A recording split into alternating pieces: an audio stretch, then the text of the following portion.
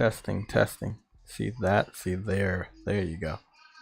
Okay, I guess I'm gonna have to change it for the speakers too, so we can hear everybody. I knew something was wrong. I was like, what? Where is my voice?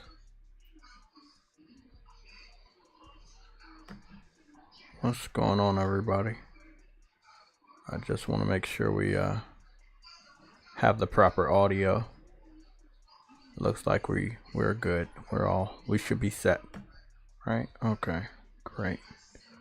I'll be right with you guys in a little bit.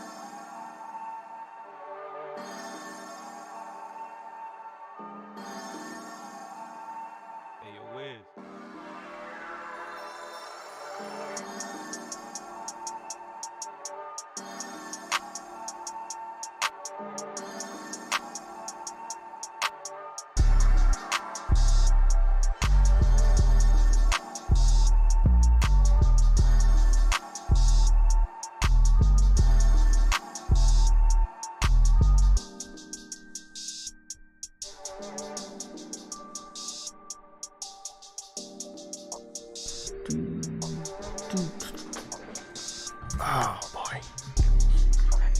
That's gonna be a great game. I cannot wait. Can't wait. Okay. Let's get the shout outs out the way. And yeah, let's get this on the road. I'm in a great mood. I'm still in a great mood. I don't care about the Activision Blizzard deal stuff, but we're gonna cover it, but just don't expect any like rage or anything like that. And I'll clear that up. So I am currently in the PlayStation Legion live streaming section.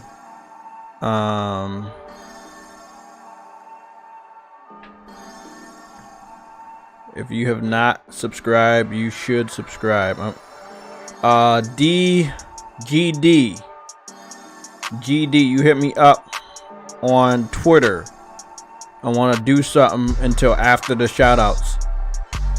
So I guess I'm gonna have to send you the link on Twitter. Excuse me, everybody. I'm gotta do something for one dude. He wants to be a part of the PlayStation Legion a little bit more, and I'm thankful for that. So I'm gonna go get him the link so we can situate some stuff on YouTube so that he can be more active in our group. So I'm gonna just, because if I'm being honest, I think I did notifications for everywhere except for Twitter, but we all know I was gonna do a Sunday show today anyway. We are doing last minute predictions. We've done predictions quite a bit. I've made sure I posted my predictions over 20 different times. Over 20 different times on Twitter. So no one can say I said 97 or any of that shit. All of my predictions for Spider-Man 2 have been posted. It has always been an 84 to 88. I'm going to stick with that. Not because of what I believe it should get, but what I believe, you know, after all the vultures pick at it, it will end up around between an 84 to an 88. It'll be by some fucking miracle if it's in the 90s.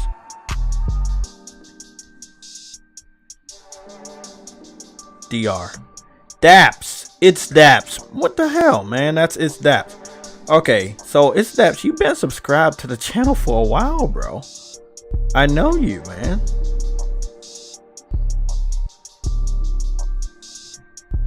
So I'm sending you a link.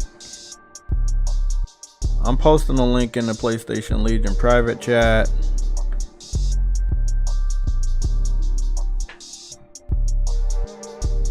If there's any problems with the stream,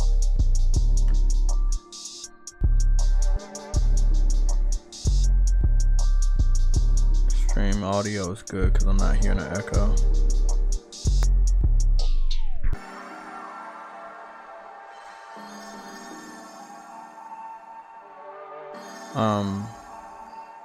The playlist that you're seeing of the slideshow is a representation of what we're going to be talking about today. All in all, I'm in a good mood, man. Got a haircut. Birthday this week. Spider-Man comes out this week. As of right now, it doesn't look like I'm working on Friday. It looks like I'm working on Saturday. So, but I'll be able to work tomorrow and Wednesday. Then I have Thursday and Friday off. So quite possibly you'll see me. You'll probably see me like. I don't know. It all depends on my sleeping pattern and like what's going on. I hope that I'll be able to play Spider-Man at midnight without being too sleepy. If I am too sleepy, then I won't be playing Spider-Man at midnight.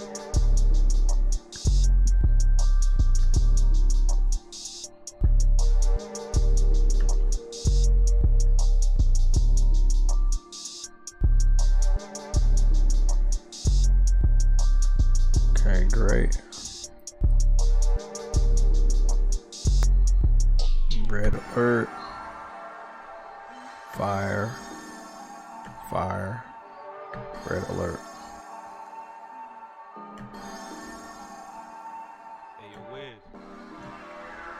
Perfect.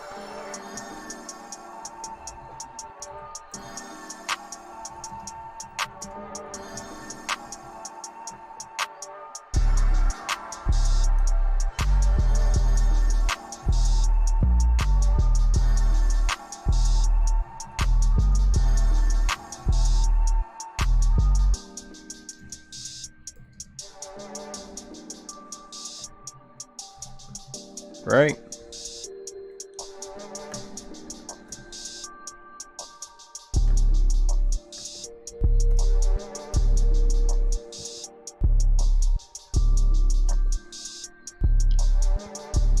So I just posted some stuff in there. I want to go switch some stuff over here.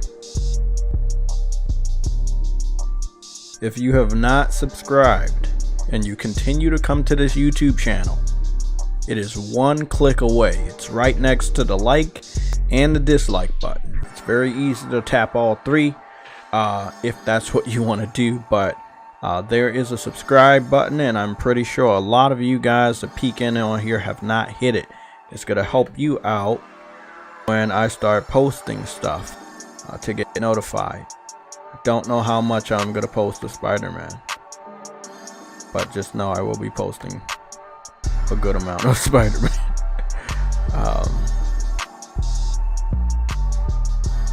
When I go live with the JayTechTV plays or JayTech plays on yeah, it'll be Friday, which is our normal day. It will be at 10 o'clock in the morning. Trust me, I won't be late. It may be my first time playing Spider-Man. It may not be. It all depends on how I'm feeling at 12. I am not trying to play Spider-Man half sleep. Fuck that. I want to remember everything. I might peek in on that, you know, like at 12 I might peek in and see how it is, but I don't want to try to play it half sleep. Nah, fuck that shit. I do not like playing video games half sleep because I end up falling asleep, and it's not a good look. It's not something I like to do.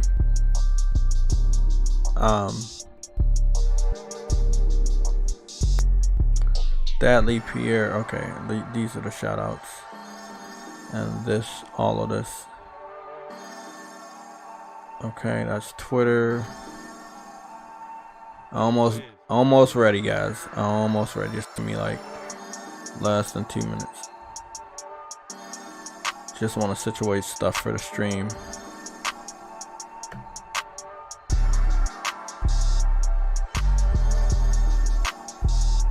Okay, it's Daps, aka DR. If you're in the chat, you need to let me know so that we can make you a mod. You're still gonna need to be subscribed for a little bit of a long time once I put the protections back in place, but you need to hurry up and get in here, bro. We're not gonna keep the door open that much, you know, so get on in here. I've switched it on to like what you have to be subscribed for 7 hours, so you need to get on in here so we can get this stuff started. Okay, I'm gonna get started with the shout outs. After the shout outs, I'm putting back to 7 weeks. Let's get started. We have 58 members right now. That ranges between the warrior class, legend class, hunter class, and the hero class. Big shout out to all the members. Here are the 58 members of this channel. We have Dadley P. Fuck. I was supposed to get on camera today, wasn't I? 1 second.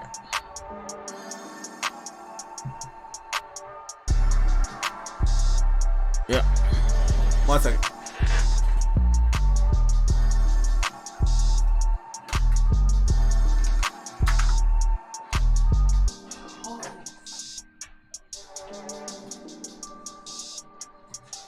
That's much better.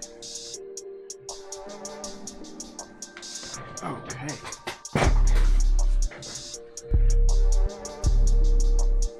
Cam cover is on. The other cam cover is also on. We're all good. Okay. Great. 85% of my forehead is showing. We're all good. Got a nice fresh cut, man. Shaped up the beard too. I'm good.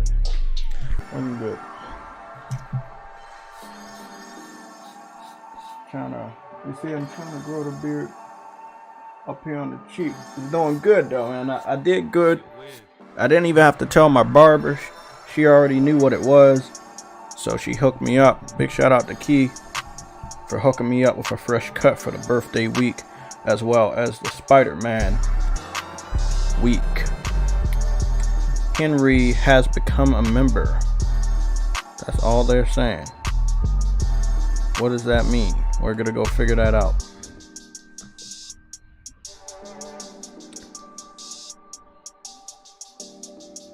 Don't worry, I'm back on the chat. I'm just gonna wait for YouTube to load it up.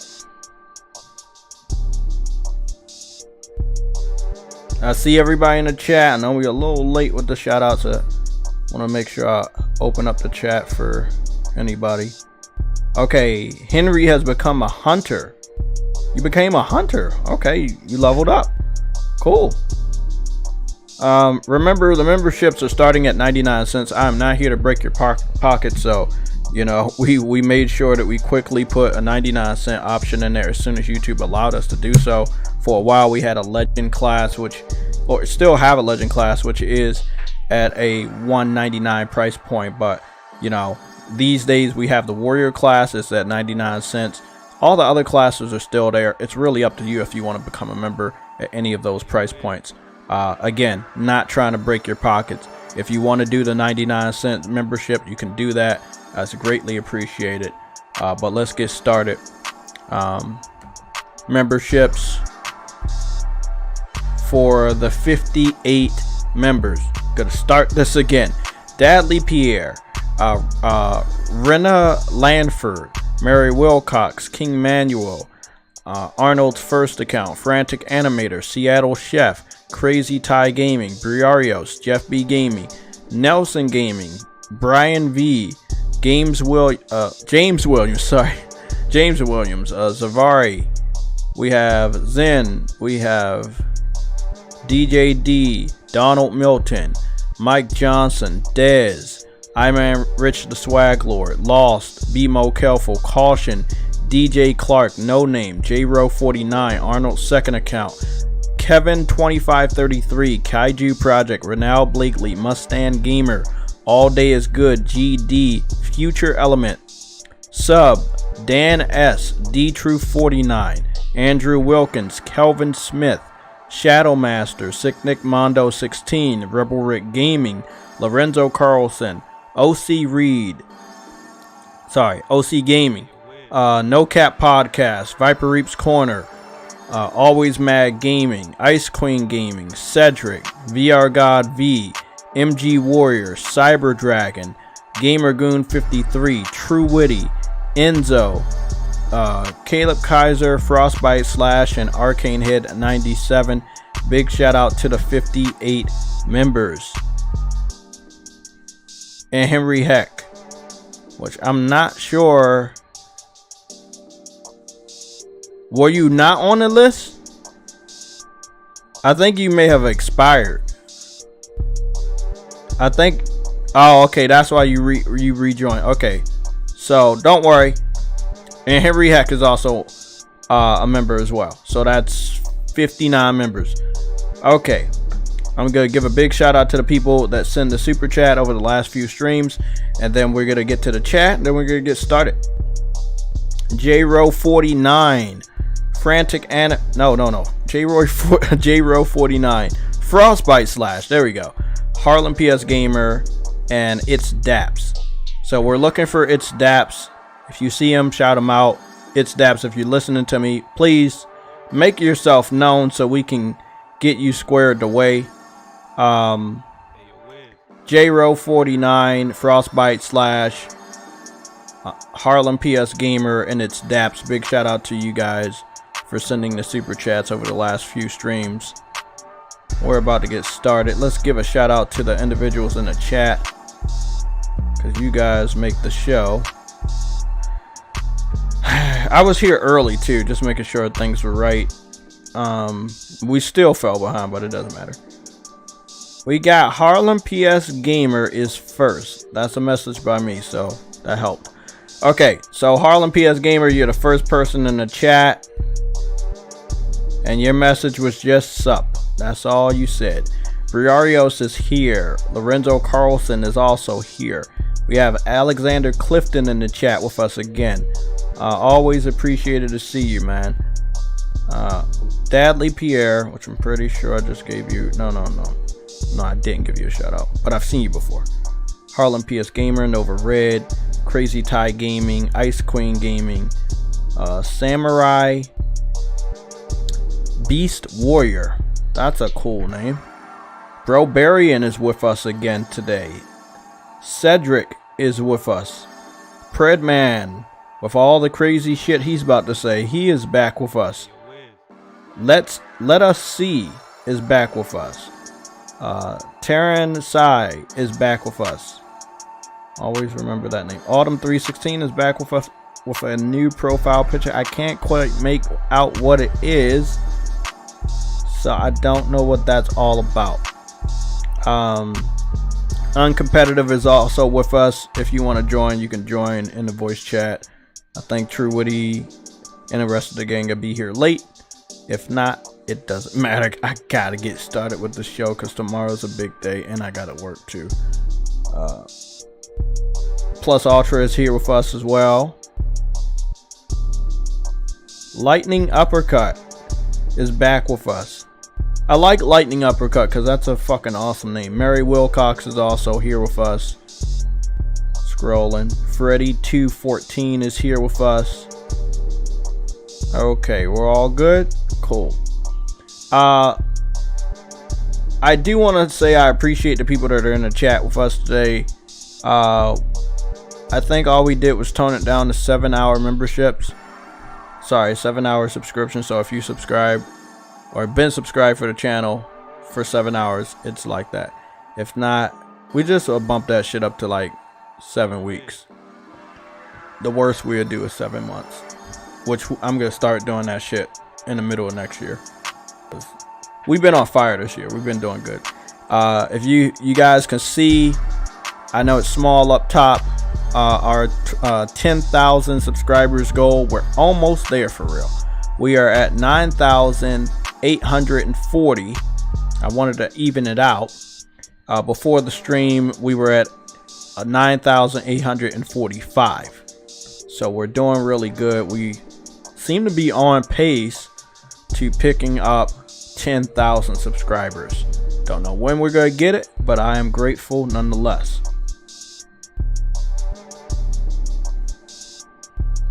And that sucked. Thank you. Did everybody hear the memberships? Were we able to do the subscriptions and shout outs? Thank you, Ice Queen. Fuck. Sorry, man. I'm really sorry. We're gonna get the shout outs out the way again. I just want to make sure we do that. Sorry, everybody. Whew, that sucked. Was everybody able to hear the shout outs?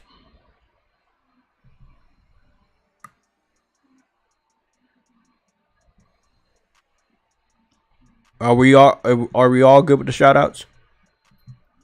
Okay. Just making sure. Because I know I'm really close to the mic and my mic volume is super high. So I'm pretty sure you guys were subscribe button and sorry. Able to hear that. Okay. So let me just go back to the mic. Turn that back down to 7. Cool. We're good. Oh, thank God. Whew. I don't want to have to do that again. Oh, shit. Oh. Happy Sunday, everybody. Thank you for joining. Looks like football season is still here, but it's kind of toning down because y'all motherfuckers not over there. So let's get it started. These slideshows represent what our talking points will be for today. I hope that everybody is cool with those talking points. I'm just going to mess around with one of the covers. Now, I know they may be moving a little fast for you guys, but I'm pretty sure you saw them so many times that you can understand what's going on. I did have 2 new picture comparisons for Forza versus Gran Turismo 7, so I think we're kind of all caught up on Gran Turismo 7 still being the better game. If you don't know that by now, I don't know how much else I can really help you. Okay. Crazy Tie Gaming, Cedric, Ice Queen Gaming, Taran Sai, Nova Red, everybody, let's get started. So, this is the stream after the deal went through. Activision Blizzard has done the deal. There's a picture that you will see that says my recommended, and then on the recommended it says it's an advertisement on my YouTube page where it says, hey, you know, it's marketed that Microsoft acquired Activision Blizzard, and that's real. I wanted to stop the slideshow real quick so we can make sure we show that that was real. Now, did I There we go. Want to make sure we did good on that one. And then hold on. Just want to make sure we get that out the way. So I wanted to let y'all know that was real. So what I'm gonna go down to do was not this one. Was it this one? No, it wasn't this one. It's not this. It was this section, but I don't know where it's at now. That's why I made sure I took a screenshot, because sometimes YouTube kind of like alternate between what I saw and what I didn't see. But long story short, I was in a gaming section, or on my recommended. Wherever the recommended section is, where is my recommended?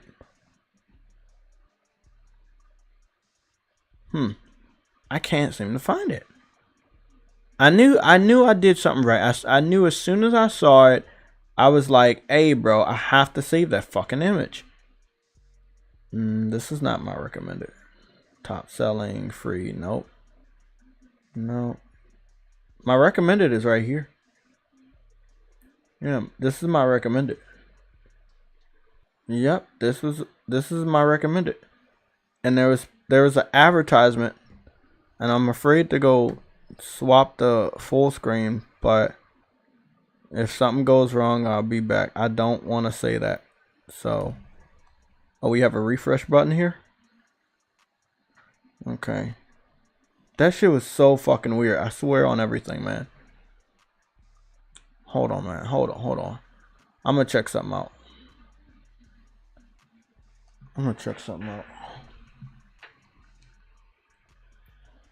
That TV's loud anyway. Okay, so the launch trailer is there, and then we have the Greater Together cinematic trailer. Okay. Sandman, looks like Sandman got revealed during the launch trailer. It's not a spoiler. That's what they showed. It is a spoiler, but that's what they showed on the launch trailer. My question, I don't know if they have like a producing group, because I'm basically by myself running the channel. I have not paid anybody to produce videos for me. I feel like, you know, right now that's not something I want to do. But these guys are so fast. Like, the Spider-Man 2 launch trailer was like not too long ago. Let me go see what it was. It was like 2 hours ago. And Tyrone Magnus already has his reaction video. Knowing that he's not really a gamer at all, but it's still weird. Wow, they're so fast. That Spider-Man content, like, it is fucking crazy. It's like that, like they're on it like flies on shit. Wow. I'm blown away at how quick some of these guys were with their reactions. This is wild. Wow. Everybody's talking about Spider-Man. Like, wow. I'm gonna be like a nobody at this point, like covering Spider-Man. I will play it, and there's gonna be a lot of screenshots and some video clips, and I have some ideas for some shorts that I'll be posting. But yeah, I ain't gonna go all off like that. Like, wow, that's wild.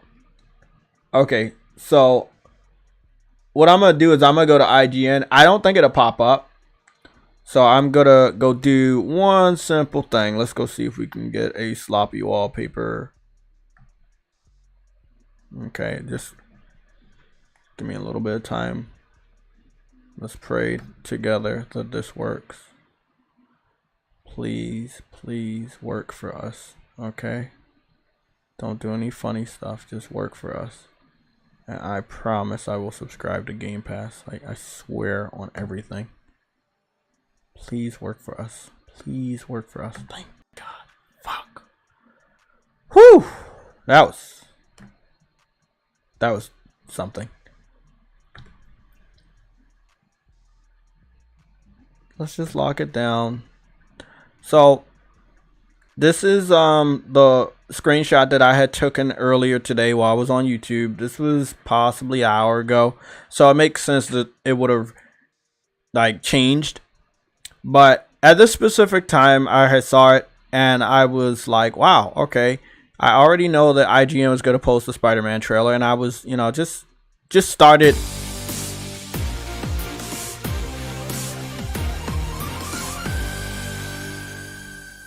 Hova123, thank you for subscribing to the channel. So yeah, like I was saying, I just started up YouTube on the PlayStation. I was like, hey, let me go watch some stuff while I'm prepping. Most of the stream was already prepped yesterday, so we only had like a couple buttons and switching some stuff around here and there. So I do that, and this is after I just watched the launch trailer on PlayStation's channel in 4K, because of course I don't trust IGN, even though on the screenshot it says IGN posted on 4K. After the Puddlegate situation, which the video in question came from IGN, I will never watch a PlayStation video on IGN first before I watch it on PlayStation. Nonetheless, this is what I saw. I lie to you not. This is a clear ass screenshot. I took it using the Elgato on this laptop at 4K. I'm up here in the recommended section. You know, I don't normally hang out there. I go straight down to my subscriber section. But I went over to the sorry, one second. I went over to the recommended section, and this is what I saw. Yeah, obviously I'm supposed to see Spider-Man, right? Makes sense they're going to recommend me that. But to have this sponsored reminder that Xbox now owns Activision is interesting to start this whole stream. It's like, okay, we know. First of all, we all know. Second of all, that does not represent a W. Maybe this is the part where I do rant. Maybe I do rant. Maybe I do post. Maybe I do. Maybe I rant today. Didn't want to, but maybe I do rant today. It's weird because I'm searching on IGN, and the video that you just saw that was beside the screenshot I took is no longer here. So where is... Bro, I know they reposted it. There it is. This is the video. So I just wanted to make sure y'all knew that this was real. 2 hours ago, this is when I posted. This is when I took the screenshot. The video was only 30 minutes old on IGN. Only 30 minutes old. And when I saw it on my recommended, I was greeted with this sponsored advertisement by Xbox, reminding me, and I quote, "It's a good day to play Call of Duty, Starfield, Diablo 4, Halo, and more." Listen, I understand, right? All of these games were already going to be available on Xbox anyway. Diablo 4, Halo, Call of Duty, Starfield. Yeah, Starfield came out. Supposed to be game of the generation. Wasn't. Halo came out. Supposed to last 10 years. Doesn't look like that's going to happen. You know, Diablo 4 was actually good when it came out. I think the beta was awesome. I think the graphics were awesome. And then they tried to do more nickel diming games as a service tactics, and they kind of went too far and pissed off their real fan base, which is something you shouldn't do. I can understand pissing off the fan base that is not really yours. The casual gamers are dipping their foot into Diablo because it's a hot topic. But to piss off your core fans that always love Diablo and primarily play only on PC is the weirdest thing. Call of Duty, well, Call of Duty is Call of Duty. Like, you either gonna hate it or you gonna love it, or you gotta hate it and still love it, because if there's something wrong with the game, you're still gonna buy it anyway. So Call of Duty is Call of Duty. It's a weird thing. Like, people bitch about Call of Duty every year, just like Madden and even 2K, but those same individuals, they're definitely picking it up. So it doesn't really matter. I expect Call of Duty to sell very well this year, despite Microsoft picking it up. I talk about why it may not sell on a specific platform. I think we all know where I'm going with that. But yeah, let's go watch the trailer over here on IGN. That doesn't even sound like me. Let's not. That doesn't even sound like something I would tell you to do. Let's go watch the trailer again on PlayStation. There we go. sounded like an X-bot. Music won't be on, so don't worry about that due to copyright. One of my short videos got copyrighted for sound. It was this video, and I still really don't understand how they clipped the sound of this, but they did.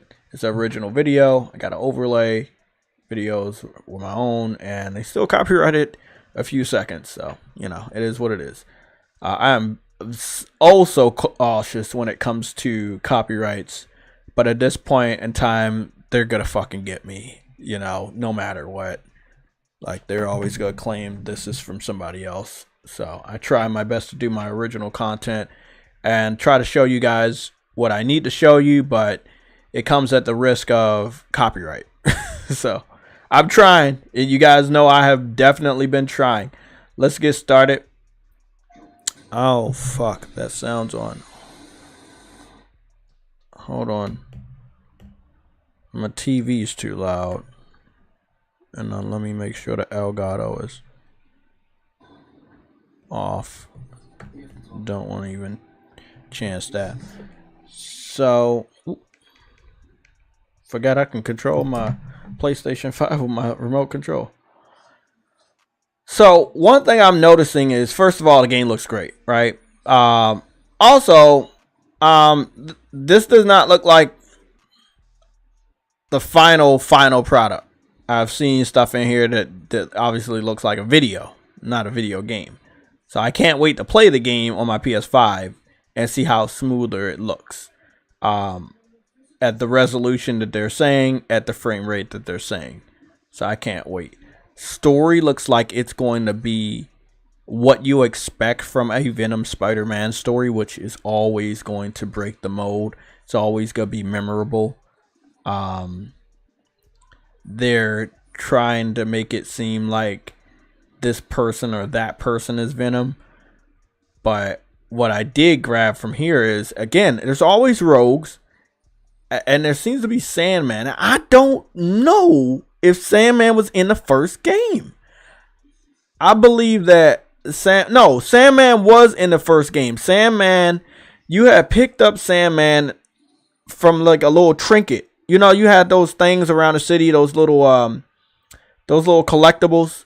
There was even like a PlayStation Vita collectible. One of the collectibles was a little vial with what seemed to be the remains of Sandman, and he made a note to remind you if it ever got like cracked or whatever, Sandman would be released and stuff like that.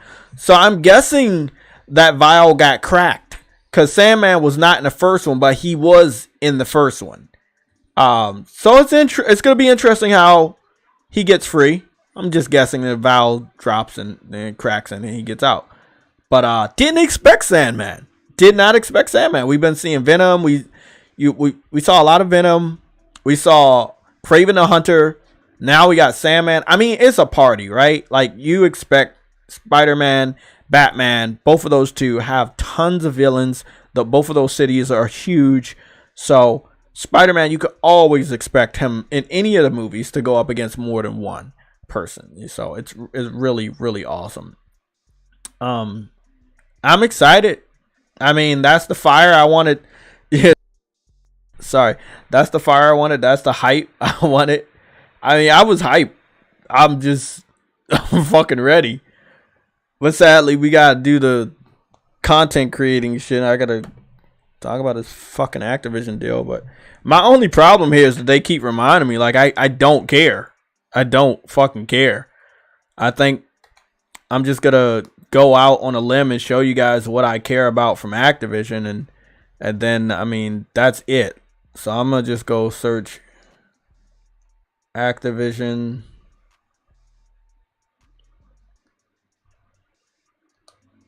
Normally, if you search studio, like I searched Bethesda a few times, and they would actually put the games.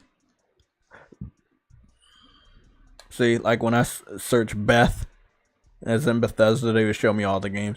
They don't do that anymore, or they're not doing it for Activision. I don't know why they're not doing it for Activision. No? Okay.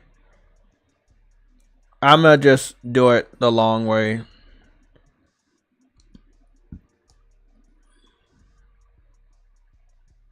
What are you talking about? Oh shit. This fucking scary motherfucker. You good? What's going on, man? What's the name of that game Sunday. called? Today is the Sunday Clo. Do you know what that is? That means it's gonna rain because it's a weekend. Well, it was raining yesterday and the clouds are forming, but I see a slither of blue sky that is now being closed up by the clouds, so I think you're right. It's been like raining on the weekends over for like a month. Yeah, that's what it kind of normally does. No. What am I doing? I want to add this. Add to my game list. Create a new game list. Can I? Oh, I can just do this. Oh, that's awesome.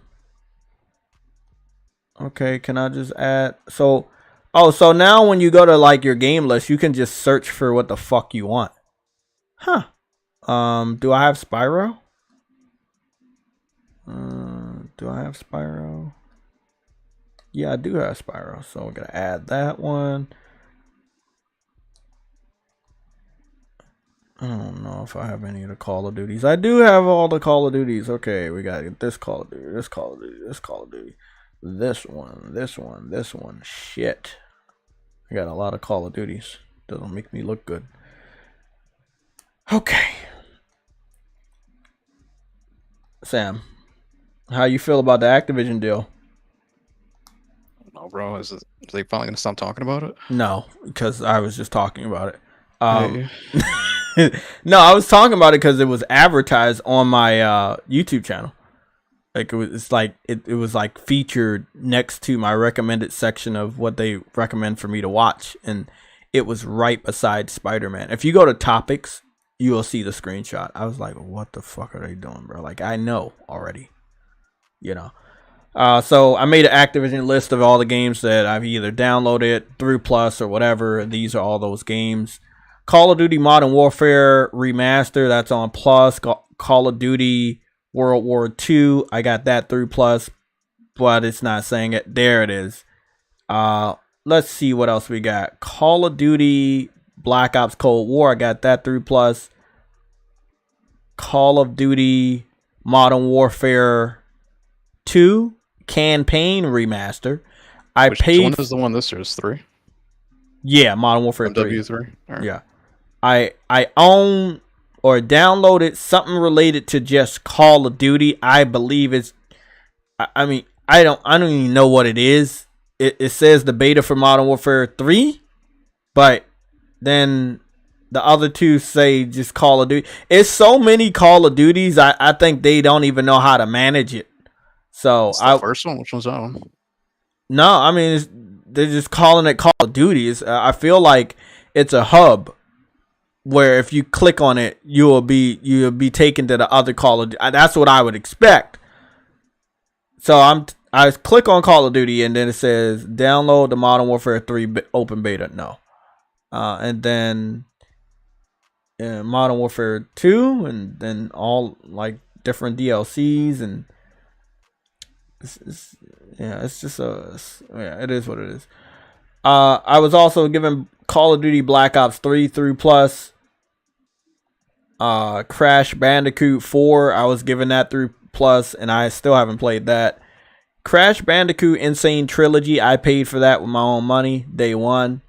Crash Team Racing, I paid for that with my own money, day one. Spyro the Dragon, I paid for that day one with my own money. Tony Hawk Pro Skater 1 plus 2, I paid for that with my own money, day one. So what I really do care about is Crash, Spyro, Tony Hawk. And when it comes to the Crash, it's more of the classics. And I think we've gotten the best we could get. We got the Insane Trilogy, basically the remake. Same thing with the Crash Team Racing and the Spyro Ignited Trilogy and Tony Hawk Pro Skater 1 and 2 remake. So I got the remakes from my childhood, and a lot of other people did. And I think that's all that really matters. Since I own them and they're available, I believe all of them are downloaded. Yeah, all of them are downloaded or installed on my either my external, my SSD, or my hard drive, I'm good. Well, you're the biggest supporter, actually. Yeah, but I picked these up before we even knew they were getting acquired. So I think you knew they were getting acquired. no, I didn't. You fucking bitch. Where's my fucking pizza, bro? Yeah, that's what I thought. Yeah, so this is pizza last week. This is, I guess, this is where we get into this segment, so we can get out of the segment, because it's gonna be a long time, and that's why I'm glad that somebody showed up to help me with this shit. Not really. I was gonna purchase, isn't it? The whole point of what? Like Call of Duty isn't the main like. I feel like, I mean, even though I'm not a Call of Duty player, look at how many Call of Duties I have. That's where it gets really funny. There's three crashes that I have, 2 that I paid for. One Spyro game that I have and I paid for, and then one Tony Hawk game that I have and I paid for. I mean that's all I really cared about. Like, growing up, I was more of a Tony Hawk fan than a Crash and Spyro fan. I played them, but I like Tony Hawk and Dave Mirra, BMX bike. I like the more extreme sports, and I was playing boxing and different stuff like that. But I mean, they serve their purpose, and I'm always gonna have them on my hard drive, so I'm good as long as they don't, force a download that would corrupt the game, and then I would have to not own the game. Then that would be fucked up. But yeah, I got the ones that I want. As far as Call of Duty, they're here, and most of them I tested out through Plus. I only paid for one Call of Duty, and that was because it was $20, and that was the Modern Warfare 2 campaign remaster. But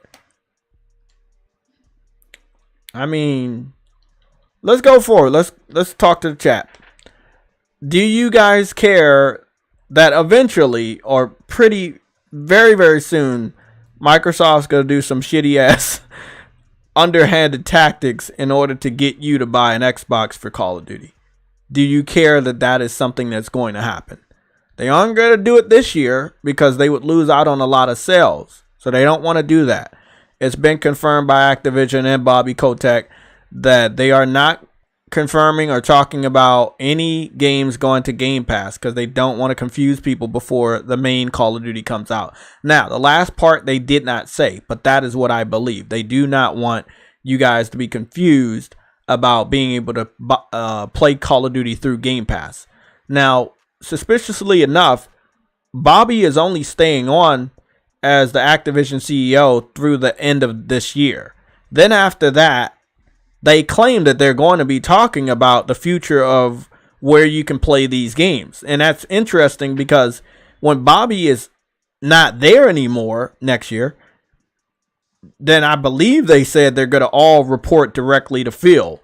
And next year is when I expect the roundtable showcase to be, where Phil Spencer talks about the roadmap to what he wants from Activision, what he truly is going to do. So I expected a roundtable this year. If they would have locked this deal down a month earlier, we could have gotten a what's going on, J-Ro? What's going on, everybody in the chat? I think we would have gotten it to go to a roundtable showcase a little early, but because the deal took so long to push through, literally it's almost at the finish line. Like the 18th is my birthday. They're like a few days away from, like, it was really, really nail biting.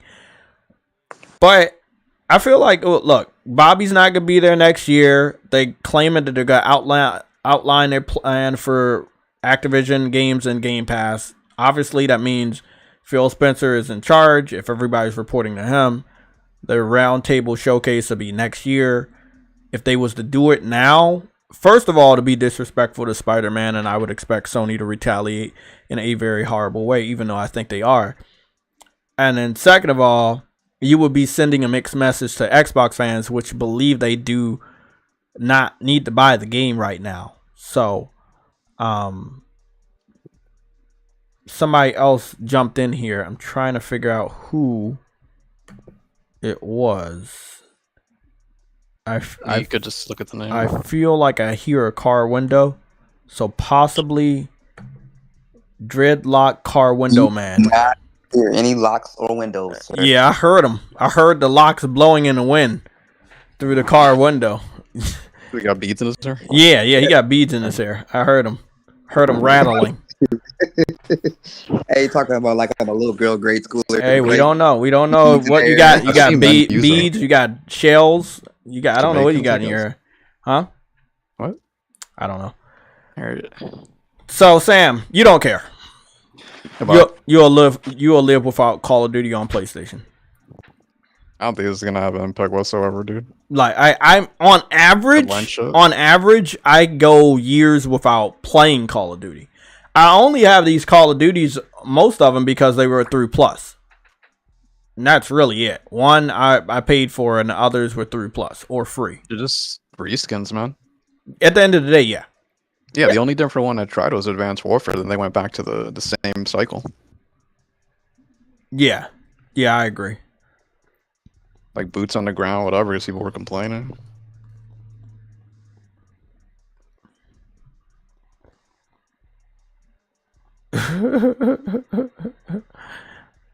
Goodness, bro. Are you guys gonna be all right? Because I feel like the stream is more gonna be for counseling, counseling.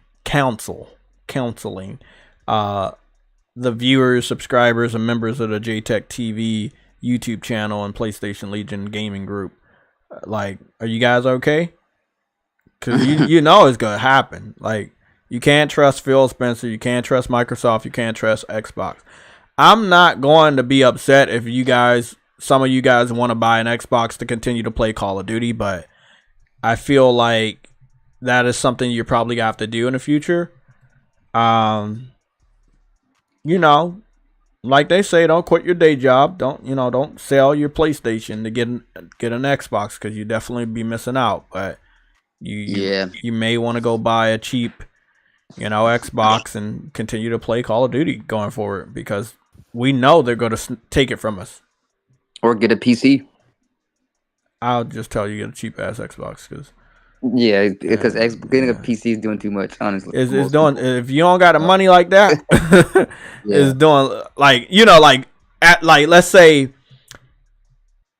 I would tell you to get an Xbox, because let's say they decide to do this shit in, I would say, February or March of next year, and then it gets confirmed by the following year. Like, you can just get a cheap ass Xbox. Them motherfuckers don't cost shit anyway.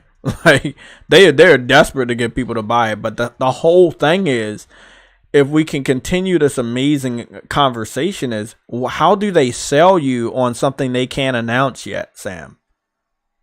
Like, how do they sell you on Call of Duty being exclusive when they can't announce it yet? They can't even announce Call of Duty going to Game Pass. They can't even announce Diablo going to Game Pass. They can't announce shit going to Game Pass right now. That's what it seems like. Because you don't want to give any type of a hint or a message to the Xbox community until after November that you don't need to buy Call of Duty this year. They want as many people to buy Call of Duty this year. Right. Dude, they would want that every year. I know, but it was just a stupid thing to do. What do you mean? You want to fight? To announce this day one on PSLOG, yeah. Huh? What?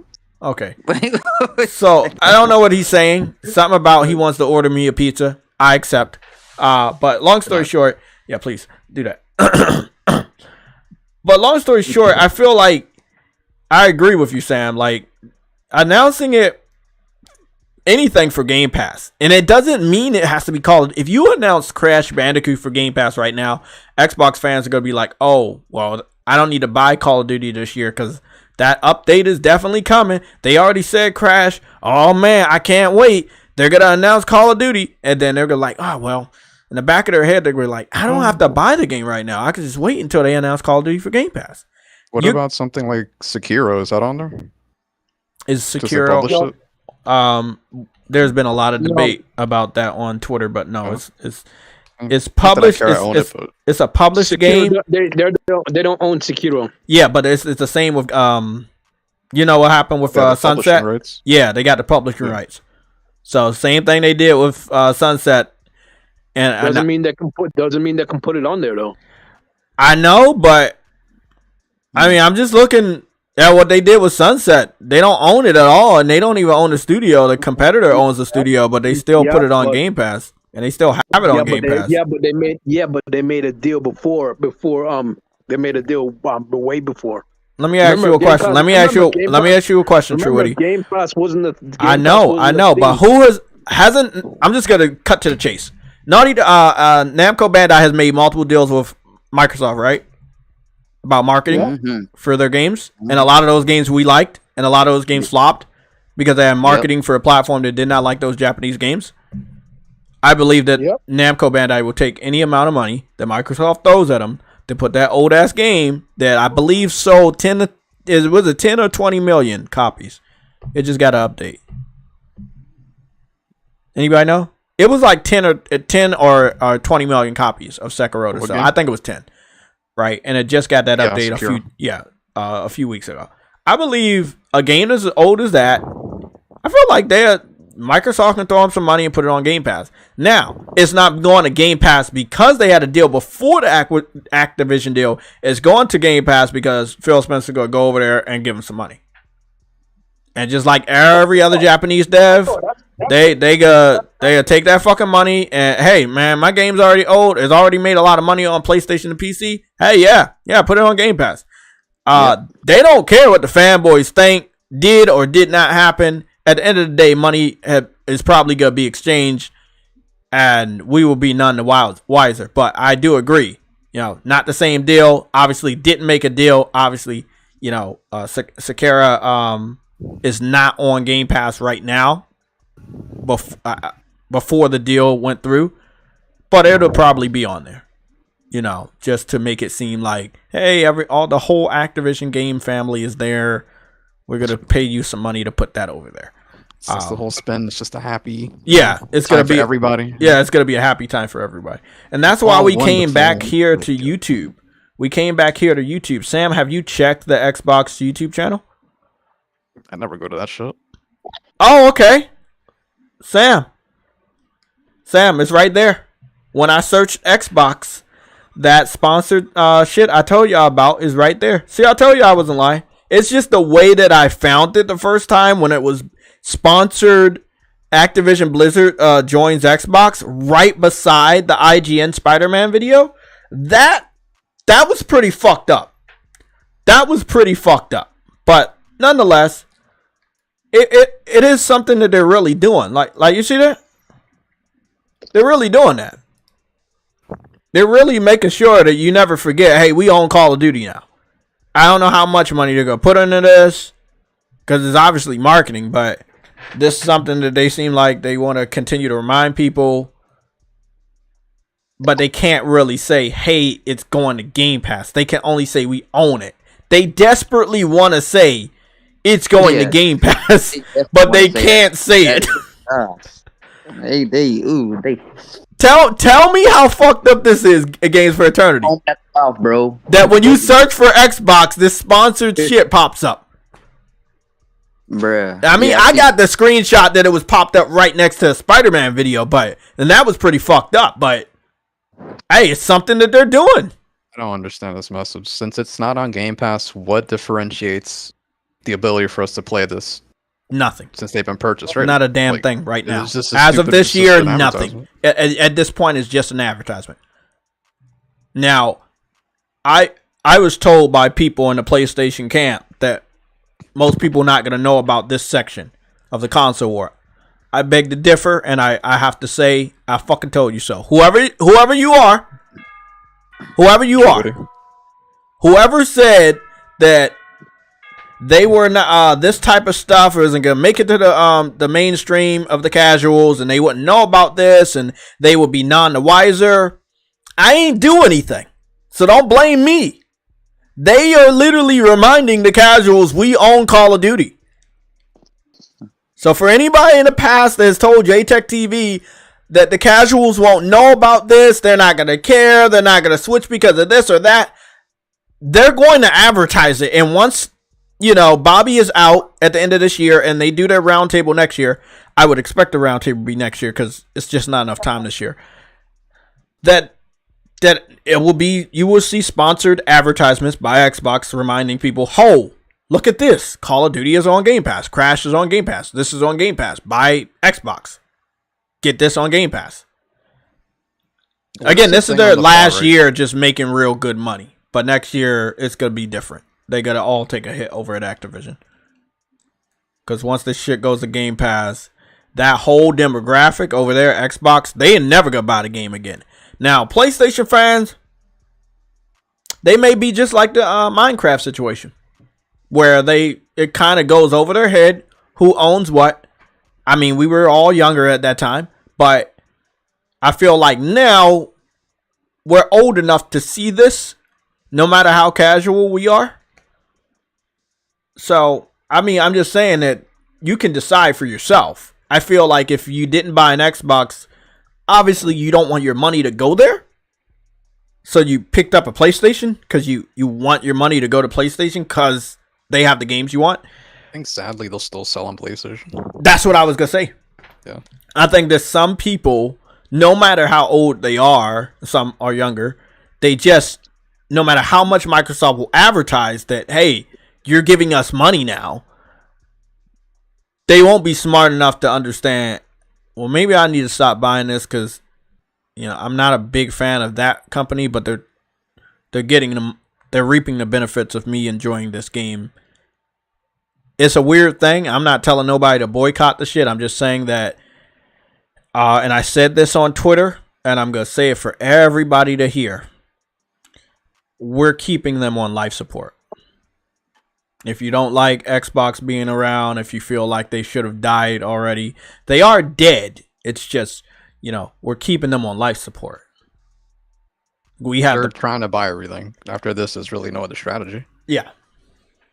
So we can't really do anything to save Bethesda because Bethesda games are not coming to PlayStation. The difference between Bethesda and Activision, for the foreseeable future, their biggest moneymaker is going to keep coming to PlayStation, and that will be Call of Duty. I wouldn't expect any of the other ones to keep coming over here. I feel like all of them will go somewhere else. Overwatch, still going to be over here, although from what I've heard, people didn't really like it. They changed stuff or whatever. The first one was asked too.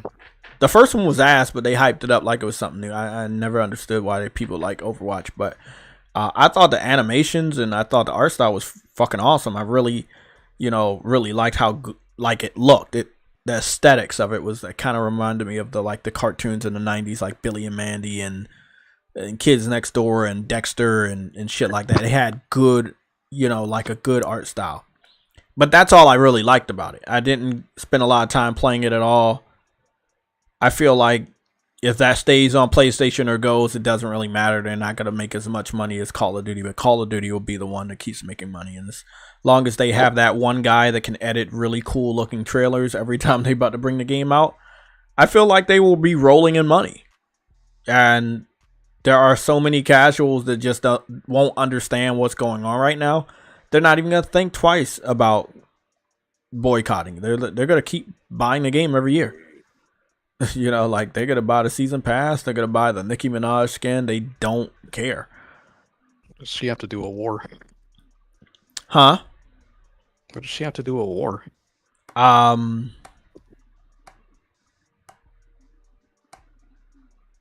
Yeah, no, I hate society too.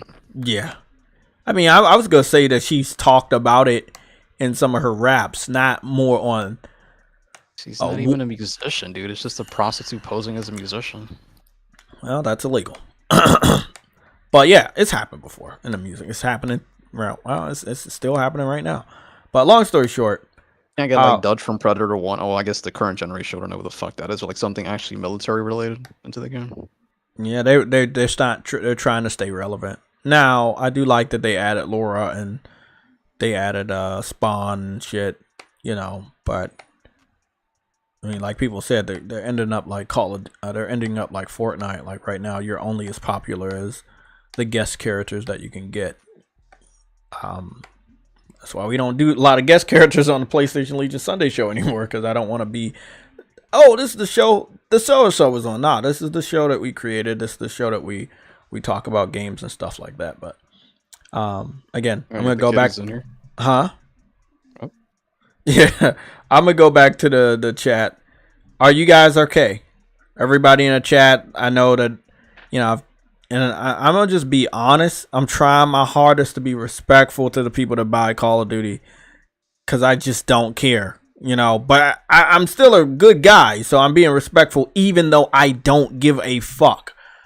So let me just say this as nicely as possible. Individuals that are saying this is their last Call of Duty, that is, last year's Call of Duty should have been your last, and so many people said that was their last, and some people that are telling me this year's is their last, I They got 5 more years or something. No, but I'm talking about gamers saying that I don't like Call of Duty enough to keep buying it, and then they're buying this new one again. Yeah, no. So when somebody when I'm in all honesty, whoever's been telling me that on Twitter, people that have been telling me that on YouTube, I'm sorry, right? I don't really know most of y'all very well, but I don't believe that at all. Call of Duty's been around for a long time, and if you have not woken up out of, the hype dream, I don't believe this is going to be your last. As long as they're still producing Call of Duties on PlayStation, I feel that a good amount of you guys will keep buying it. I'm not telling you not to. I just want to know, how are you going to be if we don't have access? Me personally, I could care less. I've gone so many years without even touching a Call of Duty. But I just want to know, are you guys going to be all right? What is your your plan of action? Some people would be a man that's strong. Well, that's what I'm saying. I'm just trying to figure out, are some people going to go buy an Xbox if they stop putting it on PlayStation, or if they keep it on PlayStation, you got to buy it even though it's going to a company you don't want your money to go to? Because at this point in time, if you're not awake, if you're not woke right now, you'll never be woke. And we have the leading expert in wokeology, our good friend True Witty. True Witty, can you break down what woke really means? And the origin of Karens. Yeah, and the origin too. Encouragement. Oh my goodness. Please help us out. You have the floor. Woke? I'm gonna give you the standard definition of woke. Look at JayTech. Fuck you, bitch. Yeah, you supported Saints Row. He's right. God damn it. I supported that for all the community to just make sure it was as bad as everybody kept telling me it was. And I am here to say it was as bad as everybody said it was. It was fucking... I didn't want it to be true, but hey, man, it is what it is. I didn't recommend it to anybody after I beat it. I if anything, I told people not to buy that shit. Long story short, yeah, I hope y'all gonna be all right. Some of y'all are gonna have to buy an Xbox, and I'm saying you're gonna have to because I already know you guys are. Don't try to hide it. I've seen people flip flop from multiple generations. If that's what you gotta do to play your favorite game, go on and do it. But I do feel like Phil Spencer and Microsoft has really shown the world they can't be trusted.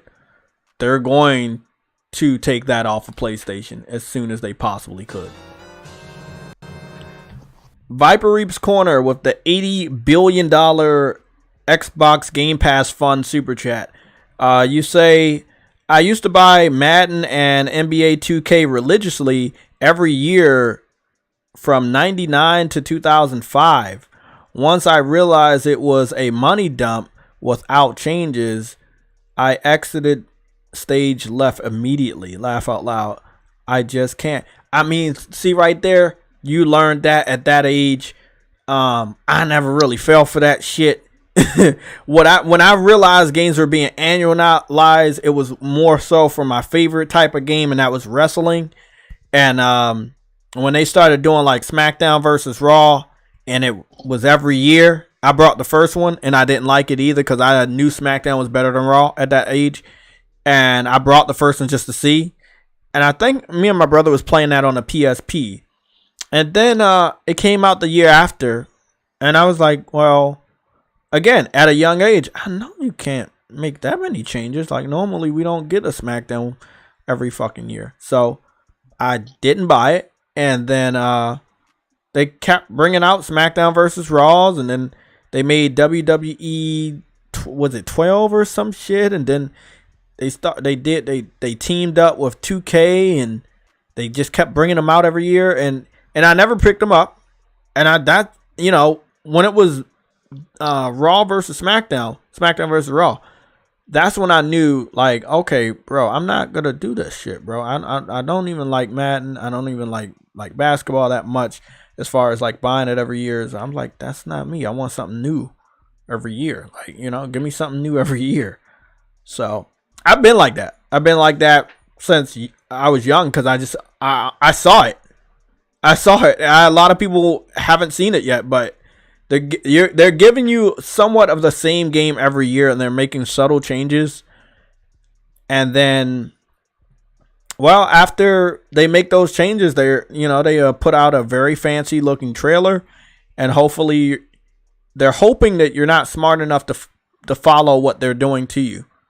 And I'm not here to tell you to stop buying it. I'm just here to get a little information on what will happen if they prevent you from buying it on PlayStation. Will you find another way to buy the game, or will you give another game a chance? Hopefully light skinned Batman pops in here, because there are different games that are being made or are currently out that are shooters and somewhat being supported. And I felt for a long time Call of Duty shouldn't be the only shooting game anybody or everybody plays. I feel like that's. You sent the signal. Yeah, I fucking knew it. I fucking knew it. I heard the Game Pass gummy bears rattling in your bag.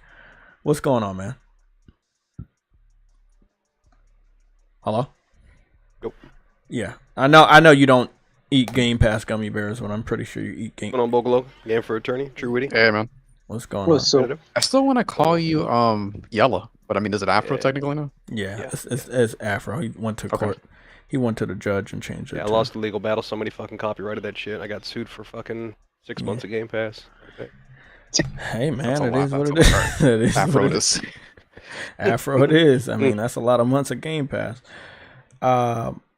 So yeah, me and Afro's talked about this for a while. We found substitutes. I've played alternative games for so many years. Like, if I can't get my favorite game, Afro knows this, I'll play a game that is a spiritual successor of another game. I'm good with that. Medal of Honor will come back. Huh? The probably Medal of Honor will come back. I don't know. I think Medal of Honor's latest game is a VR game for the Even Quest. if it did come back, bro, there's too many people that are addicted to Call of Duty, bro. Yeah, because I remember there was a Medal of Honor. You remember the last one, right? On the PS3 360, and I thought it was really good, huh? Was that Airborne? No, they rebooted it, but it was basically just like a COD clone, right? I know what you're talking about. And I thought it was good, and I think it was too comparable to COD, and people were like, just go buy Call of Duty, and that's what killed Medal of Honor right there. So prime example, right? My primary shooter is PUBG. Okay, it is definitely different from any other shooter that you're going to play, because there's no aim assist. It's all fucking trial and error, right? And the more time you put in it, the better you're going to be off playing the game. Okay, but 6 years in this motherfucking life cycle of this game, when it's 10 plus years, okay? Because PUBG is, might as well say, it's a games as a service. But the money that people spend on progressive guns, etc., goes right back into the life of the game, which gives the game updates, you know what I'm saying, etc. But what I'm getting at is, 6 years within this game, they added a new feature called a tac pack, okay? And they removed it, but what this tac pack was, okay, as soon as you landed, everybody had the option to pull out what gear they wanted to run. EMT, aka medic, drone, spotter scopes, aka binoculars, and then at one point they had a blue chip detector. And a blue chip detector was a heartbeat sensor. Okay, so with all these variables that, and not to mention an all-in-one repair kit, which were you able to repair your vests, your helmets, and vehicles if they were damaged. What was dope is, say for instance, your tire got popped, right? You can take a tire from another vehicle, put it in your inventory, and repair your tire while playing the game. Okay, dope features. But what I'm getting at is, like you said, there's too many people that are addicted to COD. In games with its own identity, stop trying to cater to motherfuckers that do not like your product. Right? Because nobody asked for this shit. They took it out because nobody asked for it. You see what I'm saying? They tried to make this game more pleasable and more casual, so simple-minded individuals who basically need aim assist, any mini map in the top right corner, which is baffling to me because you're already playing on a small-ass map. What the hell do you need a mini map when you're already playing on a mini map? You see what I'm saying? And I just feel as though Call of Duty is the most cancerous IP in gaming history. Because like you said before, it is the same shit every year. Nobody buys that game for the story. You might have a handful of people that do, right? Oh, I just want to play the story. I just want to play the story. And wait for it to be $20, if not less, or let alone get it for free because of your subscription service. But until people open their eyes and recognize that all they're doing is buying the same game over and over and over and over, and that goes to 2K, Madden, COD, Forza, Gears, Halo. You know what I'm saying? These games, if it's a competitive scene for it, bro, just call that shit Madden. Just call that shit NBA 2K and update the game throughout the service. Find a way where you can microtransaction, right? Because people will buy. Yeah. Okay?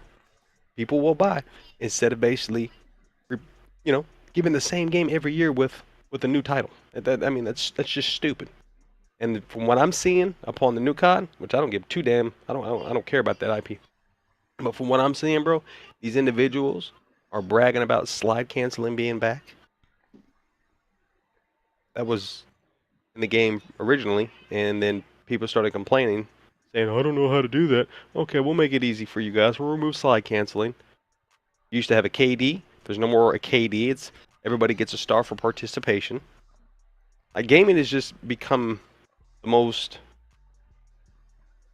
I don't know if you should say, simp form when it comes to the competitive scene. It really has, bro. Watered down like a mofo. Yeah, big time, bro. Big time. Everybody's buying Cronus, this software called, and it's an accessory, a Cronus Zen or a Strike Pack. You can go to GameStop and buy a Strike Pack for $30. Yes, it gives you paddles on the back of the controller, but there's software in that device that gives you anti-recoil. And then you got individuals that go on YouTube and then brag about it as if they're a used car salesman trying to say it's not cheating. Oh, it's just anti-recoil. Like what? Yeah, but that stuff's bullet spread. That is cheating. My point exactly, bro. So however they try to pitch that shit, yeah, if you need to plug, that's why my phrase is they got to plug up to keep up. Yeah. Afro, you went a little too hard. I think you need to go down the street, get a brisk. Okay, my bad. Yeah, go drink a brisk. Right, let me go put my mic on mute. Yeah, right, chill guys. out. You got it. Chill out, man. Went too fucking crazy over it. He's not wrong. he just needs a drink. He's on with money, man. What are you doing? He's not wrong. But look, man, I'm okay. If I wasn't okay, y'all would know, because I would have a history of buying Call of Duty and playing it every year and doing content every year. And if I feel like if I have some videos on YouTube, but I don't have much. You'll see. What is this? JTech. Let me just see if I have any JTech Call of Duty videos. Call of Duty. Let me see. Just making sure. I saw, go ahead, Jay. You got it. Yeah, I was about to say I made some Call of Duty videos. Just talking about it. JTech plays Call of Duty on PS5. JTech plays. So I played. I remember that day I played Call of Duty. And then 6 years ago, Call of Duty Infinite Warfare PS4 beta test. So I played a lot of Call of Duties through beta, just to keep an eye on it and see if it really is as bad as I always think it is, and it is. PlayStation Legion plays Call of Duty Black Ops 3 7 years ago.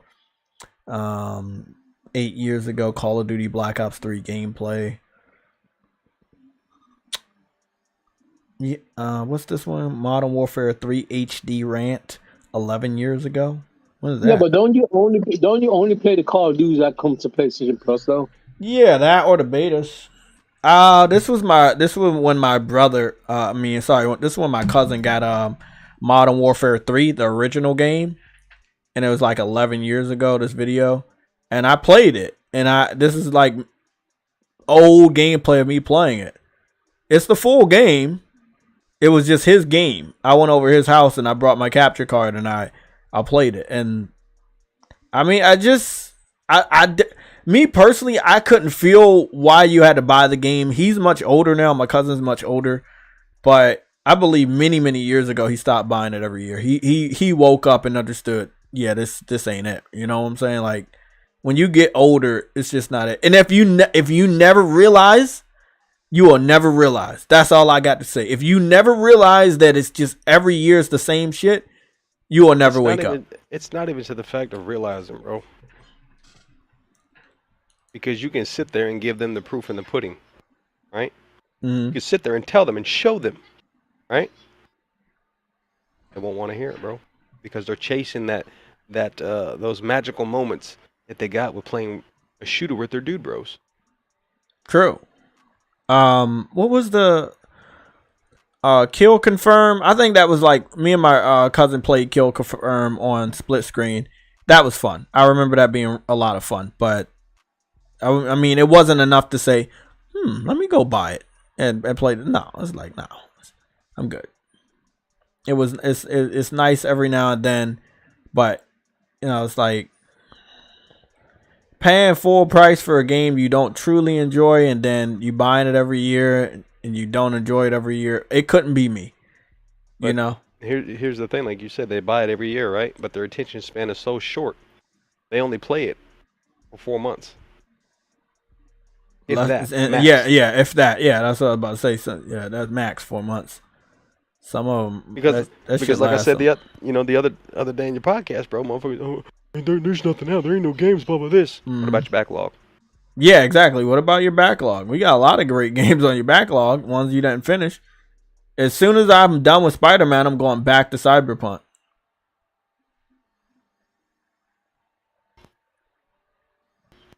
Yeah, so if y'all wanted to know, like I got Call of Duty footage here, but as you can see, it's years apart, like 7 years, 11 years, 6 years ago, like 8 years ago. It's like, oh, somebody must have gifted some members. Goodness. Ooh, somebody dropped a membership bomb in the chat. Who dropped a membership bomb in the chat? Cyber Dragon with the $80 billion Game Pass fund dropped 5 gifted memberships. Let's see who picked them up. Finn Solo picked it up. Chris Coleman picked it up. Autumn316 picked it up. Games for Eternity, aka Car Window Man with the dreads, he also picked it up. Kyle picked it up. CAL. Big shout out to Cyber Dragon, bro. Big shout out to Cyber Dragon for doing that, man. Thank you. But I'm just gonna take a look at some of our older, Call of Duty gameplay that I have here, and just let y'all know, like, hey, yeah, I've played it. I played either betas or, like True what he said, I played a couple that were on Plus. But oh yeah, I remember why I played this, because it was like a water park and I like water. That kind of makes sense. But it's not. I don't feel like it's Call of Duty has enough for me to say it's worth buying every year. I just don't feel like it's enough, and I don't feel like I'm gonna miss it if it's taken from this platform right now. I don't think I'm gonna care much. It's a system seller to the casuals that only play that. Because again, I used to work at GameStop. I used to sell games to these individuals, bro. Mm-hmm. I know the demographic. Right? Not being stereotypical, but I mean, just calling a spade. Just like when somebody says Nintendo fan, the only thing that basically clicks into my mind is the one stinky, individual who has greasy hair because they don't take a shower, but God damn it, over $100 in GameStop on the 5th remake of a game that was already released. That's horrible. That's I mean, horrible. It's just call it a horrible, spade a but spade, bro. I agree with him so much. Kids do Smelly And then, stink. you know, the ones that just sit in there and just carry a conversation.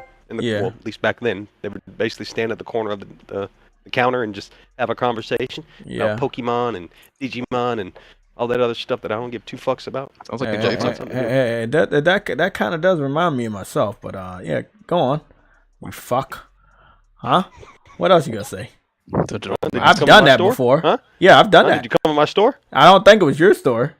I've been to stores and had conversations with GameStop people, but not about no fucking Pokemon. Oh, man, those was, But no, I ain't gonna lie, days man. back Don't in the day, disrespect man. Digimon like that. Fuck Pokemon, but I mean, I have Past good tense, memories of bro, dude. Pokemon, but yeah, you know what it is. You know, childhood right there. Talk about Agumon, blow some fucking what is that shit he blow in your breath? Pepper breath, burn your face off with that fucking fireball. How about that? Yeah, that's what I do what thought. you got to do to what? Do what I gotta do to cancel fucking PUBG. You know, it's crazy. What? I don't think PUBG is gonna get canceled like Dreams. Let's continue. We have a lot of shit to talk about. Alright. You fuck. Got you right between the eyes, John. Right between the fucking eyes, you fucking bastard. Jay changed the subject real quick. Fuck yeah. Let's change the subject real quick. Let's get a vote, and then we go talk about Metacritic Spider-Man. Again, I just want to have this on record. I know we've talked about Metacritic Spider-Man for a while. I want to have it on record because I believe either myself or some other people are gonna be correct. And then we have so many records that we can't say that we don't know who was not correct.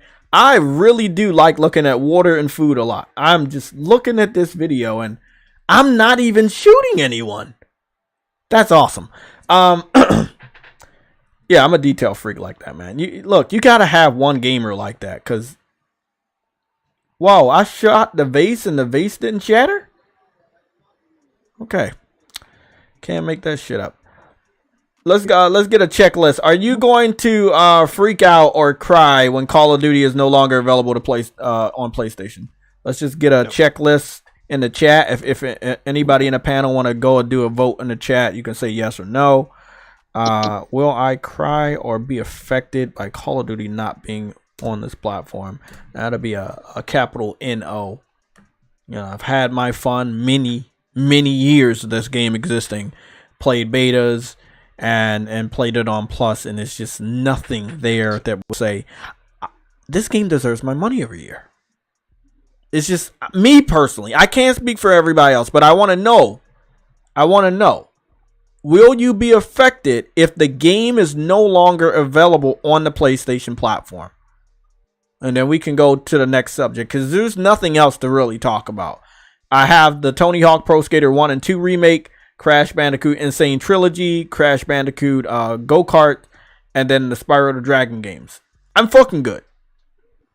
I want to play the best of what Activision has to offer. I already have access to the best of what Activision has to offer. Sound correct? 2003 is when the first COD came out. 2003? You may be right, though. No. No. When did the first Call of Duty game how come long the out? franchise?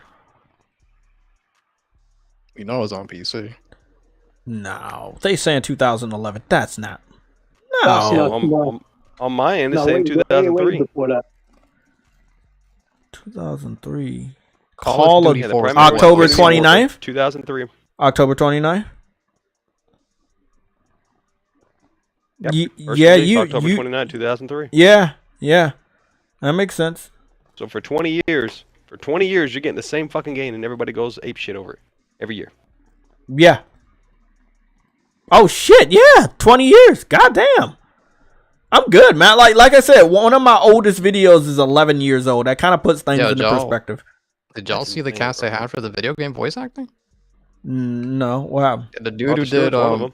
Spike Spiegel, Jason Statham, and I'm sure JayTech knows this guy, Giovanni Ribisi. Yeah. You know that guy. He knows people, JayTech. Yeah. It's a pretty good Jason cast. Statham in there? Okay.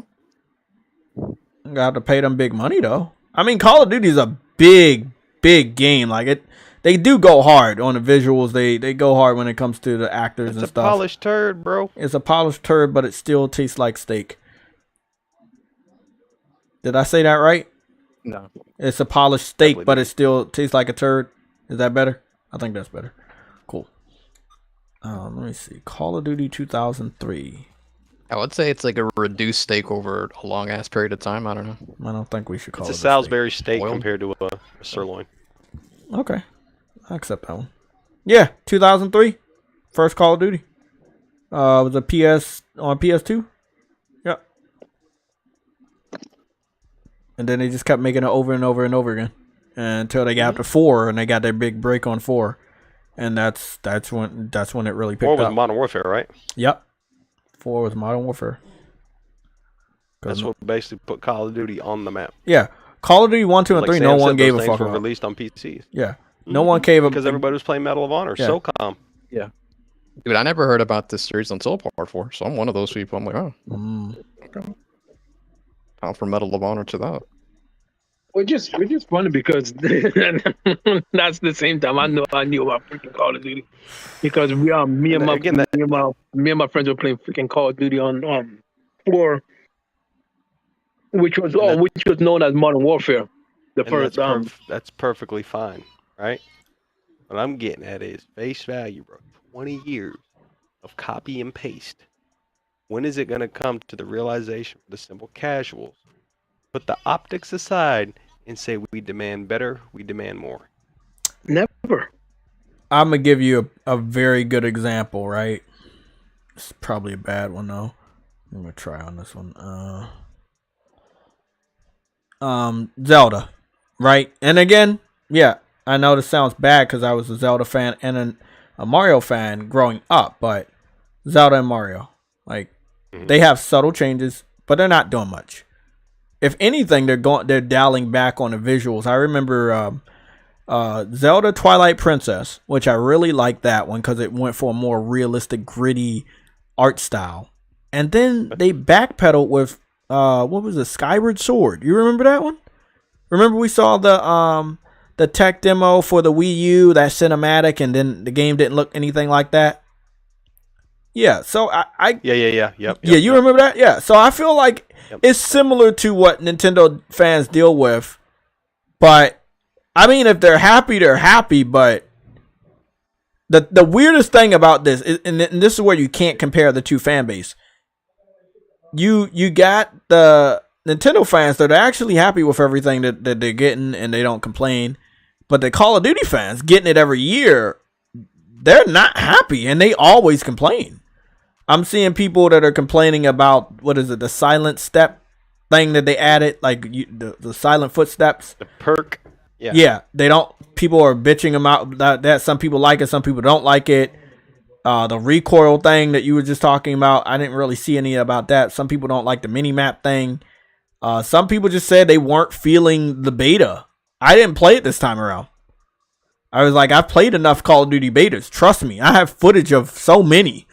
I'm good. But yeah, I mean, I feel like some people just didn't care. You know?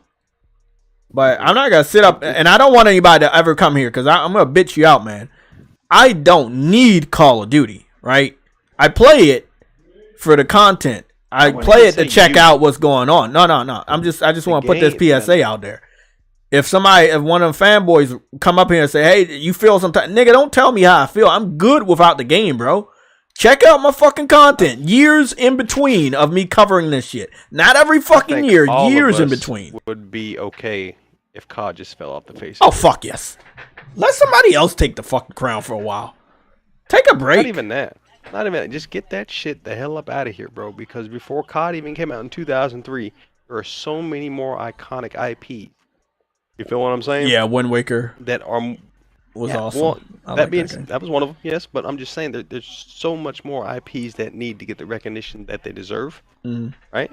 Instead of a fucking Twitch shooter, because that's all COD is. COD is just nothing but a fucking Quake. I'm up there looking at food, and people are just stabbing me in the back. But hey, that's how I play Call of Duty. You know, I get points for looking at food. But I agree with what you're saying, man. You know, like, what the fuck are you doing? Who, me? No, I mean, the guy was right behind you. He's like, oh, what is he doing? Yeah, well, I'm just looking at food. That's what I do in these fucking games. I mean, look, we already know the shooting's gonna be the same, and I'm well aware of that. So like when I play the beta, I'm not playing the beta to like get on a leaderboard. I'm trying to see if the game looks different. I mean, I'm pretty sure Afro figured that out after a while. It's like, I don't really give a fuck about shooting somebody. Like, let me see if the game looks as good that you guys claim it is to buy it every year. Because other than that, you're just playing the same fucking game. Like, shoot, shoot, shoot, pew, pew, pew. Hey, I want to see what this looks like. I want to see how good this looks. Right. Focus on the shooting is the same fucking shit. For me, it'll be very, very boring. I mean, graphics look a little different here and there, but, you know, same shit. It is what it is. That's how people want. Yeah, I know. That's all people want. So what did you think? They're not looking for you, Jay. They're looking for freaking people who will just buy whatever comes come to the market. They don't care. They don't care whether or not they innovate, as long as they make the graphics look good and they can catch it. Well, they got that fish hook all in the consumer's mouth, bro. Deep. They got the best bait every year. Mm-hmm. Damn, this man said fish hook. God damn. Yeah, I don't know what the best bait in fishing is. What do we used to use? Crab meat. It's Game Pass, bro. It's Game Pass. Beef. Huh? Game Pass, bro. That's the best fish hook. Well, we used to use a little bit of crab meat, and we would always hook fish. But I feel like they have the best crab meat on these hooks, man, because these guys fall for it every year. It's really the trailers. Yeah, a trailer can really get you hyped on something. I can tell you that. And then once you, it could simply be the music in general. I don't care shit about music. It's just a trend, man. You may not. It's just a trend. Yeah, you may not. It's just like weird. Like if you're buying a game every year because of, again, example, True what he's saying, music. I'm saying just the overall trailer of the hype of the trailer, and that's enough to drag you to the game store and spend $70+ on that shit every year, like that, bro. And then I know how they be feeling when they wake up out of that fever dream. It's like, damn, I did it again, bro. Fuck. It's like you swore to yourself, I'm not gonna fall for it this time, and then you do it again, and I know they be disappointed. And it gets the boom boom booms, the good camera angles. Oh, dude, look at that, dude. Oh man, wow. Oh shit, yeah. I'm telling you, man. I know that when they wake up, they be feeling really mad at themselves. And these are the individuals that get on the internet to talk about this not being good, this not being good. But again, same people, you still went out and brought it. So you and this is where it is really bad. I want everybody to listen to this. True Witty, Afro, listen to this. They get a demo to what they're going to experience and they still drop the money. As I said though, Jay, I said it already, Jay. It's the music. The music gets them hype, and when they get hype, they go off of emotion. I agree. I was looking at some psychology videos on YouTube. Music can influence. So what? You yeah. to do So what you're saying, things. True Witty? These are individuals with women tendencies. I like it. Hey, Uncompetitive, you got to either turn your mic up or I'm going to turn your mic up because I see you're sneaking in there like Metal Gear Solid. Hold on, let me see if I can turn your mic. Thinking very well. Let me see. Done it again. I've made it go up. This is weird because it's like it's done it 2 days in a row now. I'll just put, it's weird because you came in here and then it does it for Thrash. I put you at 200%. We're just going to give you the floor so they can hear you. The thing is it was like this yesterday, and someone in the chat at the round table said, I can barely hear you, and I thought, oh, thanks. Because it's like, now I know that something's wrong my end, you know. So, well, what I was going to say is I've pre-ordered Modern Warfare 3, and I've been playing it, and I enjoy it, and I'm glad I got it. So, you know, what applies to other people and how they think of it is not my experience. I think it's a pretty good game, and I think it's been good. It got good with Modern Warfare in 2019, and that was like basically perfect. And then it got to the second one, the most recent one, and that one was terrible. And it had a problem with cheating, and it had a problem because they reorganized the UI so that you start the game and you can barely find how to actually have a match because there's so much shop, and you can't find your way through. It's like it took me 15 minutes to work out how to actually play a game within Modern Warfare 2. It was terrible. I thought, this is a joke. So I wasn't satisfied by that, and I didn't like the fact that it was, I couldn't do very well in it. And then I found online that it was actually, there was a problem with cheating, which they didn't address. And I thought, okay, if it's going to be like this, I'll just go back to the last one, Modern Warfare 2019, because I know I like that.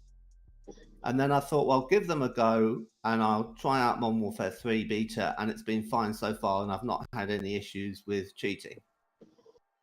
And it's not still as good as 2019. That's still the best it's been, but it's all right.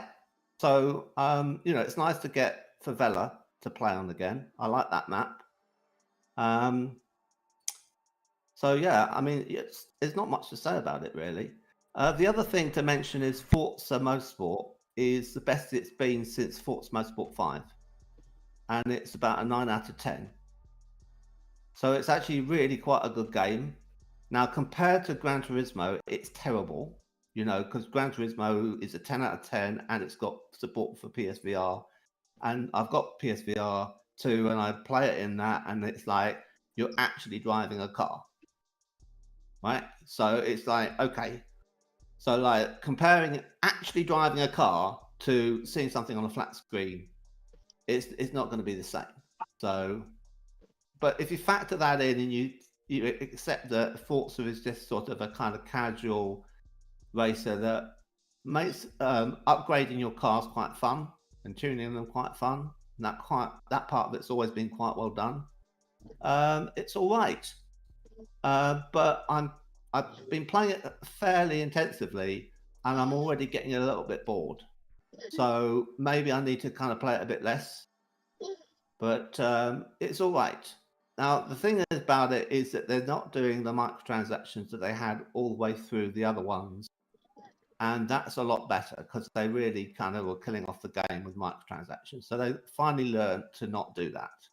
And so they should be applauded for that. But they should be criticized for not having the Nordschleife in there at launch. That's coming in summer. So that's like the best track that's in any racing game in the world. And it's like 10 miles long, and it's like fantastic corners all the way through, and you just don't have it. So it's just like what they're playing at. Delay the game and have that in the game at launch. Yeah, it's they putting that game in puzzles, and the reason why they're doing that is, again, this is the Game Pass effect. It's kind of like, you upgrade the more experience you get. You know what I'm saying? Like you get that experience point, and then you upgrade. And I feel like they're waiting until certain money comes through from the game being brought, and then they add it. If it adds, like, if they add it real quick, right? That means that the game is selling good, and it's like people care about it. I feel like people care about it, not a lot, but people do care about it. I don't think I've seen Forza sell very good lately, like it did back in the day, because of Game Pass. And I feel like they'll get to it when they get to it. But with the Activision shit, we don't know what kind of results that's going to lead to for all the other publishers, all the other devs they have, different games, projects, betas, green lighting anything, canceling anything. Like, I feel like Xbox fans are very excited about being, again, the home of Call of Duty. But I'm so happy I got that camper right there.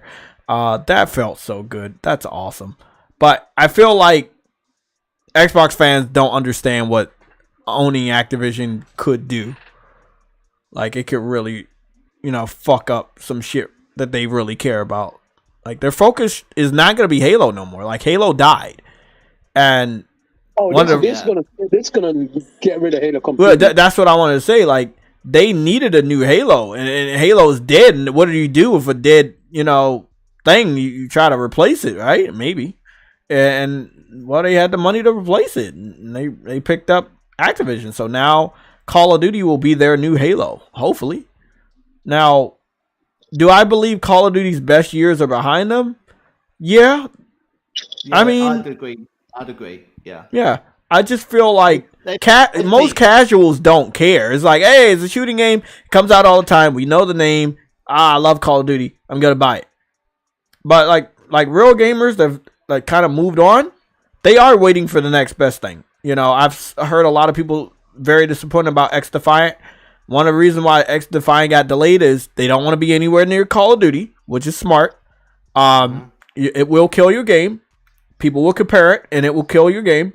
Another thing is, there wasn't as much interest as I think they needed to justify launching it anywhere near Call of Duty.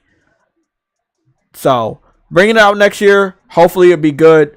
Call of Duty's Call of Duty. You know, you got award-winning voice actors. You have, you know, great graphics. You know, hopefully the online's gonna be great, but I haven't heard anybody bitch about any of the server issues. It's enough for people to just keep buying it. Like, they don't really need to do a lot every year to get people to buy it. Servers are usually not the problem because it's based on daemonware, and daemonware is based on a language called Erlang, right? And Erlang is a communications language. It's used in telephony, and it's really good at parallelism, and it's very stable. So it has 9 nines stability. That means it has something like 99.999, you know, sort of like it goes wrong 1 in a million, you know, sort of times. It's incredibly stable. So if you ever want a server to do something for like an MMO or something, you really should consider using that system because it's incredible. And it has fast matchmaking. But it helps because it's got such a strong population. Whereas you go into something like, I don't know, Halo the Master Chief Collection. When I had that the first day and I started playing it, I played it for 11 hours, right? And I wasn't playing it for 11 hours. I had it on my TV, matchmaking, and I only got into 2 matches. I got into 2 matches in 11 hours of trial and error. And I had to turn my router off and on again and turn my computer off and my Xbox off. And I did a firmware restart and all of that. And it didn't help. So it was atrocious that it was that bad. That long waits. It was like 5 hours between games. So when you have that, people are just not going to want to play your game. Well, the thing is, people could be still stupid enough to buy it. And I think the answer for that is yes, sadly. I feel like yes.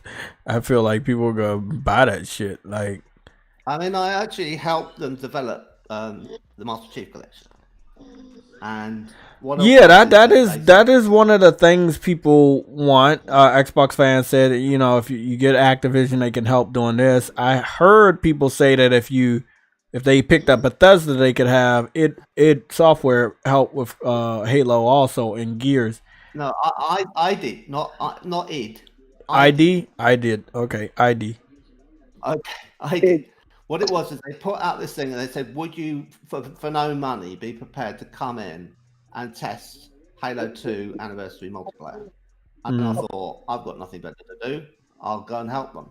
And I found that it was possible for me to be in every session, even though it was like round the clock. So they weren't expecting people to turn up to every single session. So they're like 3 sessions spread apart over 24 hours. And I just made it so I would wake up and go to every single one. And the games were all short, and they were just seeing whether the matchmaking worked and whether the game worked. And it's the first flight, so it's one of 1,000 people testing it for them, and it was perfect. Now the rest of the game I'm not responsible for, and it's the rest of the game that's got the faults in. So I did what I could.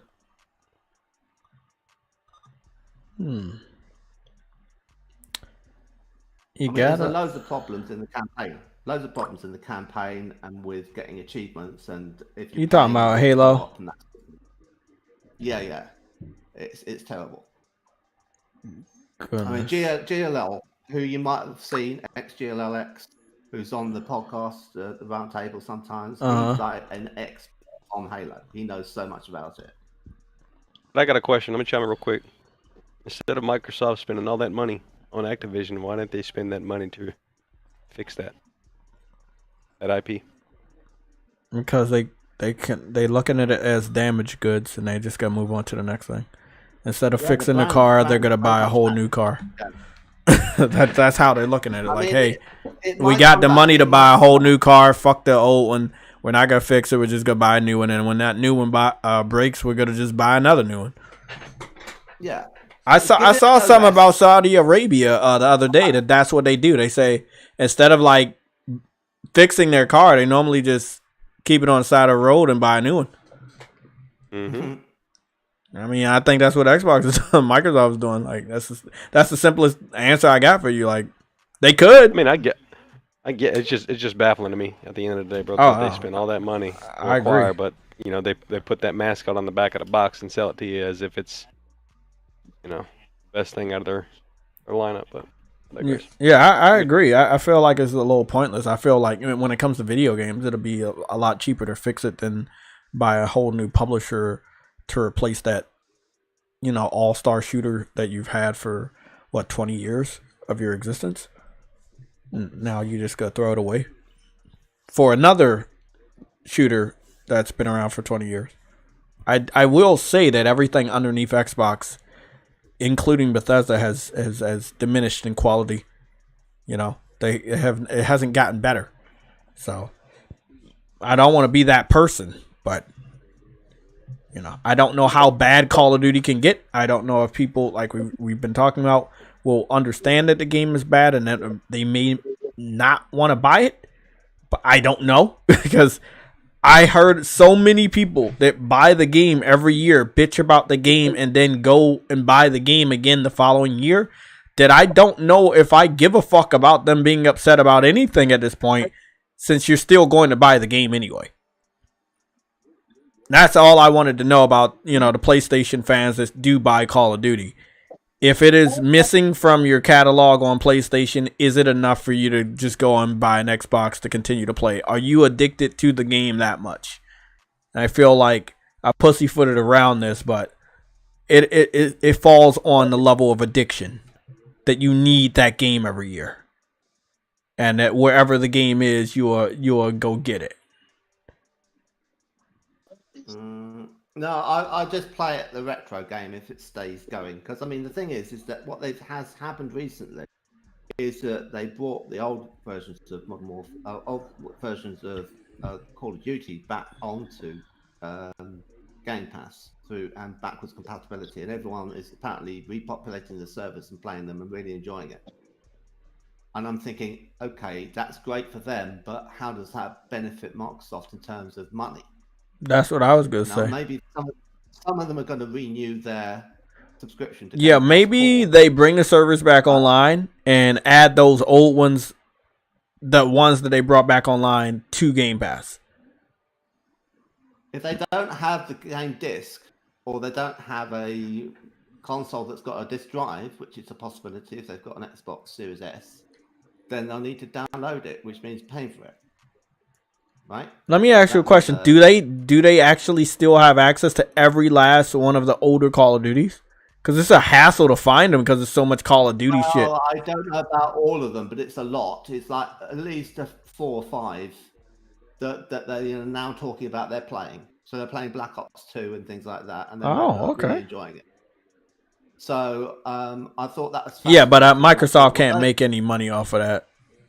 That was good. Now they can make money off it, because if people haven't got the game, or because let's say they've upgraded to an Xbox Series S and they've got rid of their older console that had a disc drive, then they don't have a way of playing it unless they pay for the game from the store to download it and then get the download a digital version of that retro game. That's their only option. I don't think it's in Game Pass for them to just play it out of Game Pass. It might be, but if it is in Game Pass, then they've got to pay probably for Game Pass Ultimate This is really awesome. This is where we can get to the meat of this, this whole conversation. That's where they can make some money from backwards compatibility. Well, see, that's what I wanted to say. Like, is it enough? Is it enough for the new ones to go into Game Pass for them to make enough money to be stable? Because see, that's what's really going to happen going forward. The new Call of Duties. I mean, I know that's what they truly want, because they have to continue this day and date. They did it. PlayStation didn't force them to do this. I just want everybody to understand. Microsoft made the thing up about let me see. We're going to be day and date.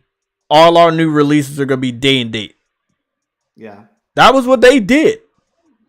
So long story short, man, I feel like if you don't put Call of Duty, the new ones, in Game Pass day and date, and knowing how the console war is right now, and that is ammunition that they're using to tease us, it's like, it's gonna feel kind of awkward for the fanboys. It's like, hey, we can't really brag about it going day one, but we can brag about the older ones. I don't think they want to brag about the older ones. I think they want to brag about the new ones going to Game Pass.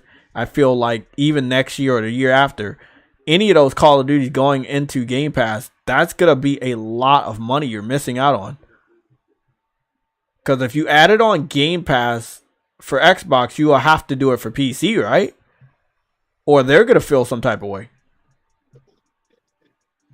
And I can't speak for the PlayStation community because they're all over the place right now. But I would assume the PlayStation fans are just going to bite their fucking lip and buy the game when everybody else doesn't buy the game.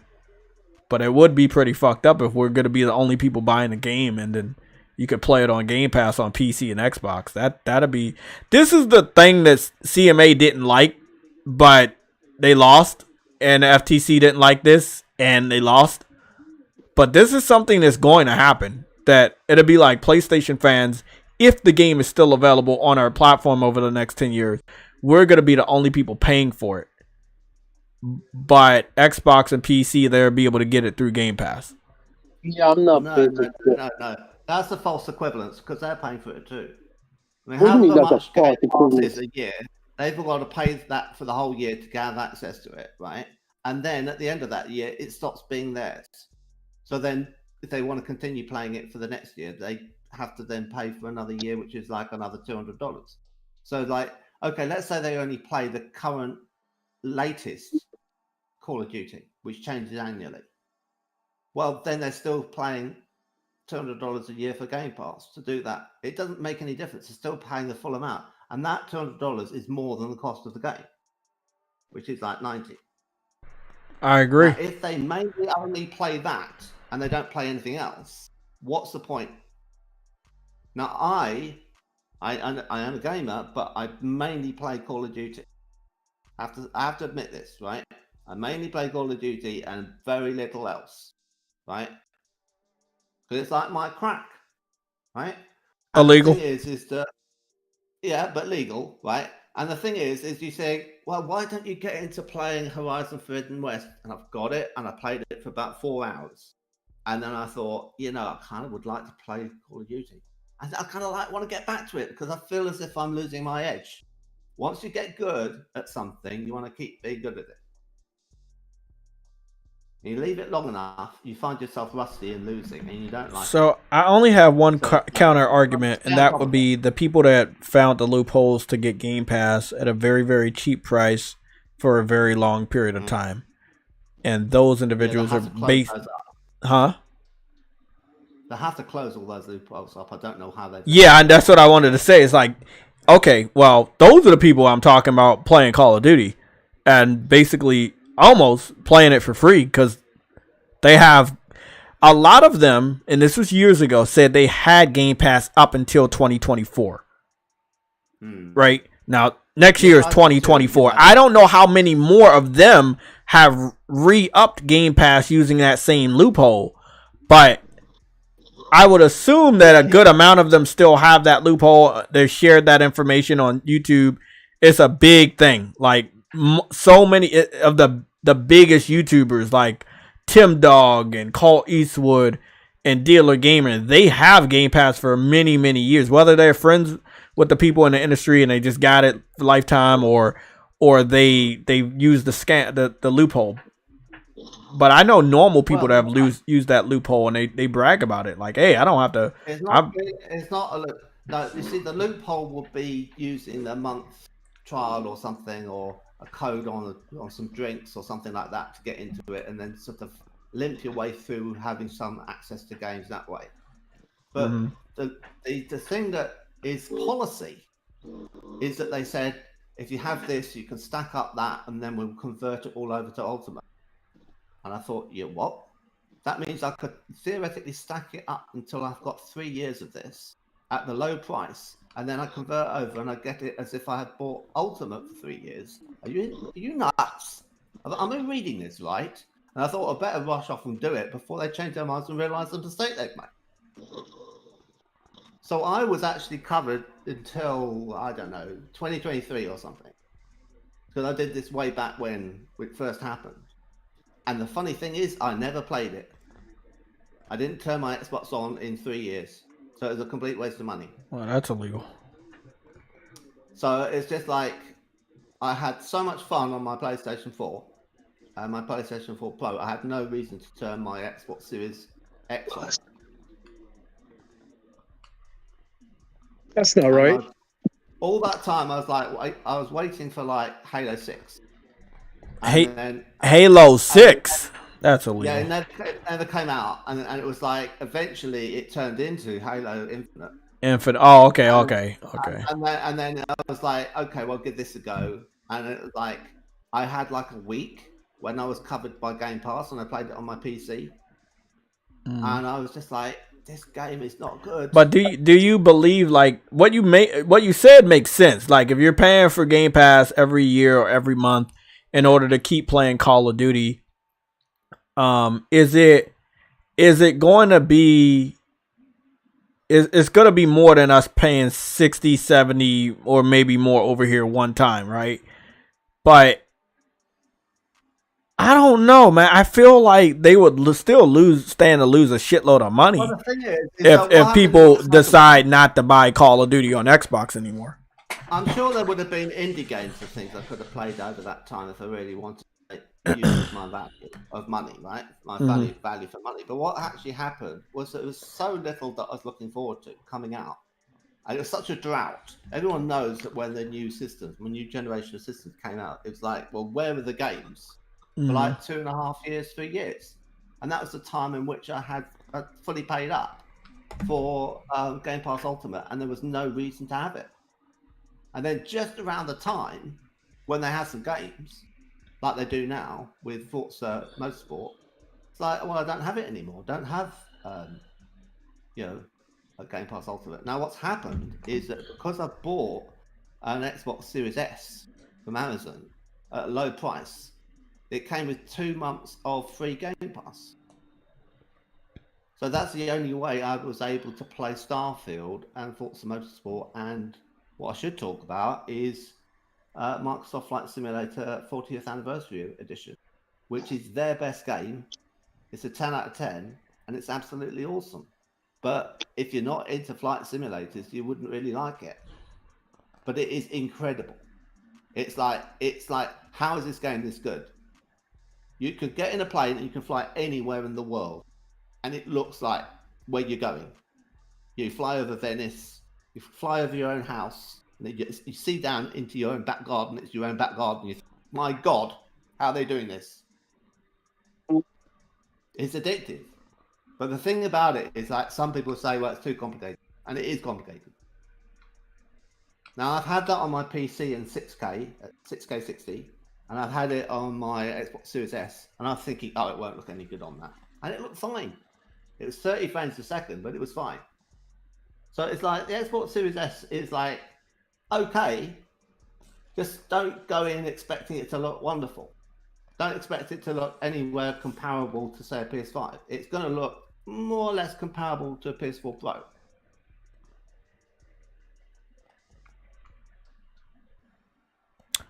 Well, excuse me. Well, that is all awesome, but I do feel like putting a game on Game Pass, and I don't want to say I feel like we know, putting a game on Game Pass day one is gonna fuck you up, right? Oh yeah. I don't know the future. I don't know if PlayStation fans wake up. Or I don't know how they feel about this going forward. I feel like so many of them just don't care. If I can play Call of Duty this year, next year, following year on PlayStation, I'm gonna buy it. Even though I don't play my games, and I'm using this paraphrasing right now, even if they don't play their games on Xbox and they don't want to, and they don't obviously, knowingly want to give the money to Xbox by continuously buying Call of Duty on PlayStation going forward, they're going to give money to Xbox. Phil Spencer is going to brag about the sales every chance he gets. He is going to talk about having the #1 game on NPD. Like, these are the annoying things in the console war we're going to have to deal with. But these are things that, like, me personally, I can't tell people to boycott.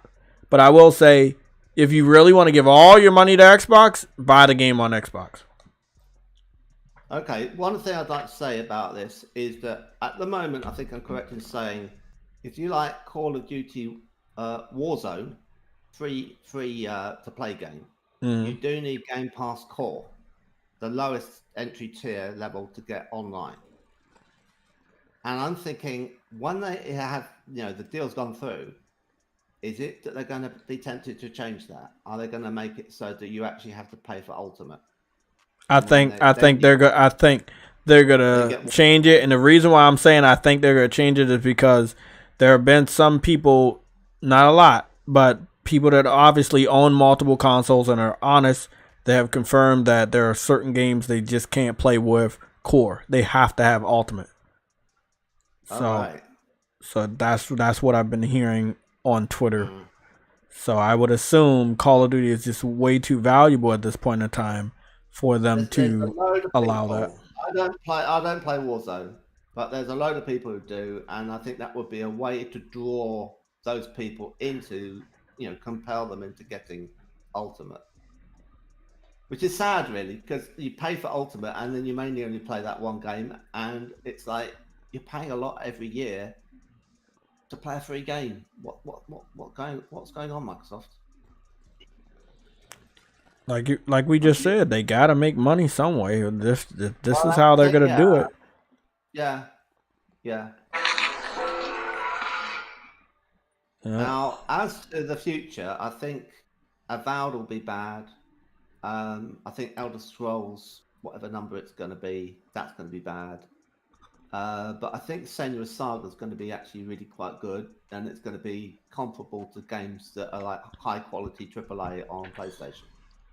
That's the only thing I could see on the horizon that's going to be like people on PlayStation are going to be jealous that they've got it. So, but I mean, I have gone out of my way in this stream to be positive about Xbox. Yeah, I'm not saying anything bad about Xbox. I just find out like. Usually, I'm negative. Usually, I'm incredibly negative about them because they deserve it. Right? Yeah, I just feel like the whole acquisition. They've done something right. Yeah, they have been doing more right recently than they have in a while. But I didn't like Starfield. Yeah, just all I can say is this strategy, the way they're playing this, the business side of the console war, it's fucking disgusting. Like, we know they're weak, but they're not weak because they don't have money. They're weak because they don't want to do anything themselves. They wanted to jump in here and pay off everybody to do all the work for them and reap the benefits, and I feel like that's disgusting. Well, they're very bad at managing the studios they acquire. Yeah. They've got lots of money. They buy a studio. Some of the top talent leave because they've been paid a lot of money out of the shares that they, hold, and effectively went up in value and they sold and everything. So that they're like now made them rich enough for them to finally pursue what they want to do, which is they're free from their publisher, free from their new owners, Microsoft, telling them what they want them to do, which basically is the same things they have been doing. And they can finally break off and make some other game that they always wanted to do. because they've got the money to set up their own studio, and that happens again and again. Yeah.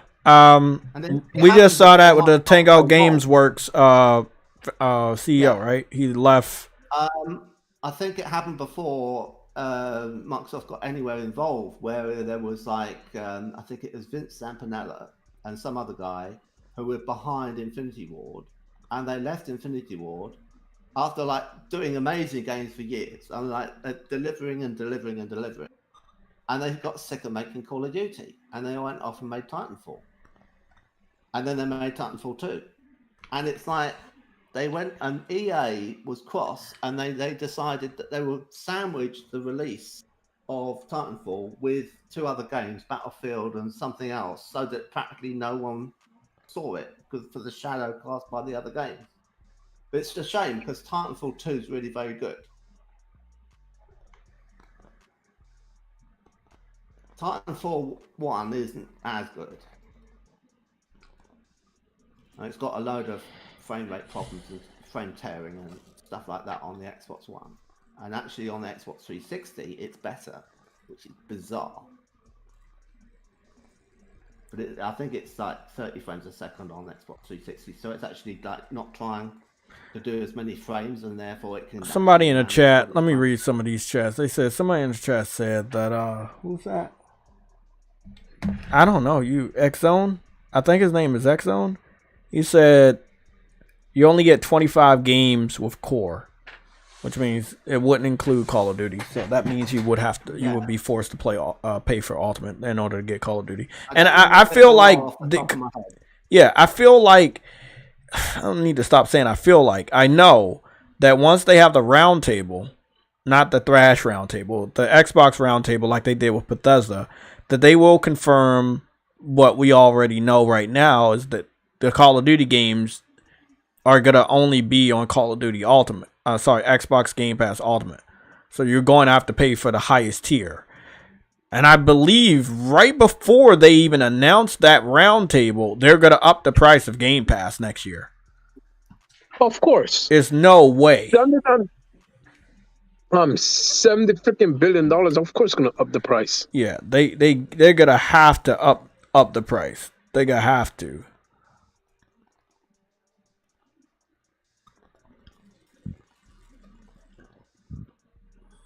So yeah, it is my only concern for Xbox with all this is to make money. How do they make money off of Game Pass with such a very expensive game? Going there and finding a way. This is what they're doing. They're gonna find a way to get Call of Duty off of PlayStation or convince people not to play it over there.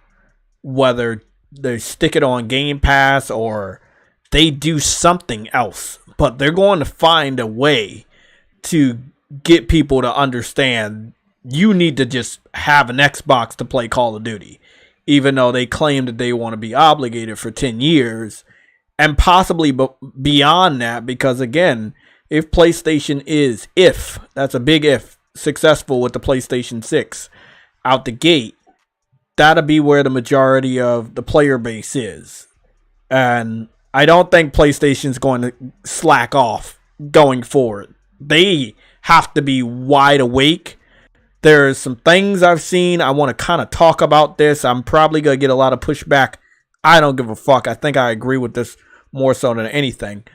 Let's move on. It's seeming that from, after these last few weeks of Jim Ryan announcing his retirement, it does seem like he was forced into that retirement, knowing with the higher ups knowing that this deal was going to go through and they needed to take the reins. They just didn't trust him going forward, going head to head with Xbox when they own Call of Duty, and they kind of forced him into retirement. Do I have any pushback? I'm perfectly fine discussing and debating this, but I remember when it first happened, people were going back and forth and they were like, hey, no, it wasn't early retirement. It was this. I was like, no, bro. They forced him out. The guy that's taking his spot was named on forcing him out. So I don't got all the notes here with me. And then there was somebody else that was confirmed to have forced him out.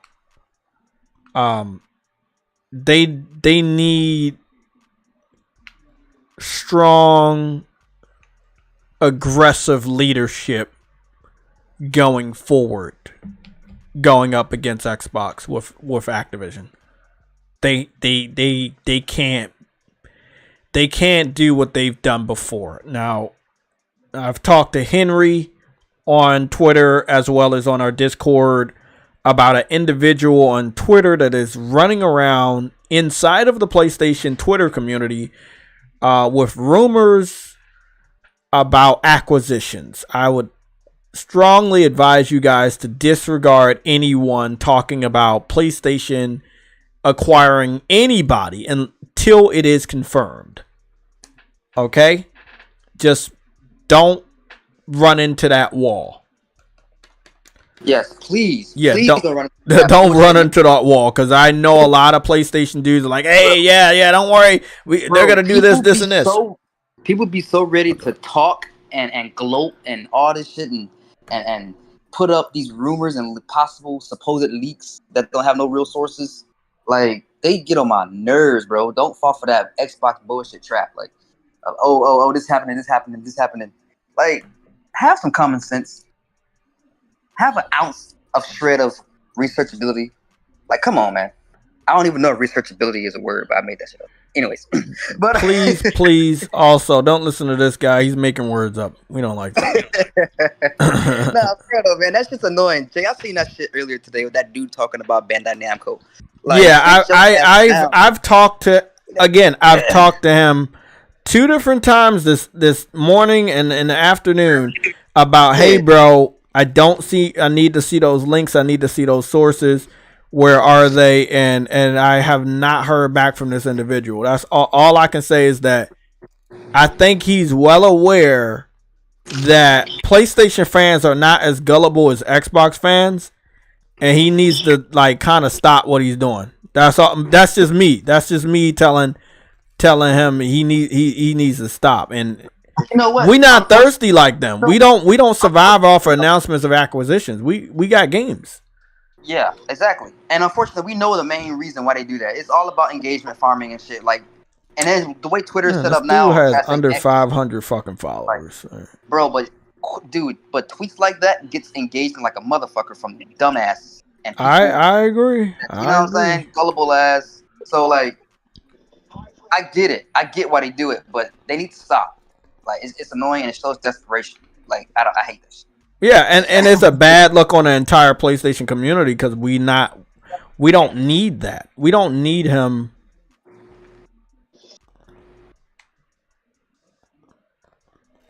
Yeah, and I'm not saying that Sony don't need to pick anybody up, because they do. Microsoft trying to fucking corner the industry. So like, yeah, Sony need to make some moves. Sure. But like, don't be putting rumors out here. Just wait for Sony to say something, because you know they will. People don't know how to be patient at all. Everything's instant. Has to be instant gratification. Fast food. Everything's fast food. So like, even news.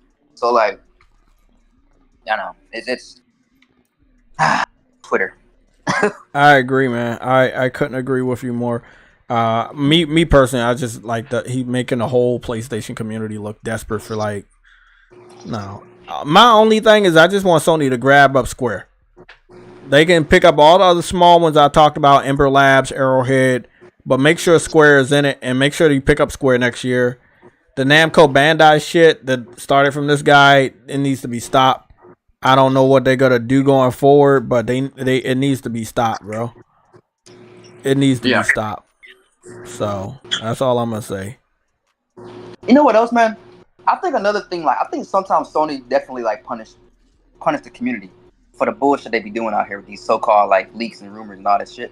I think they be getting ready to announce shit, but then they'll hold it back because niggas want to say stuff like that and post, and they get a lot of traction.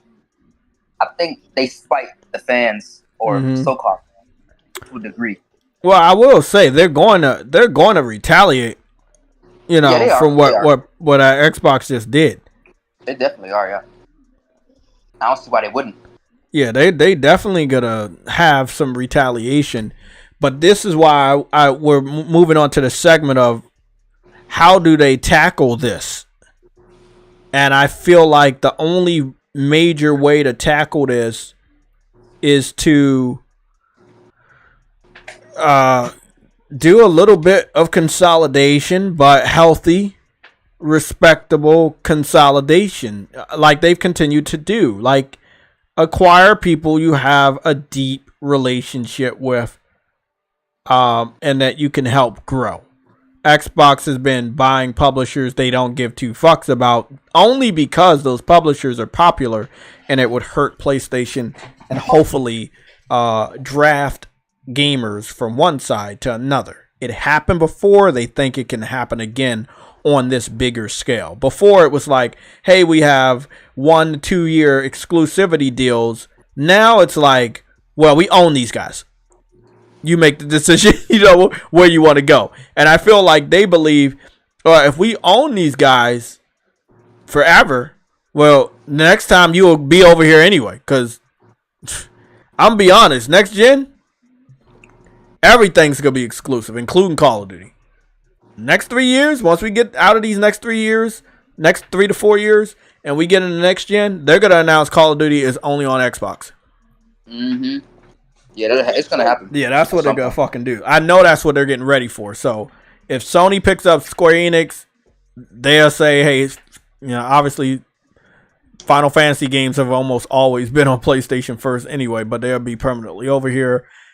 If it gets to an area, and this is just what this person said, I don't believe it right now, the Namco Bandai stuff, I mean, there's reason for it, but like I was telling True Witty a while ago, Namco Bandai has made so many marketing deals with Xbox. I feel like they're more in bed with Xbox than PlayStation.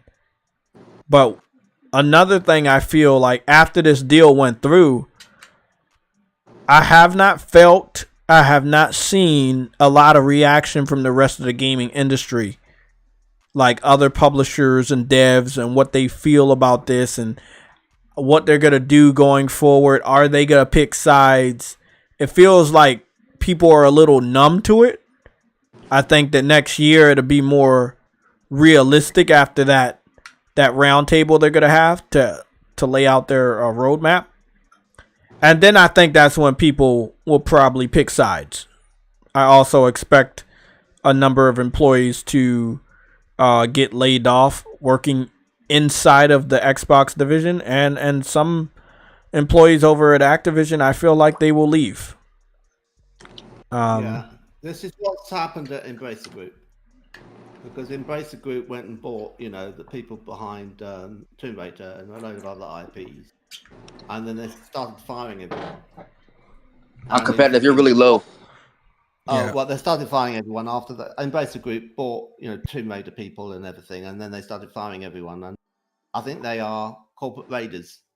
And the idea is that they want the IP rather than the actual people to make another game. And then they let it rest for a while, and then they're going to then sell it off as the IP when it becomes more valuable, because people get more interested in Tomb Raider again in the future. And then someone else will swoop in and pay them decent money for Tomb Raider. They don't need to carry a load of staff and artists for 3 years, not actually have them making games. So they might as well fire them all.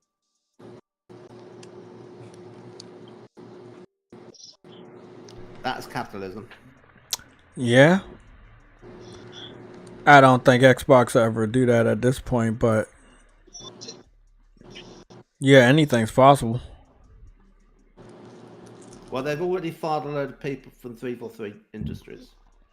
It's gone. Yeah, I remember that. Yeah, because they're preparing for Halo to softly die. At peak, it was 450 people. Mm-hmm. Then when they went to fix the MCC after it released and was still broken, they only had 10 people working on it. Damn. That's why it stayed broken for like 2 years. They had 10 people to try and fix it. And when they did a fix, it would fix the thing that they were trying to fix, but it would also create another problem. So I want to ask you a question, though. I want to ask you a question about all this. In work. Yeah. So the question here is, and I've heard only a few Xbox fans, probably about 3 or 4, in the console war, claiming that Season 5 is worth a damn. Is it? Season 5 of what? Halo Infinite? I don't play it enough to know. You'd have to talk to GLO Okay, about that. I would say no then, because as of right now, all I know is that they've done something with a kind of Japanese map, and there's a whole cluster of Japanese maps, and they have the grapple hook for everyone, and everyone's having a fair amount of fun grappling around these sort of temples, Shinto temples and stuff. But I think they were made by the community, so they're heavily reliant on the community making maps. It's basically the same thing as Bethesda with Starfield. They're waiting for all the people to come in and fix it for them. It's disgusting, really.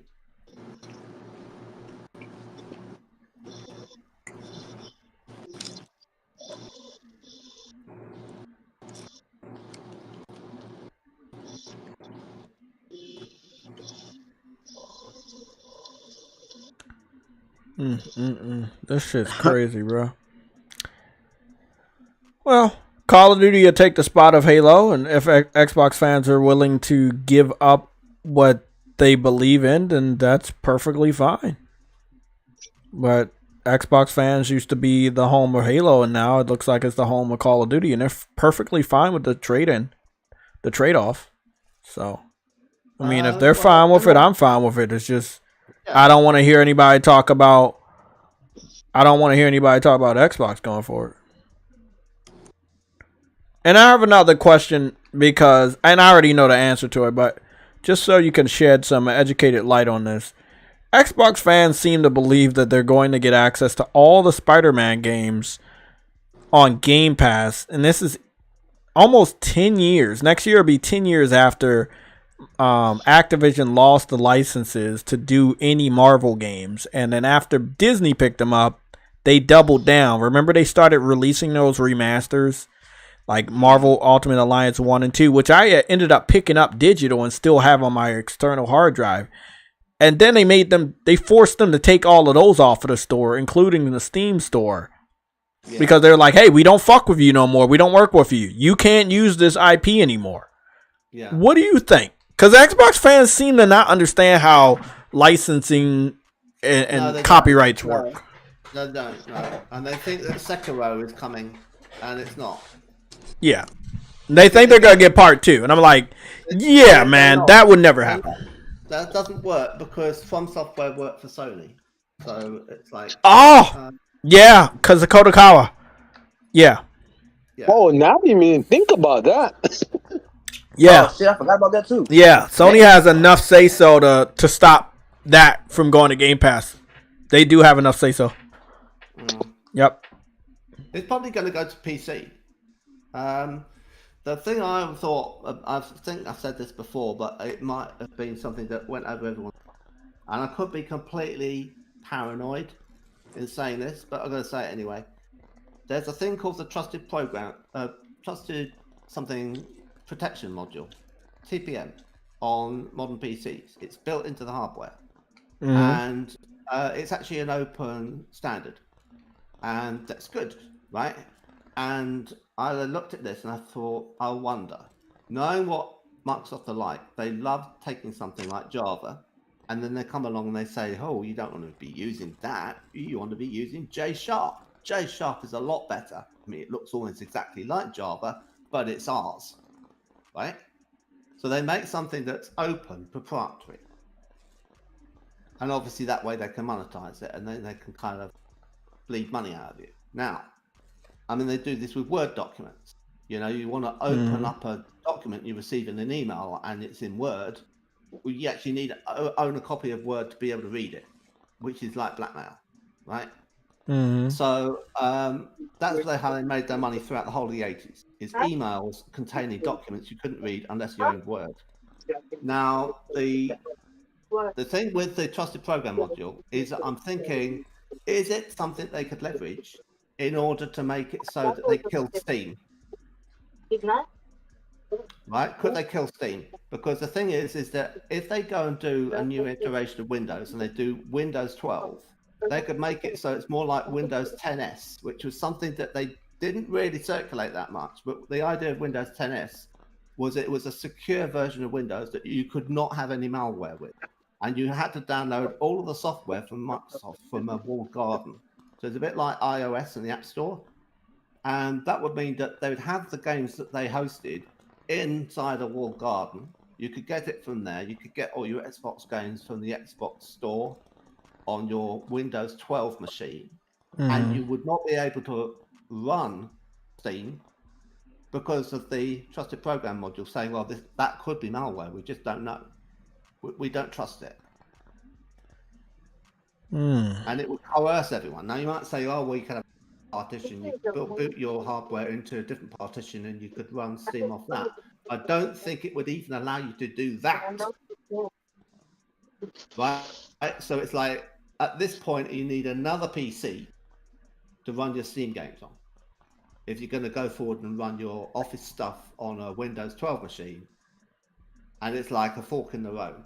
And I think that they might do that going forward. If they get confident enough, they've bought enough big licenses, they'll end up with this thing of like, at this point, we're not going to allow you to go on with Steam anymore. We're going to say we're providing the whole solution to games as well. And it's at that point, the Monopolies and Mergers Commission is going to have to come in and say, what do you think you're doing? Damn, man. I don't think you're being paranoid at all. I never really thought about it that way on the PC side of things. This is some way out. This is like 4 years away, right? If they're going to do this. So, yeah, because you're going to have access to the biggest and best games. Yeah. They're going to buy another publisher or two, and then they all... If they do, and it is a monopoly as of right now, do you think they're going to be successful buying another publisher or two in the next 4 years? Well, I can see the reason why they'd have leverage with Windows 12 because they already own OpenAI, which was open and it was partly funded by Elon Musk. And then the guy who was, I can't remember his name, who was like the co-founder of it, Altman or something, or Altman, Sam Altman. He ended up saying, oh, fuck it, let's just get some money from Microsoft, right? And then that then led to the whole thing being part of Windows. So at the moment you go into Windows, there's like a prompt and you can go off and talk to ChatGPT. JRO49. I'm not 100% sure because I don't work for the company, but maybe Uncompetitive can help you with this. Uncompetitive JRO says he doesn't know if Microsoft is making money off of PlayStation because of them using the cloud servers or something like that. Well, is Microsoft getting money off Sony for the cloud servers? Yeah, is Call of Duty using any of the Microsoft cloud servers? Because JRO seems to think so. No, they weren't using the cloud servers. They were using Amazon.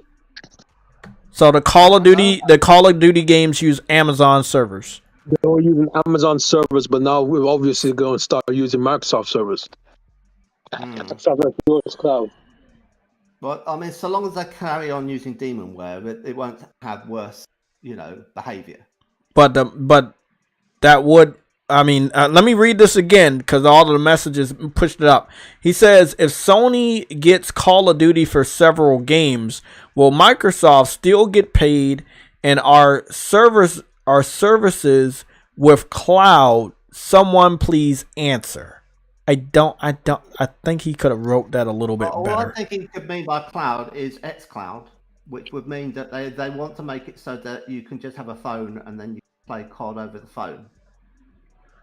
Yeah, I don't know why Sony would be paying for and that's why Ubisoft and the CMA, that's why the deal with the Ubisoft went through with the CMA, because the CMA had enough foresight to see that if they didn't take this hypothetical emergent market of cloud gaming and treat it seriously as if it might become a thing, Microsoft would just sweep in where it wasn't really being exploited right at this moment, and they just notionally pick it up, and then they end up running it forward and making a huge money out of it because no one else had foothold. And they were like saying, no, you can't be doing that. You've got to allow other people to have a piece of the pie going forward. Otherwise, we're basically giving you a full market that will always be yours. And so the CMA pushed back against it, and everyone was like saying, but cloud gaming isn't even a thing. And like, well, it has meant that Ubisoft get to do the streaming. And that means that for now, we might lose PlayStation as a game that is like downloadable to PlayStation in the future, but we will still be able to access it through cloud streaming through a Ubisoft app, which will mean it'll be like you put on your PlayStation, you go to the browser, and then you instead of loading Stadia, you load the Ubisoft thing and you play Call of Duty through the browser, which is kind of stupid. But that's a feasible thing they could do. And it might be at the moment, it's like, I wouldn't want to do that because like the ping rate and the frames would be terrible, right? And the responsivity would be terrible. So no one would want to play on that. But then it doesn't have to be that much better for it to be like feasible. And so things are improving all the time. And I mean, they were talking about the other day about Starlink, Elon Musk Starlink, and you could have a phone and you get really good download speed and ping rate anywhere in the world, on the top of Everest, anywhere, right? In the North Pole, and you can be playing games on your phone through Starlink. It makes such a big difference. So you just don't know when that becomes commonplace. I mean, it's like talking 5 years ahead, 10 years ahead, then like game streaming could come into being something really quite big. Because with consoles are not going to go away, but cloud could, with mobile, spread across Africa. So if Africa becomes more affluent over the next 10 years, because like Russia wants to partner with Africa now and help them out along, but they've been exploited by France and England and America for years. And the people in Africa are sick of it. And Russia's saying, we'll give you a decent deal for all of your natural resources. Just sell them to us, because we know you've got uranium and oil, and we respect you to run your own affairs. We won't bully you around. And a lot of these African countries are like saying, we like Putin, right? So we're kind of screwed up by exploiting Africa for decades, especially the French. The French have been horrible. And that has then led to the situation where they have all these natural resources, but they don't profit from them in their societies themselves. Some of the top leadership do. They make loads of money, but the people, in ordinary life don't, right? So there's no improvements in infrastructure or sanitation or information technology and that sort of thing. But they are close to the equator, and they do have good connections to satellites for their phones. So they actually have really good phone coverage. So that's an interesting quirk of Africa, and it's possible that they could flourish in the next 5 to 10 years as an economic zone. Because if you think about it, you take a country that's like right on the edge of poverty, you kind of allow it to kind of pull itself up by its bootstraps. It doesn't need to do it much for it to see an enormous improvement. And then if anyone around the world sees improvement, they start investing. And it improves even more. So it accelerates more, right? So it's never been worth investing in Africa because it's always been like a money pit. But once you get to the point where it actually is like worthwhile putting money into, it could pull itself around. And so I think that's a growth area of the world economy. And I think Africa is going to benefit and Russia is going to benefit from that relationship if no one else interferes. I don't really see why they should. And so in terms of games, because I had to do the whole socio-economic global politic thing to kind of create a background for me saying this, the gaming thing is going to become relevant where the cloud is going to end up being all over Africa. Because they can't wire it up with internet. It's just too big. It'd be massively expensive for them to lay optical fiber in. So they have to do everything by phone. Simple as that.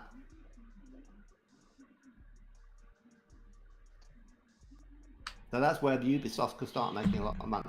So, but Well, really, yeah, at the end of the day, man, if people keep buying Call of Duty, this would be good for Microsoft and good for Ubisoft at the end of the day. Me personally, if I don't want my money to go to I'm not a big fan of Ubisoft anyway. But if I don't want my money to go to Microsoft or Ubisoft, it's really simple for me. Don't buy Call of Duty, even though I wasn't gonna buy the game anyway. So I'm good, bro. I'm good. So yeah, that's just what it is at this point. You know, I feel like if this is their game, if the home of Call of Duty is Xbox, it should be the responsibility of Xbox fans, Xbox console owners to buy the game. I don't think PlayStation fans need to buy the game to keep it alive. However, I'm well aware that they're going to do it anyway because they don't know. So I think the more they know, the more they may not buy it. We're going to see what goes on. Obviously, Game Pass will kill Call of Duty sales going forward because, again, people will... Again, I cannot tell you Uncompetitive how aware PlayStation fans are when a game gets announced for Game Pass, but also comes to PlayStation. And PlayStation fans refuse to buy that game. And the game it drops in sales. I feel like a game as big as Call of Duty going day and date on Game Pass, people would be very aware that it's something that maybe they should not be buying, not because of the quality, but because we're buying it and they don't have to. And it's not a good feeling from games that I care about versus games that I don't care about. You know, it's not a good feeling. So, you know, I'm counting on Phil Spencer's big mouth. I'm counting on Xbox fans. I'm counting on Microsoft to continuously remind the consumers that we have to pay for the game, and eventually they won't. You know, sometime next year they just won't have to pay for any of the Call of Duties. Listen, I understand Dave and everybody else that continues to tell me Call of Duty Modern Warfare 3 is your last. I don't care. It doesn't have to be. But that revenue that's coming from Modern Warfare 3 is still going into Microsoft's pocket. If you think that this Call of Duty's money isn't, the sale is final, bro. They're going to claim victory over Call of Duty, getting good sales, being high on the Metacritic, like whatever it is. Like, we're contributing to that, starting with this Call of Duty.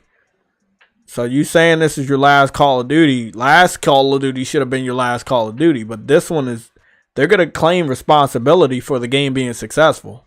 And they will not give the PlayStation community credit because, again, this is now their game. They own it. So for anybody that feels the need to tell me or remind me this is their last Call of Duty, don't. It doesn't matter. You can buy the next one or any other ones. But this one, if this is your last Call of Duty, they're still going to get on the megaphone and remind everybody, hey, look, we have the most popular video game. Look, it's high on the NPDs. They're not even going to give you guys credit as PlayStation fans anymore. So it's going to be interesting. It's going to be a very, very interesting holiday. I hope people enjoy Spider-Man. I know I will. Metacritic scores come out tomorrow. I will be setting up an exclusive PlayStation Legion Red Alert to go over the Metacritic scores after work tomorrow. So it may be about 5:30. Actually, I just want to go make sure I check see what time I get off of work tomorrow so I can better give you an accurate time of when we're going to go live. I can't do a morning show because I'm working in the morning. Is this it? So that's 11 to 3, and that's 11 to 3, and then that's 11 to 4:30. Yeah, we actually we can do 4 o'clock tomorrow. Yeah, we can do 4 p.m. tomorrow. We're gonna have to come right back anyway because the day after tomorrow is Tuesday. So, yeah, we can do 4 p.m. tomorrow evening. That'll be 4 o'clock p.m.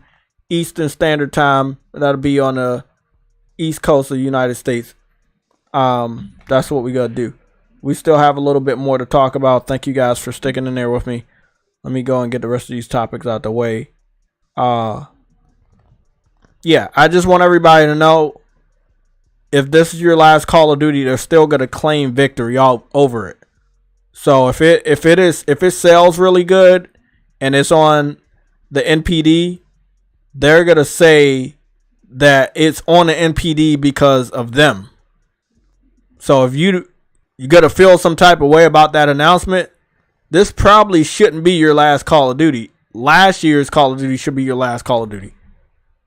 I just want to let you know, this Call of Duty being your last Call of Duty is still going to have Phil Spencer take credit for the PlayStation community buying Call of Duty.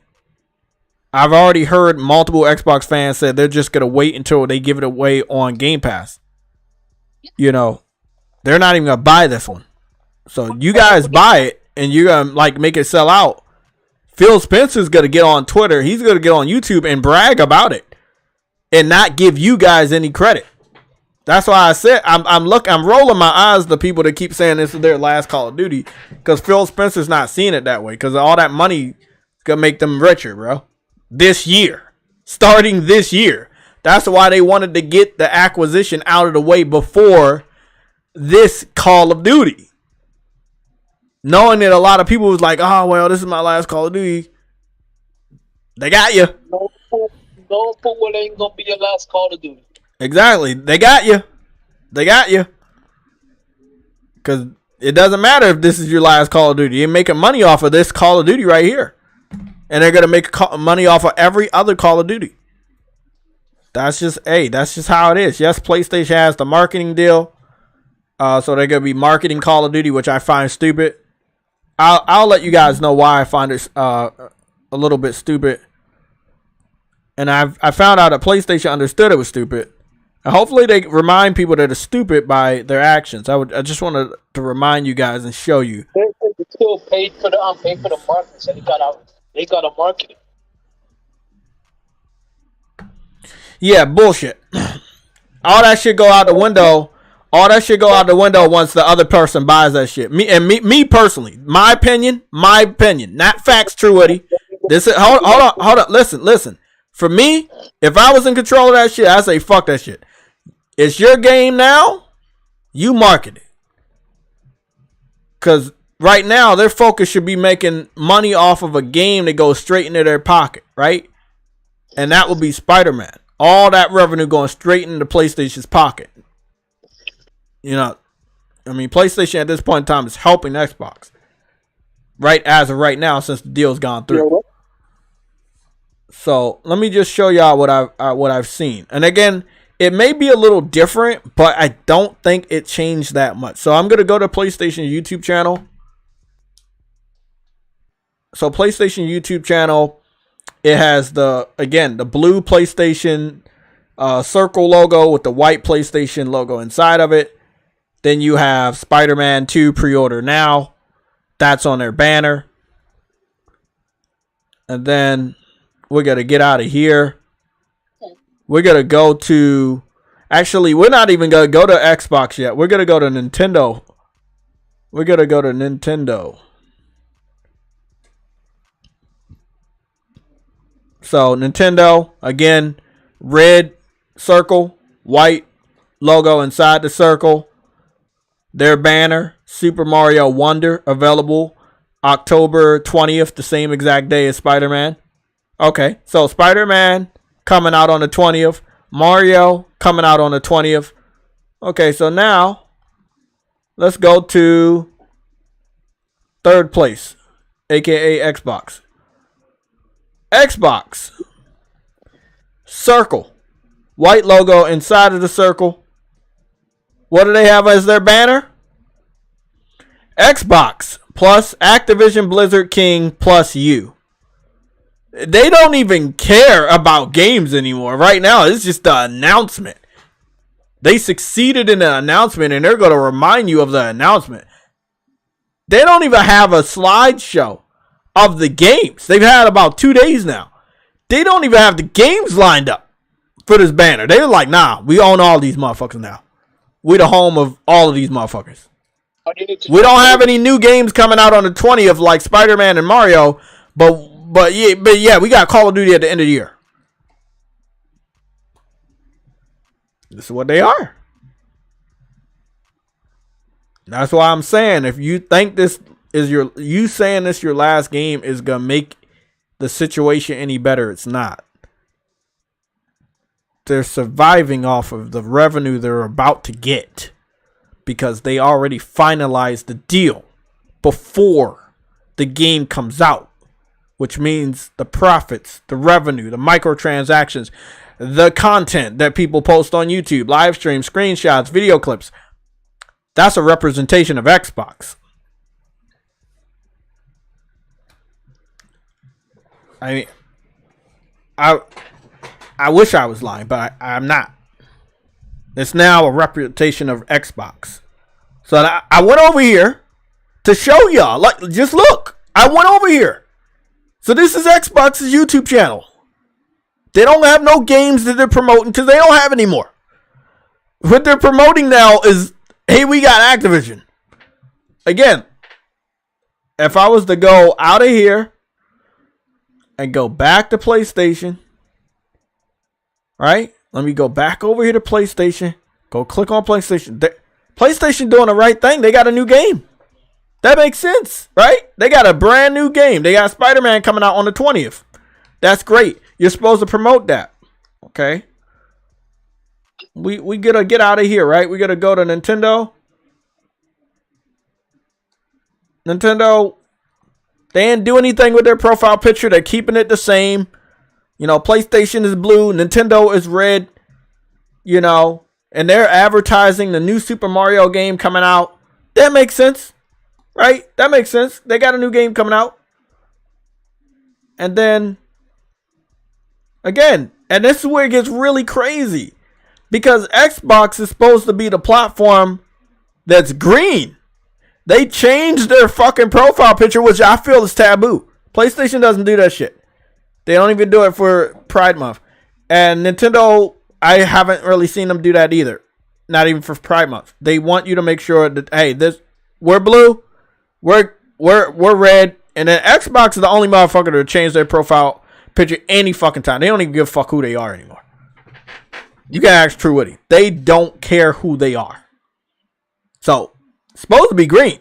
They changed it to black just so they could advertise this.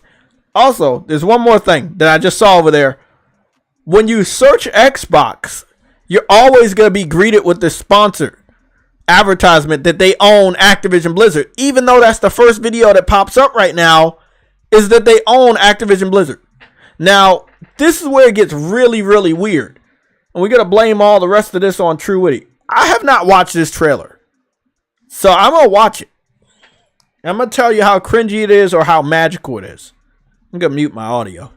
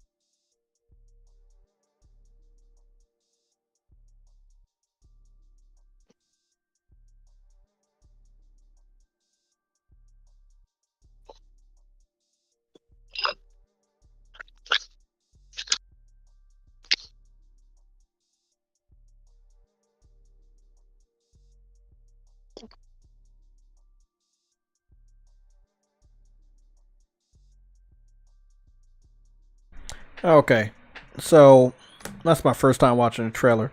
What I'm noticing from the trailer is they're reminding you, first of all, this is the home of Activision. There's a message inside there where the orcs from World of Warcraft say, "This is home now," and then the dude said, "This is family." So they're reminding you, hey, this is the home of Activision. These are all the IPs we now own. This is a representation of Xbox. If you play any, if you talk about any, that's a representation of Xbox. We claim victory over every memory you've ever had. It's Xbox. Xbox fans have been doing this on, all over the internet for a while now. About 3 days. They were like, hey, all those memories you have of Crash Bandicoot, that's because of Xbox. Xbox made that happen. I was like, not really. Sony Sony and Universal Studios and Naughty Dog in the 90s made that shit happen, But I know what they're trying to do, and that's awesome. But with the trailer, I feel like it was rightfully done, but it's also, even though it's not at all about Call of Duty, there's messages, there's tones, it's like, hey, call to action. Hey, it's time to go to war, blah, blah, blah. Let's suit up. This, and this. And it's like, yeah, it's definitely giving off those vibes of, yeah, we got them. We can go third party, but we're here right now. This is a blow to PlayStation. We're still in this fight. We're going to fight. These are our new weapons. We're ready to continue the fight in this war. The last portion of the trailer, I definitely feel that if PlayStation executives, anybody from PlayStation saw this trailer, they would be on their shit right now. Not like scared, but just making calls, getting things done. Because they got away with this. And this is what, their second major publisher, if I'm not mistaken? It was ZeniMax, but underneath ZeniMax is Bethesda, and then Bethesda has other people. Who's the other one? Somebody in chat.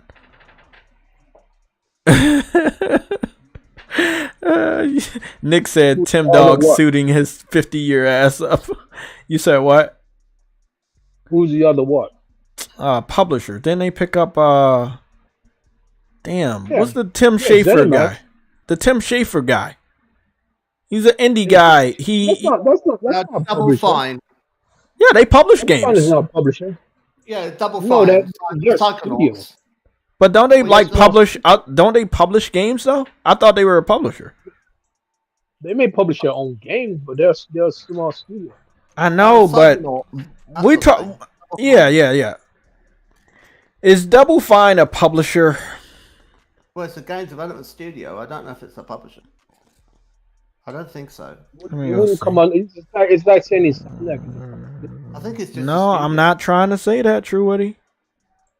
I'm not trying to say that.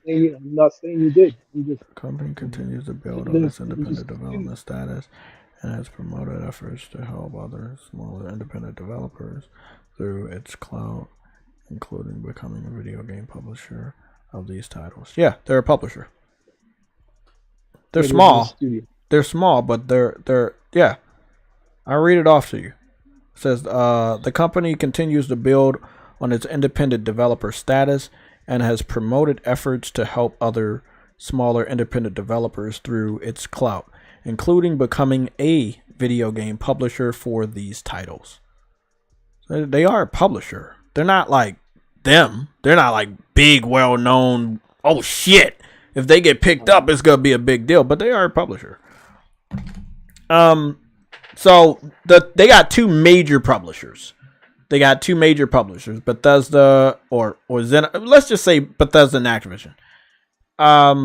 Did they pick up anybody else?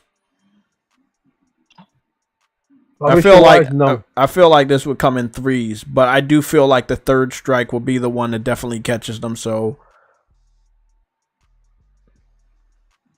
let's not spend a lot of time on this. Everybody vote on who you think they would want next. I'll say EA. Yeah. You got RPGs with Bethesda. You have shooting games with Activision, and you have sports games with EA. Yes, I know EA also makes Battlefield, but let's be honest. I always thought they should buy EA. Yeah. Because so many people on Xbox play sports games. I agree. It just makes sense. I agree. The thing is, They can take EA off the market and take away their direct competitor to shooters. Bob Iger has taken an interest, of Disney. He wants to buy EA. Yeah, but I've seen that this week. It's a desperation move because there's this other guy, Nathan something or that. No, they can't get Square back on.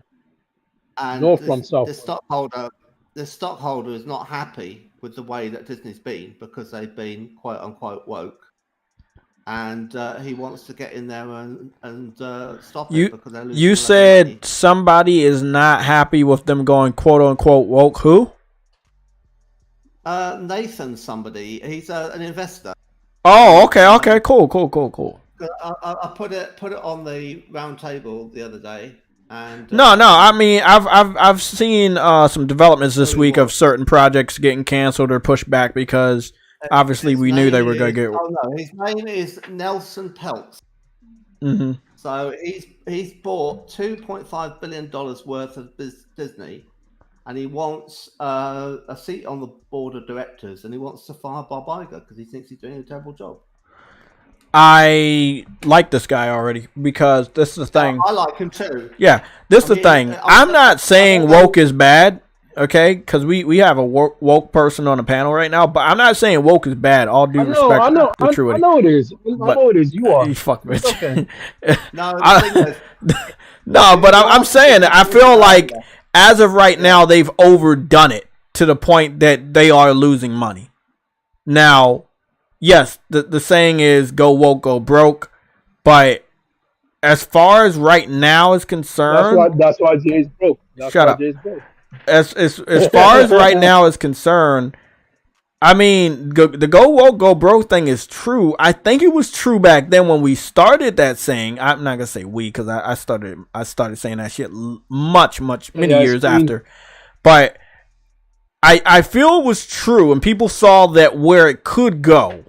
And I was like, I don't think I used it yet. I was looking at the whole situation. I was trying to be calm. I was trying to be accepting of what they were trying to do.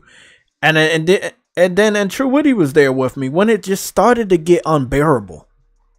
I was still watching Flash. I was invested in picking up, Saints Row, but in Gotham Knights, and then I, played this game. Yeah, I played both of the games. I continued to watch Flash until it was unbearable, and then some other movies, and then I was like, "Oh my God, no! What are they doing? They going a little bit too far." And it's not like I don't have a problem with the Pride, people or my own skin. It's just like sometimes it feels a little forced. And if I'm feeling a little cringed or, about this stuff, then other people are. And if other people are, then they're not going to buy the ticket the next time. And if they don't buy the ticket the next time, then you don't make money. And if you don't make money, then you have to change. But Disney over the last 5 years, they doubled down. It's like you losing money and you double down on the thing that you. Let me just say this real quick. They claim that they're not losing money for the thing they're losing money on. But now they can't deny that they're losing money on the thing that they kept saying they wasn't losing money on. Now they have to confront it. Well, however much money they're making is irrelevant to the point that the thing is that their stock price is going way down. It's crashing. Right? So that is the concern. They could easily make a few films and then not do well. That wouldn't really matter too much. The main thing is that the stock price is incredibly affected. So that's a big worry, and that's usually where the CEO has to leave, because investors want the stock price to go up all the time. But let me ask you a question. this new Bob guy, right? Isn't he the second Bob that was in charge? He took over from the other Bob, but he was in charge before the other Bob. What happened was, there's a weatherman, right? A literal weatherman called Bob Iger. He ended up becoming CEO. He left during the pandemic, just before the pandemic. Then a guy called Bob Chapek took over and was like a safe pair of hands to run it through the pandemic when they had to lock down the parks and no one could visit the parks. Then right after the pandemic finishes, he's like, in comes Bob Iger from retirement saying, I want my job back. He gets his job back and then immediately starts ruining it with cartoons that have all got like gay children in them kissing each other. And people are like going, let me ask you a question. Let me ask you a question about that. So Bob Iger was in charge before the safe bet Bob guy took over during the pandemic, and then Bob got his job back from the other Bob, right? Yeah. So my question here is, when Bob was in charge before the new Bob came in, did he greenlit those cartoons with yeah. Okay, so I just wanted to make sure that we weren't blaming the wrong Bob. I know this is confusing for people. No. Yeah, so got an enormously long lead time of about 3 years. Okay, so he made this stuff happen, and it's coming out when he's back in charge. So the responsibility is on him. It is on him, right? Bob Iger is principally responsible for ruining Star Wars. Okay.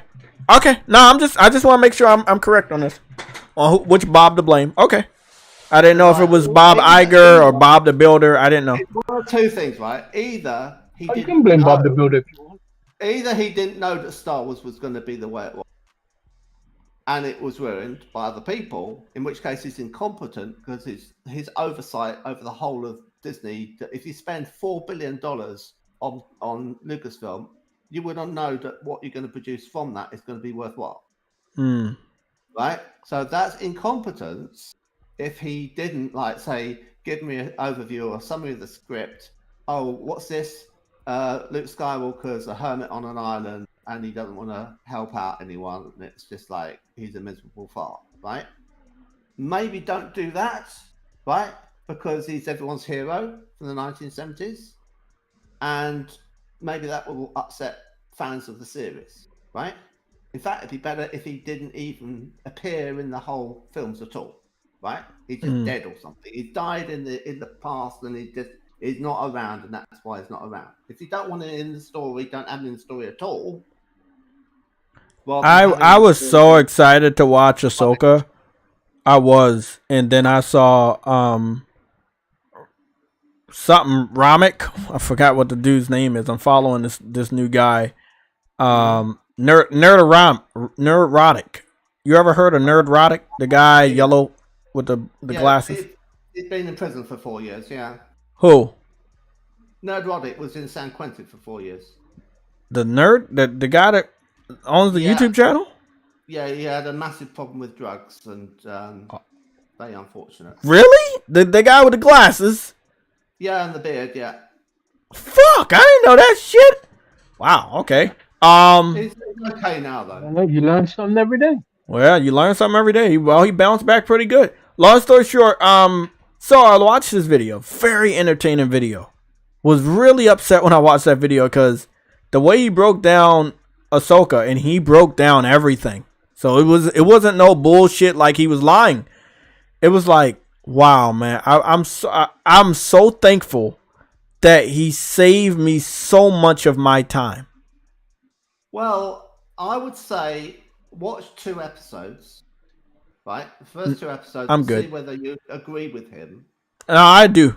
I'm good. I don't have to waste any more of my time. Time is short. Okay. I'm good. Well, that's the thing. You see, if you let all these. No, because no. I'm gonna tell you right now. What was the one, the Lord of the Rings spinoff on Amazon? I watched that. Oh well, that's that's appalling. Yeah. I watched that, and it was some really good parts, and then it ended on a really shitty note. You could tell within 5 minutes of watching it that it's like, what the hell is this? Yeah. It was like, and I love Lord of the Rings so much that I just watched it all the way through, but after I watched it all the way through, I did understand that it played on my nostalgia impulse, but it wasn't what I needed, you know? And then I started to see what other people's impressions were, and they hated it. And I feel I'm the same way with Star Wars right now. So I watched Mandalorian season 1 and 2. I didn't watch 3, if there is a 3. There is a 3? Yeah, it's not supposed to be as good. Okay, I didn't watch that. Nobody told me, but my sense told me not to watch that. Then I watched what was it? I watched the Star Wars, right? I watched the new one with Rey, the first new one with Rey, and then I think I watched the second one. And then the third one I didn't watch. Right, probably a good idea. Yeah, because after the second one, I just was like, that's not what I remember. You saved yourself a migraine. Yeah, and this is what was going on. Is like, okay, I watched the first and second season of this. Okay, it's bearable. I can't watch the third one because I know it's gonna get worse. I watched the first and second movie of the new Star Wars. It's bearable, but I know it's gonna get worse. I can't do it. I can't do it a third time, and I don't like that. Now it's getting to the point where I can't even watch the first season or the first movie of any of these new movies because I already know something's telling me it's not gonna be good, and I don't like that because it's supposed to be good. Star Wars is always supposed to be good. Marvel movies are always supposed to be good. How did we get to this area where these movies are just bad and you know they're bad? And it's not like I don't have experience with these movies. I've watched these movies, all of them. I've watched every Marvel Cinematic Universe movie. But guess what I skipped? I skipped Ant-Man. Did I love the first 2 Ant-Mans? Loved it. Skipped the new Thor. Did I love all the Thor movies? Loved it. Wow. I couldn't. Something told me, don't watch the new Thor. Don't watch the new Ant-Man. Yeah, Thor: Love and Thunder is terrible. Oh yeah, I know. Yeah. Something told me it was bad, but I did not understand how bad it was until the reviews from fans that went to watch it, and I was like, "Oh my god!" I liked Quantum. Gave yourself a headache, huh? But it wasn't really an Ant-Man. It was the Wasp, and it wasn't the young Wasp. It was the old Wasp, which was like, oh, okay. So it's Michelle Pfeiffer's film. Oh God! So I actually like Michelle Pfeiffer, and I like the fact that her son. I do too. She's a great actress. So I thought, okay, I mean, different from what but I'm enjoying myself. So it certainly had stupid bits all the way through it, which I didn't like, but it was all right. I mean, I liked it better than Endgame, which I thought was a mess. And I knew watching Infinity War, I thought, I don't think they can get this. I don't think they can get this whole story and all the threads together and land it. It's too big of a juggernaut, and it's like 26 different films, and they've got to bring everyone together and have a moment on screen. It's like, how do you write that? Did you hear a rumor? I saw it the other day that the Secret War, and this is it's not a rumor, it's coming from Kevin Feige, that it looks like the Secret War is going to be a soft reboot. Oh, you mean the film? Yeah, the film, The Secret War. Oh, well, I mean... Because at this point, they desperately do need one. If they continue to go forward at this speed, they're going to hit the wall and destroy what is left of the vehicle. I think if I was them, I'd turn to them and say, stop. Crush and burn. Draw a line under everything you've done. Leave everything that's loose. And then what you do is you make X-Men with completely new people. Now, I've already heard from one of the ladies, one of the boss ladies. You probably know her name. I'm not familiar with these people because I could care less. But she said that she doesn't like that people are calling it X-Men because it's more women than men in the X-Men. Yeah. And I'm like, well, I already know what they're going to do with X-Men because X-Men was already aware of itself in the story, but we didn't care. Well, as fans, we didn't care. We loved X-Men because it was so different, but I feel like they're going to go so far out with the new X-Men that it's... Boy. Back when it was originally written as a comic, it was woke in its day in Yeah. the right way. In the right way, yes. Because it was socially conscious and it was, critical social justice, that sort of thing, was not yet a thing where people are like, okay, you were asking about woke earlier, weren't you? And like to go over this, right, you have to just dip into the history, right? So what it is that there's a guitarist called Leadbelly, and he wrote this song called the Scottsboro Boys. This is years and years ago. And it's like 1938. And he told the story, a real story, of 9 black teenagers who were accused of raping 2 white women in Alabama 7 years earlier. And they hadn't done anything. I think like there was one of them who was in a lift with the woman, and then the woman claimed that he had touched her, but he hadn't touched her.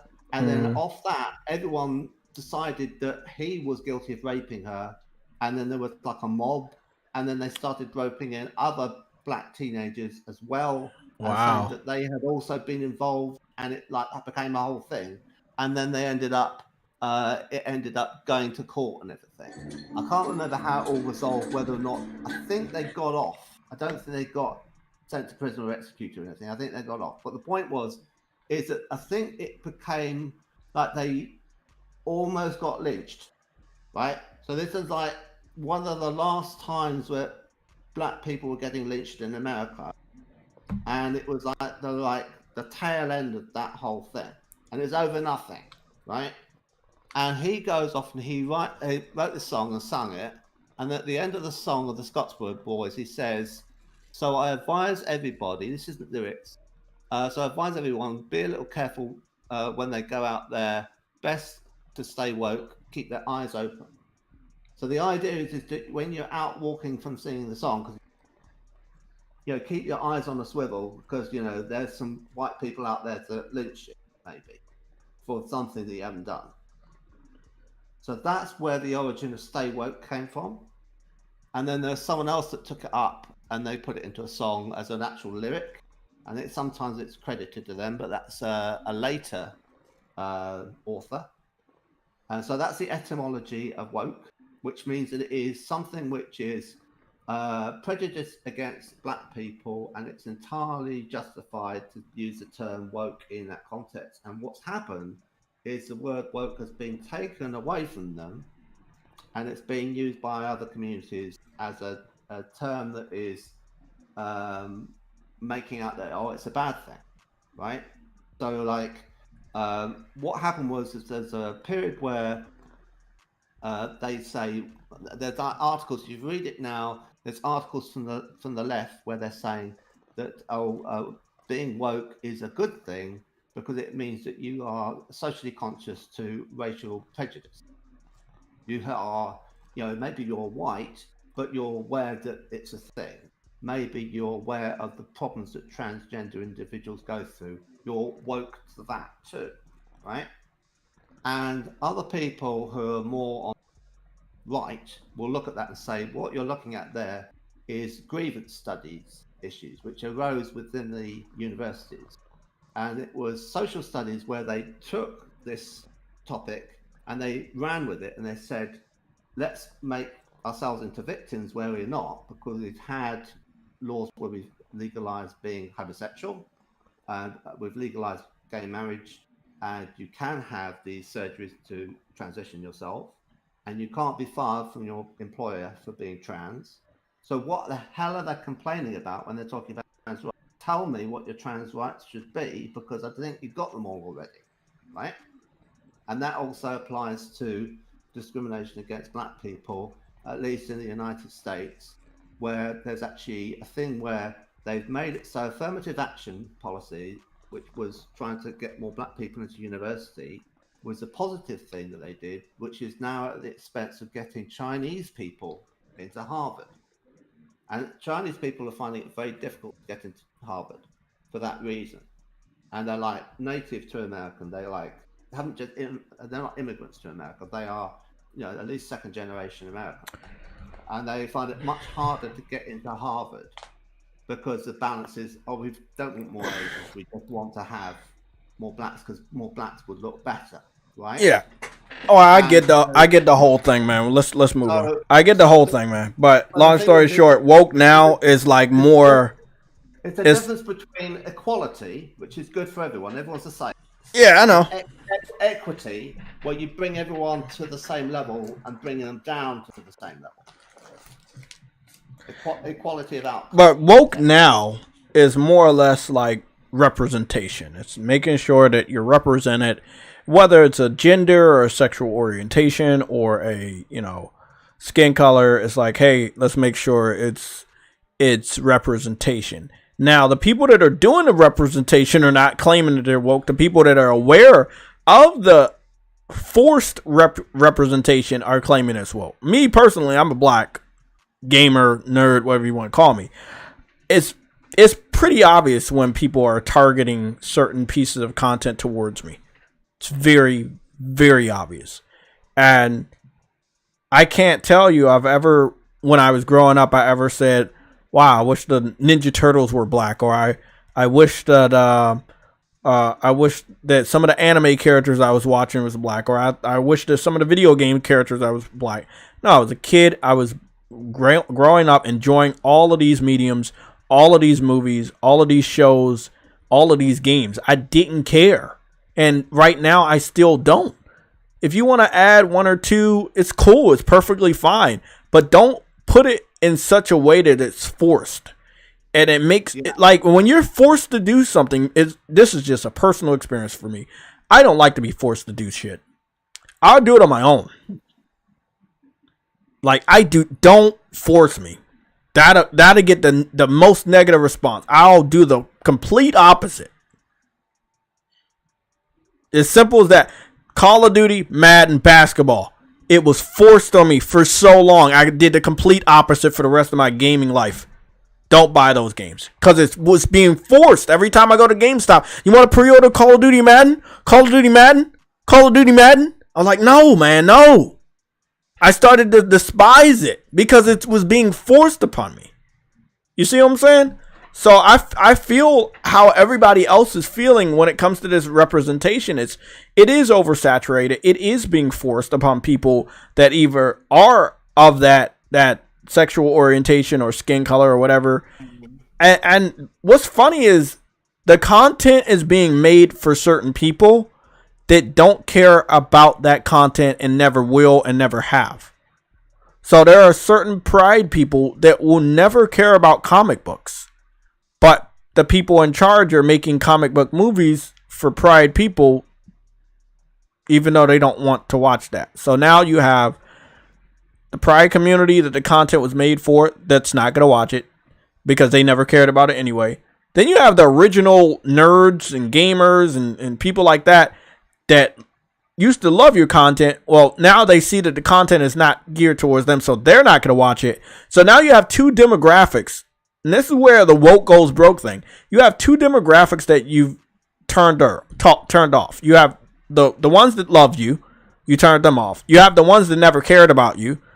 Well, it didn't really matter because they never go to watch your shit anyway. So now you have two demographics that are not watching your shit. So you're losing money. Listen, this current trend of Disney not making money has nothing to do with fans being crazy. It's more about you're forcing someone to like something that they don't like and expect them to be stupid enough to keep going to the movie and giving you money. If they told you the first couple times they don't like it, what makes you think the third fucking time, if you continuously trying to push this stuff on them, is going to yield financial results that are acceptable to your board members? It's not. So now here we are after 3 different years of you forcing this woke stuff on people and you're not making money. You're making less and less money every movie you bring out.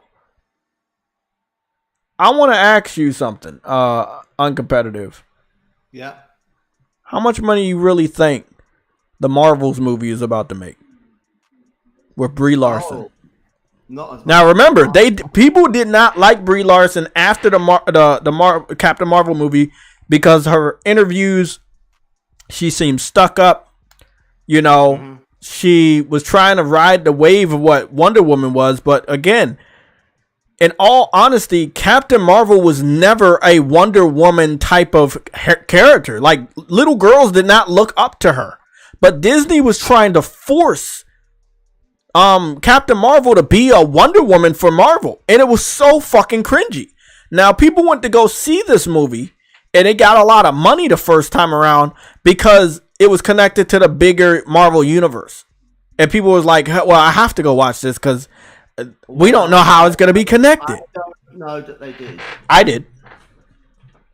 I went to the movie to see that movie. Why? Because I didn't want to miss out on anything that was connected to the following Marvel movie. And I did that for a couple of movies. But they weren't all bad. But it could have been better.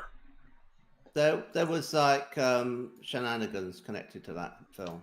It was a lot of shenanigans. It was one of the worst of that era that I've ever seen. The shenanigans were that they were buying seats. Oh, and empty theaters. I thought you was talking about like the movie itself, but they were buying seats? No.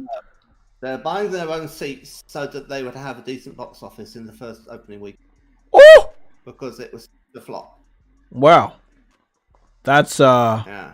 And people figured this out, and there were people who actually gained admission to these screenings, and they said, I was practically unable to get a seat, but I did. And then they walk in and they say, but what is this? And it's like a completely empty auditorium. So that's disgusting. I don't fuck with that at all. But they can afford to do that because they didn't want it to be a flop just ahead of Endgame. So now I don't know how they knew it would be. They just got some market research. So how do you think they're gonna?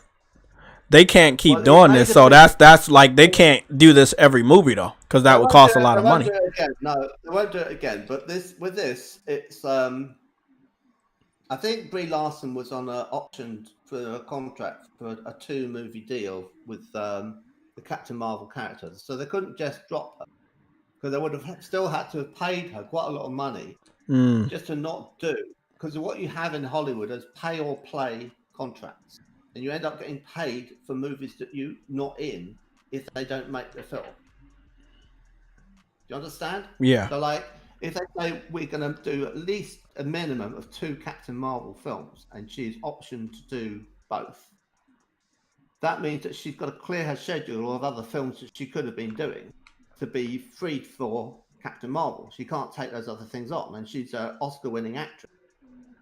So they have to pay her good money, and then they're like on the hook for another film, and she only wants to do it if it's going to become a franchise. And then they say, it was a flop. They still have to pay her for the next one, so they might as well make it. Now, what they're going to do is they're going to say, well, if she's not a popular character, we'll try it to make it more characters.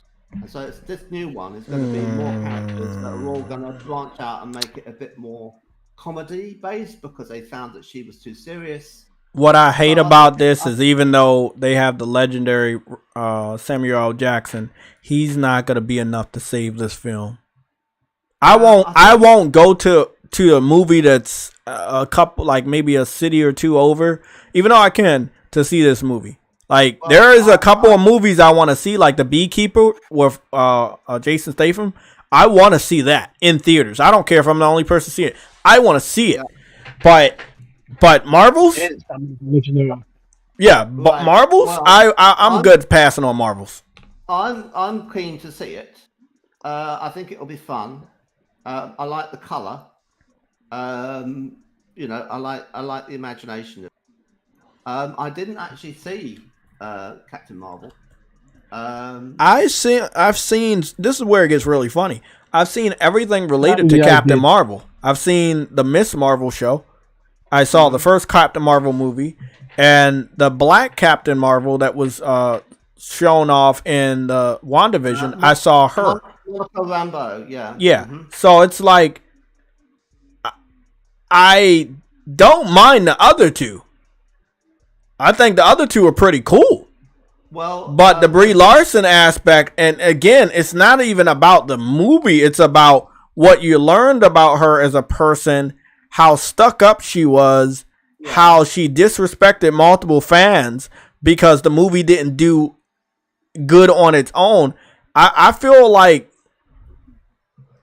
hey, bro, I'm going to wait and see what she has to say for herself if this movie does good or bad.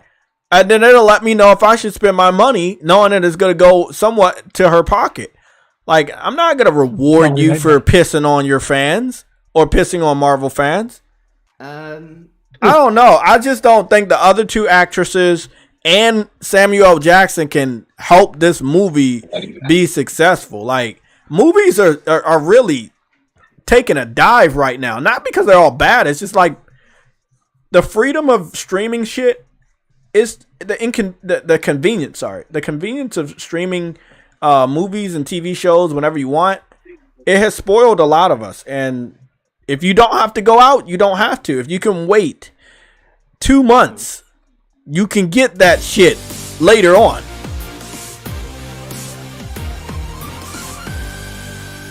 Yeah, that's true. Rick Sidwell, thank you for subscribing. Let's see. Yeah, I think after if you can wait 1 or 2 months, you can end up watching that shit on Disney Plus or getting it from a site, you know. I'm going, but I'm not seeing it in IMAX. And well, if you go, can you take True Woody with you? They were saying that they were gonna not be able to do it in IMAX because Dune 2 was coming to the screens at that time. Oh. And then Dune 2 got postponed to March of next year, I think. Is that right? And it was like, hey, they can have it in IMAX. And I thought, don't think it's going to make loads of money because it's like the most expensive way to see a movie, and you only really see movies that are really amazing films in IMAX. Yeah, I think they made the right decision. So I think that, seeing it on a regular size screen, it'll be enough, and I think it'll be quite fun. But it's not. I don't think it's going to make a whole lot of money. I'm going to try and see if they say what the budget is, but it might not. And if I know what the budget is, I'll be able to estimate whether or not it's going to flop. I think it's over 100 million, or just over 100 million. Well, if they spent like 200 million on it and advertise, I think it might just break even when it goes international and on DVD and things. I don't think it's going to be like a hard flop. You heard what I said, right? They said the budget was 100 million.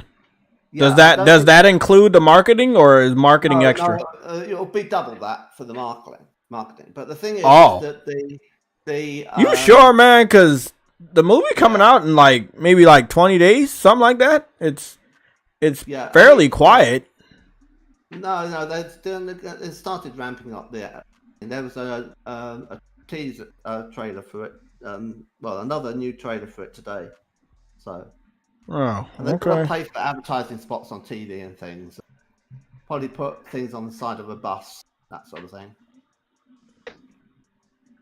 Is it called Marvels or The Marvels? The Marvels. It's called The Marvels. Okay. Yeah. I mean, what they're doing to fix the story, right, with the character of Carol Danvers, which is basically the problem, is it's an unlikable character, is that she's the butt of the joke now. And she is serious, consistent with her character, but people are kind of making fun of her for being serious. So she's become a kind of stooge in her own movie. I think that's good, but I don't know if it's enough to drag my ass to the nearest movie theater. No. I mean, it's. I mean, it should though, because I've watched everything else related to these, but I'm just not in the Marvel movies anymore. That's a weird thing for somebody like myself to say because they've sucked so much. I think there's a chance I might like it a lot more than, say, Thor: Love and Thunder and Guardians of the Galaxy 3. And That's I really illegal. didn't like Guardians of the Galaxy 3. I thought it was kind of sick. You know, to have like animal vivisection and people's faces being ripped off and stuff like that. And I thought, oh, I know, James Gunn made this film. That's why, right? And James Gunn is like awful person, right? So, you know about him and how he had tweets that got him into trouble. Yeah, I know. Yeah, okay, I won't bring it up. But the thing is that for him to have those, even if he's joking, it's like, why would you hire him? Right? I mean, even if he's done a decent film in the past, well, you have other people in Hollywood that go with him, right? There are other directors out there that you could hire. But what they've gone and done at DC, stupid, is they put him in charge of everything, and he's putting a whole new slate, and he's not going to use any of the regular people up to be in the, Justice League. Henry Cavill and Gal Gadot and Jason Momoa and Listen, man, I'm just throw a fucking landmine in here. I haven't been wrong in a long time, so I'm just gonna say this. I think this movie's gonna flop, and if I'm wrong, that's perfectly fine. I haven't been wrong in a while. I think this movie's gonna flop. I just watched the trailer from 5 days ago. I'm not saying everybody's gonna hate it. I just think enough people are not gonna go see it that it's not gonna make the money that they definitely wanted to make. It's gonna do that well, no. And I also, me personally, like, you talking about like it's gonna do something worldwide. I don't know. Barbie, yeah. This don't remind me of Barbie. Like, I even wanted to see Barbie and I didn't. But I did want to go see it because I was curious about it. But I didn't. Long story short, man, all I'm going to say, I feel like the Western world ain't going to really fuck with that. But I see what they doing. It's like, hey, we have this demographic for you. She's a Marvel. We have her. She's a Marvel. And the one in the middle, she's a Marvel. Covered all the bases with the demographics. I see what they're doing, but I don't know if it's enough to like literally get all three demographics to go to the movie because you represent every demographic, and that's that woke shit that backfires. It's a good strategy. It's a sound plan, but it's like, I mean, people haven't fell for it for this long. I mean, what makes them think that doing this same fucking strategy again will work? It's the biggest motion of like insanity. DC is worse, man. Their movies suck too, but the thing about DC is they haven't gone super woke. Their movies just suck. And people already had it in their heads to not like DC movies. But they haven't did any woke stuff. And I've seen every last one of them. Like, Black Adam was great. Black Adam was phenomenal. Hold on. The animated movies are good. Yeah, they're talking about. They're probably referring to the live actions. Nobody can fuck. Yeah, nobody can fuck with DC when it comes to animated movies. We already know that. TV shows too. But as far as their movies, I mean, I didn't go to see Flash, but I saw Flash when it came out. It wasn't like horribly bad. I think they definitely should have recasted him. Yeah. Flash wasn't bad. It was a terrible choice. Now I will say one of the things I didn't like about Flash was the CGI. Yeah, it was on a lower budget. Yeah, there was a many parts with the CGI. I think they tried to do AI CGI. I don't know what the fuck they called themselves doing. That was bad. But special effects, all right. Yeah, the actor, they should have never had him casted as Flash from the very beginning. I was against him. I was like, again, call me what you want, but we know Flash has never been Asian ever in the comic books ever. Like he's been. I think he came on the scene as a blonde, and then they slowly changed Flash from a blonde to a brunette head, like brown. I didn't care about that. I didn't notice it, but I didn't care about it. I was like, oh, okay, it's still Flash. They kept him that way in the TV show. They never changed them. Then they were like, oh, Flash has black hair now. I was like, wait, a Flash has black hair and it's long hair? It's like, I don't even, at that point, I'm not even caring about the ethnicity of the actor. I'm caring about, you didn't even have him put on a wig. You didn't have him dye his hair. You didn't have him cut his hair. You was like, nah, just show up as yourself. Again, other actors, other heroes, they carried the movie. They made me believe. But that's the thing about DC. It's a hit or miss, and their fans, different. And Marvel fans will not go see DC movies, so DC movies do super bad. DC fans will go see Marvel movies. I'm a DC fan. I go see Marvel movies, and I've seen so many of them up until after 2019. But I feel like they don't do woke shit to fuck themselves over, or then, well, they would have been bankrupt. They're doing really bad, but they haven't done any woke stuff. I think the only little woke stuff I've seen was in the newest Shazam. It was a manageable movie to get through, and it had a lot of funny parts, but Fury of the Gods was okay, I thought. Yeah, I'm just saying it had a little bit of woke stuff, but it was a good movie to get through because it had some really good comedy parts. Black Adam was perfect. Black Adam was perfect.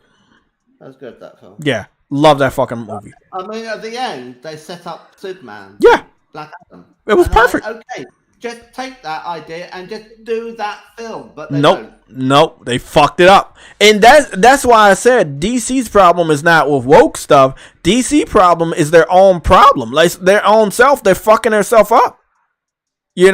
Like I don't think DC could afford to go all woke like Disney. I think that would really you would make absolutely nothing. So I mean, maybe they can do a little bit better. Disney needs to listen to their real fans.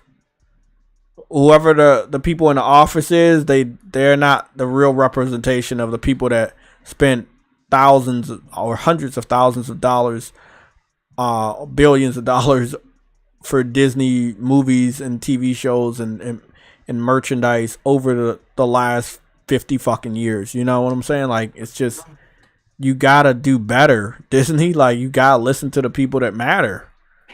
You tried to do what you wanted to do. She-Hulk was fucking horrible. And I watched the whole thing. This is coming from somebody that watched every fucking episode. So. Well, there's a guy who doesn't make videos anymore. And he's like very toxic. And he's called the Dishonored Wolf. Right? That's a cool name. And he made a video that did quite well on YouTube for a while. Something that like called The Problem with Forced Diversity. And this was like, I don't know, 5-6 years ago. Okay? And I watched this and I thought, well, he's wrong. And all the examples he uses to illustrate his point are wrong. And I thought, I'm going to do a response video to his video. And I'm going to basically say that, yes, forced diversity is a thing that they're doing, but it isn't the reason why the films that he's citing are bad. The reason that they're bad is they're badly written, and that's independent of the casting. So if you're sort of saying, I don't like that, they've got a girl in The Force Awakens, right? And you said, let's have it so that Rey is a guy. And let's have it so that Finn is white. And keep everything else the same. It's still a bad movie. Right? So that's the problem, is that people aren't thinking things like that. Now, there was one case I know of where it's kind of like ridiculous. And that was a BBC programme of Anne Boleyn, who's a historical character who really existed. And she was one of the wives of Henry VIII. And she was white. And they cast a black actress to play her. And I'm thinking, what are you doing? What movie was this? It wasn't a movie, it was like a TV series. called Anne Boleyn. And I just couldn't understand why they would have someone black play. This reminds me of the Cleopatra shit. Well, that is like, yes, and it upset Egyptians. And I think you could borderline get away with that. But well, I mean, they did. I'm so confused. How do they make money off of these streaming services? Is it more like engagements or views? The Black Cleopatra thing again was a mistake. Yeah, but I'm saying they paid for it because people didn't watch it, right? Yeah, I mean, and I heard that they were supposed to continue it. Like it was going to get another season. Or something. Was it a movie or a series? I thought it was a series. Actually, go through and do it. I see. Yeah. Well, I mean, a lot of this is to do with. This gets complicated. Little Mermaid was a different thing because there's a lot of single mothers in the United States, and the single mothers in the United States, especially the black single mothers, they carried the fuck out of Mermaid. They carried that movie. You know, though the black single mothers in the United States need to get the fucking gold medal for making that movie fucking last that long. Like they did it. I saw them. They dressed their little girls up as mermaids and dragged them to the theaters and took the cousins with them. I was like, oh shit. Hey man, they made sure that movie didn't financially eat dirt. And then, you know, there were other people that were a fan of the actress that is actually a musician. And they went to see the movie in support of her. So, again, not every thing that Disney is putting out is eating dirt, but some, you know, like, example, when they put Taylor Swift in that new Ryan Reynolds movie, Deadpool, which was already going to get a lot of people to buy that movie because Wolverine's in there. So you gotta have Taylor Swift, you gotta have Hugh Jackman and Ryan Reynolds in a Deadpool movie. Oh yeah, that movie's gonna really do good. They need to make sure they can push that up and get that out soon as possible. Because I mean, after Marvels, I don't even know. And then, example, I'm just using this as an example. What's she doing in it? I mean, isn't his girlfriend? Huh? Isn't the actress who plays his girlfriend Miranda Becker? From Serenity. I don't know. What movie are you talking about? Deadpool. He's got a girlfriend who's wife. You talking about Ryan Reynolds or you talking about Ryan Reynolds is married to some other woman. But I'm talking about the character Deadpool. Oh yeah, the character has a girlfriend who's played by Miranda Becker. Yeah. She was on Gotham once. Yeah. They don't. Yeah. She's very good. She don't need her to be someone else. Mm-hmm. So what? I mean, if they're going to say, "Oh no, he's now." Yeah, I am curious about that because it's another question of how does he switch from a standalone Marvel universe to a wider universe? Even though we did see he was going to different universes because he had the hand thing that Miles Morales had when he was going through different dimensions. So Deadpool is in possession of one of those devices where he can jump to different dimensions. But I was going to kind of like switch over to Aquaman. I already know that's going to fail for obvious reasons. Really? Aquaman 2, yes. And I want to see that, but the Amber Heard shit. I saw the poster for it just the other day, and I feel like it's a good movie, but that Amber Heard shit, nobody wants to go see a movie where any money is going into her pocket, and sadly, other actors and actresses in that movie are going to suffer because of her. You know, I mean, I can't tell you how many people said, "Yeah, the movie looked like it's good, but I ain't seeing that. I don't want her to get any of your money." Like, I'm serious. It's like, nah, bro. Goodness, and she could have got away with it too if it wasn't for those meddling kids and a dog. She would have got away with it. Yeah, man, those meddling kids got on your nose. Yeah. Hey, It happens to the worst of us.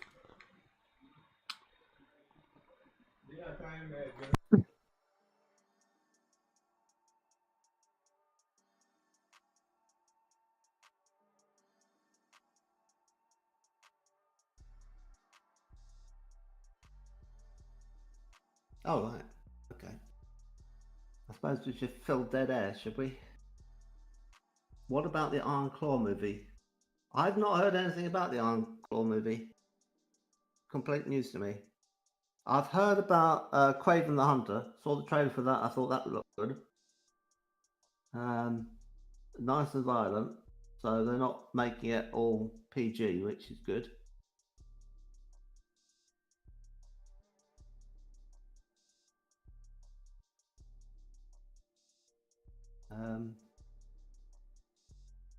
Yeah, I'm not very happy about James Gunn, running DC Comics potentially into the ground. I'm back. No, you're not. I wish I wasn't.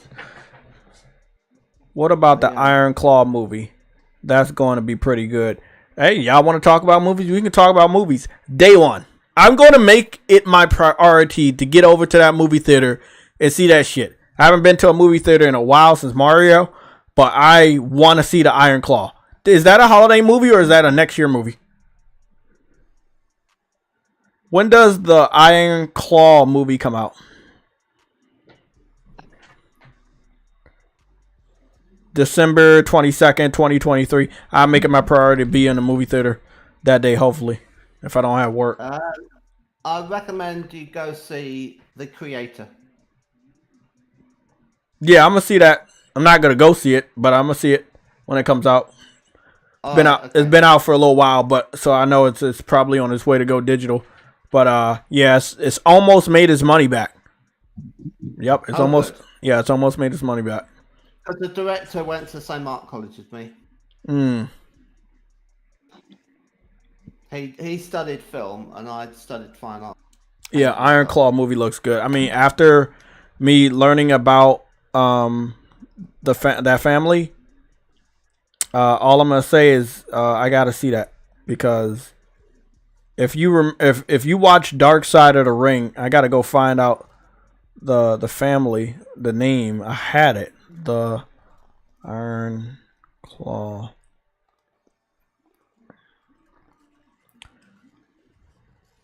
The Von Erichs, yeah. The Von Erichs family.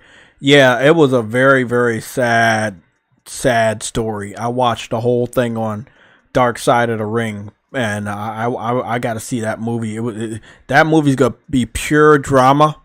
It's going to be so fucking crazy, bro. Things happen to that family you think would never happen to any family, bro. That shit looks good. And all of the guys did a good job of making sure that they got in shape. Oh, it looks like MJF is in the movie as well.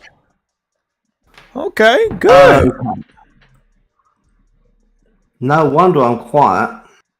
Okay, now I need to turn you down because you're too loud. Yeah, that explains everything. Why were you, what happened? Right. My input was my iMac Pro microphone, not my Rode NT USB microphone, which is right close to me. Mm-hmm. How messed up could this be? Wow, look at the... I've actually had it be, right? This isn't as bad as it's been. I've actually had it be my iPhone. So there's an option here where it's like, oh, would you like it to be your iPhone microphone? And it somehow managed to turn... Fuck, they got Ric Flair in this movie? Oh, man. And it was doing that, and it was like halfway across the room trying to pick me up.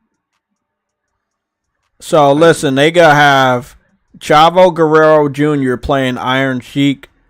They're gonna have Aaron Dean Eisenberg playing Ric Flair.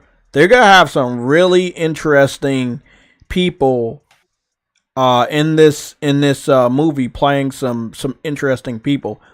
I have to see it. I have to see it. Wow. Oh yeah, this movie's a day one. This is a day one. Yeah, the Iron Claw, I gotta see it. I gotta see. I saw the trailer and I fell in love with it. I already said it was day one. I gotta be in the movie theater to see that. The Von Erichs. Yeah. I gotta see it, bro. Really, really sad, tragic story what happened to that family, man. I don't even think, as far as the brothers, I think maybe one or two of them are still alive, man. So sad. So sad. Really, really sad situation, man. Gotta see it, man. People gonna be talking about that for a while. I expect that story is pure drama, man.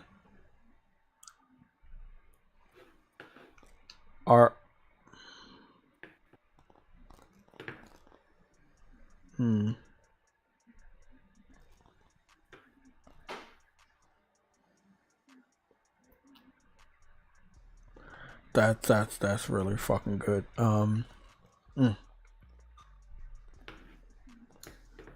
So let me go back up here. Make sure we get this. No, we already got that.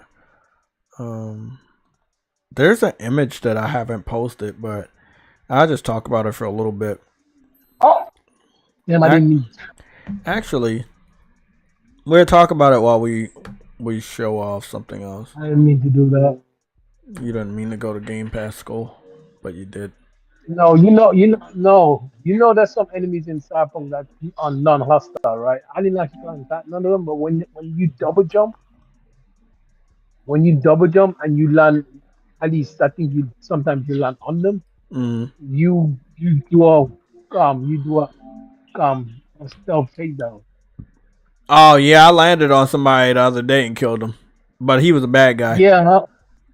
Yeah, you can only do it to bad guys, but it's like I didn't mean to attack, and I ended up getting into a fight. Well, I wanted to talk about this guy.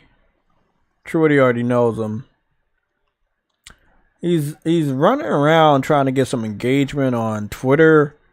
He's trolling PlayStation fans, and we had covered him the other day. His Karim Jovian.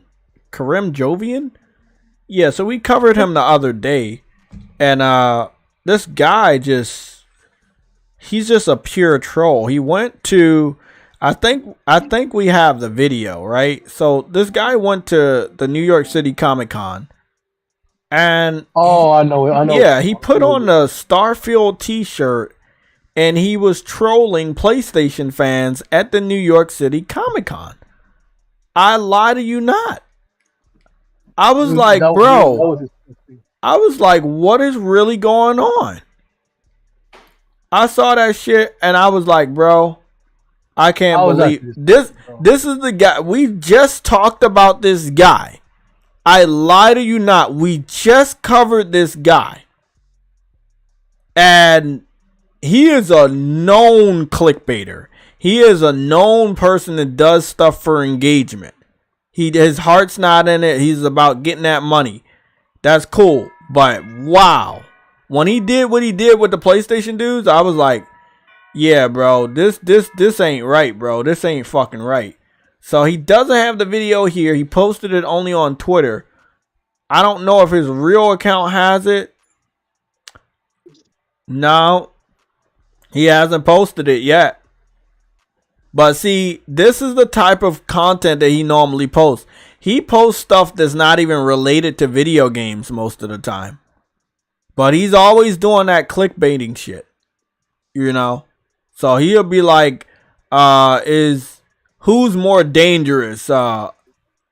Ted Bundy or seems to be a guy from maybe the Middle East. And it's like that type of, it's just he's just so I can't say the words, man, but he's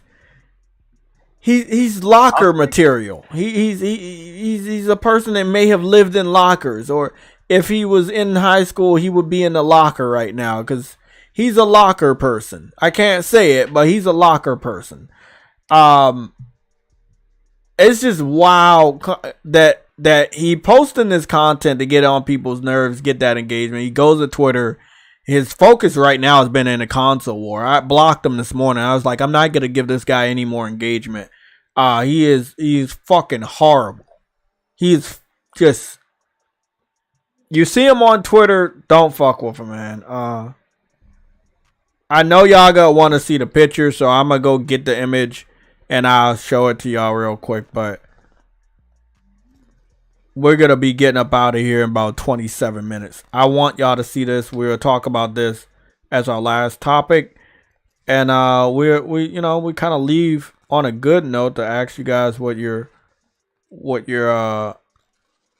Metacritic scores are gonna be for Spider-Man. The Metacritic is coming out tomorrow.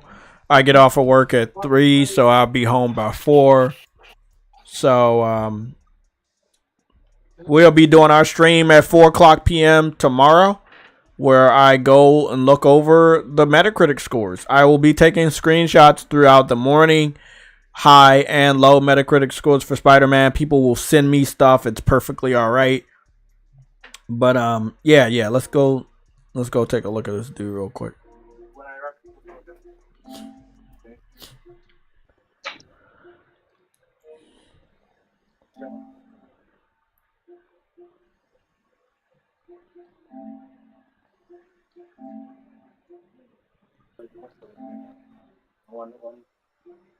I don't like how the new PS5 interface is. I just want to look at the full shit. They won't give me the option to look at the full shit. They used to, but now they don't. No, they don't let me look at the full shit anymore. I don't know why they don't do that. Video clip. Invite. I don't understand it. They're not letting me see the full stuff. That's my only problem with the new update that I hated. So this is the guy I was just talking about. I had already suspected he lived in New York. Most of his content was from New York. You kind of know New York when you go there so many times, and also when you play Spider-Man so many times. So I figured that he was in New York, and knowing that he's a vulture for content, it made sense that he would have went to, the New York City Comic-Con to capture more content. So that's exactly what he did. He went to New York City to capture even more content. And this is what he did. He went to New York City Comic-Con wearing a Starfield t-shirt in order to bait PlayStation fans. There's some videos where PlayStation fans had some words with him. And he did it all for engagement. He did it all to just troll people and to get, now you can get paid on Twitter. So he did it just to get that Twitter engagement. And he did get a lot of it. Mm-hmm. I can never respect people like this that take advantage of the gaming community in such a way. I just cannot. I just can't. Well, I mean, what's funny is that actually Spider-Man's quite like to come to Starfield because they're going to mod it. And I mean, they've already got Thomas the Tank Engine in Skyrim. So anything's possible, right? So when that happens, Starfield might actually be worth playing because it'll have Spider-Man in it. Yeah, I know. I wanted to. You could swing through the universe. That's illegal, Troy. Actually, no, you can't swing through the universe. No, you can't. Exactly. One of the things I did want to talk about with that is I did find some videos in New York City, or what was supposed to be New York City on the Earth map, and it was just the Empire State Building. There was no other remnants of any other buildings or cars or anything. It was just rocks and dirt and then the Empire State Building looks like it wasn't that badly beat up. And it's just not realistic on what you would expect to happen. It's worse when you go to London. Yeah, I saw. Yeah. Did you see London? Because London has got the Shard, which is our tallest skyscraper, and it's a glass covered sort of triangular skyscraper. Mm-hmm. And it's like, well, that's not going to withstand, a kind of apocalyptic event. But they wanted to have a landmark, and this is what they called it. It was very lazy. It didn't even have broken windows. It's got the St. Louis Arch, which I'm thinking, well, come on, that's not going to last. I mean, it's barely standing up by its own accord anyway. But then you look at the mountain ranges, and they're all flattened. So yeah, I mean, it's silly. They couldn't be bothered to put in, the Appalachian, the Andes, the Himalayas. It's like none of that topography is there. They only put on one state in the United States that was only New York City, from what I know, and every other. Like, they could have put Washington D.C., but they obviously what would they have done? Oh, let's put the White House. But if we put the White House, somebody's going to mod the game so they can make it to the White House and see how bad it is.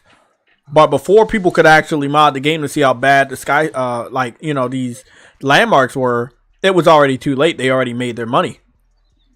Mm. Yeah. They don't care how bad the game is now. All they cared about is hiding the truth of how bad it was before it came out. Now that the game's out, when do you hear Bethesda talk about Starfield at all anymore? Outside of just saying, "Oh, we got that big update that was going to fix stuff that's,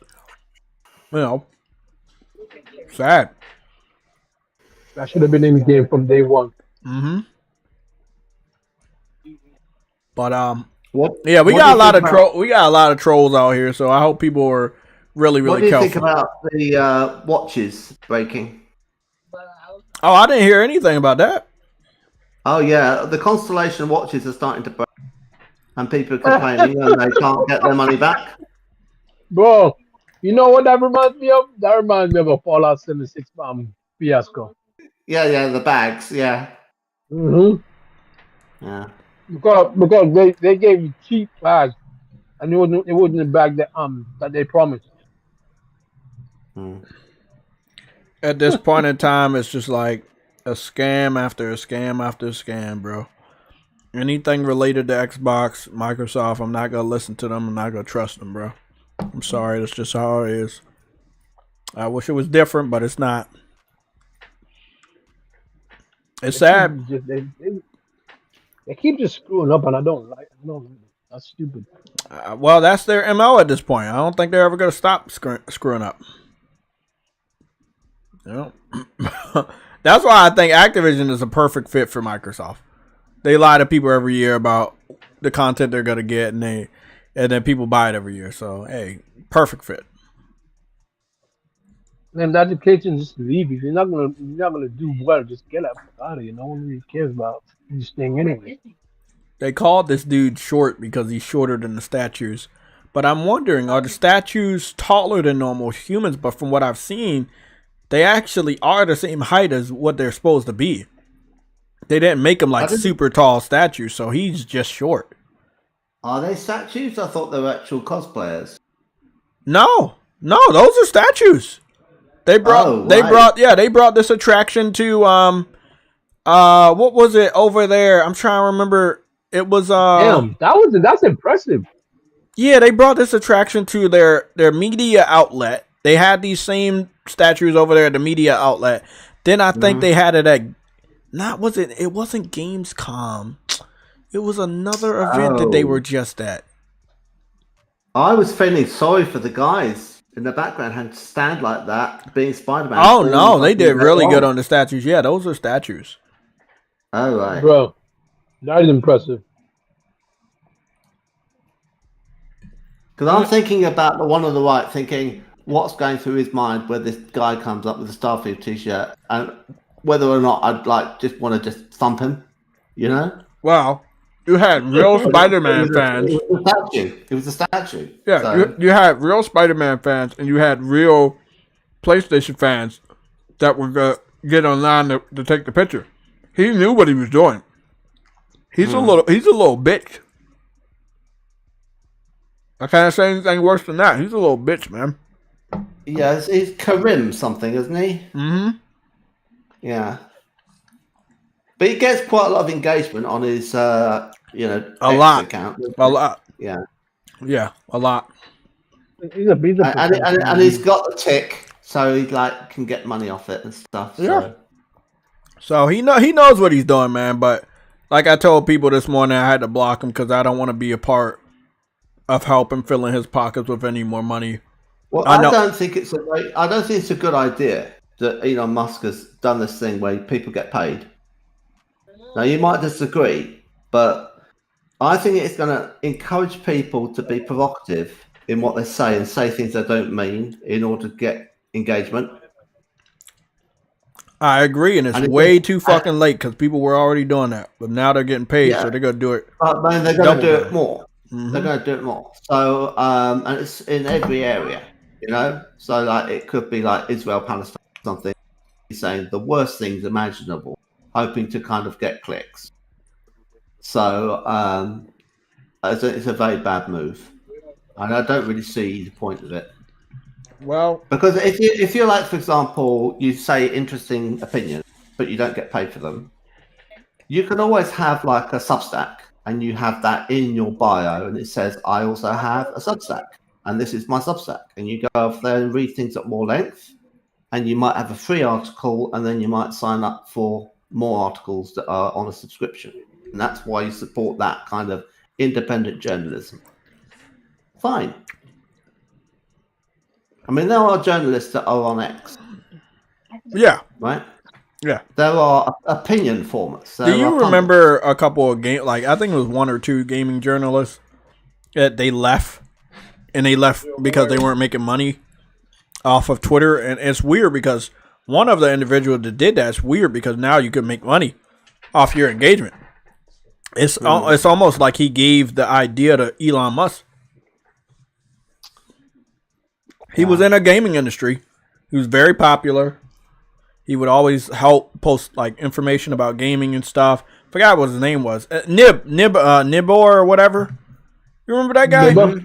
Yeah, Nibor. Oh, no, yeah, I know what you're talking about. Yeah, he left the gaming industry a few months ago, and this was before the day because he couldn't make any money. He couldn't make any money.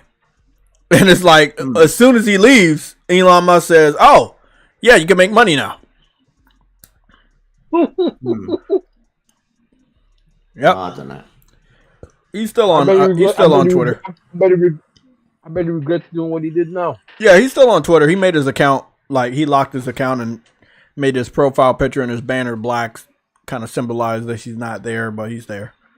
Yeah, this guy. This is the worst. This is the worst of like the gaming industry. That is just sad, man. That is sad. I was talking about the story of when I went to New York City and I had the Spider-Man 2018 t-shirt on and I went into a Nintendo store, but never did I agitate any Nintendo fans at the store. I was with my family at the time. I was amazed by the store. I grew up with Nintendo. My mom was there. My sister was there. So we just, walked around the store. We were tourists. But I didn't go in there to like piss off anybody with the t-shirt. That was just the shirt that I chose to wear that day. And we went into that store. But I didn't do what he was doing. Like waiting in line and trolling people and having a secret camera recording people say stuff to him so he could use it on Twitter is fire for his what he's doing, man. It's just disgusting, man. That's not the way. That's not the way, man. I've talked about this so often that the way that wait, he has a video too?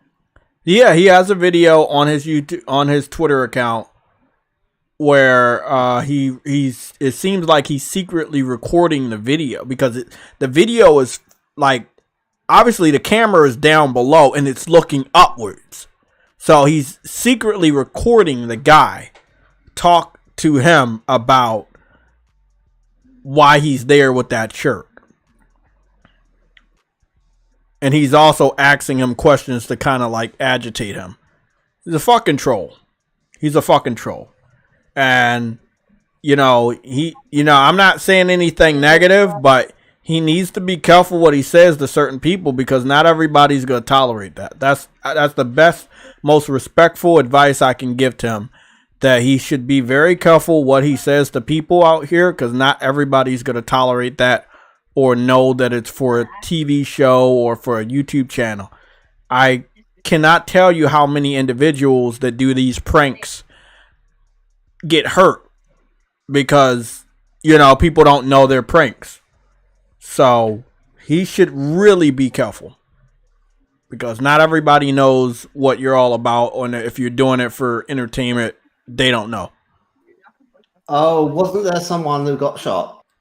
Yeah, there was a guy that got shot, and he was around my area at one of the airports near where I live at. Yep.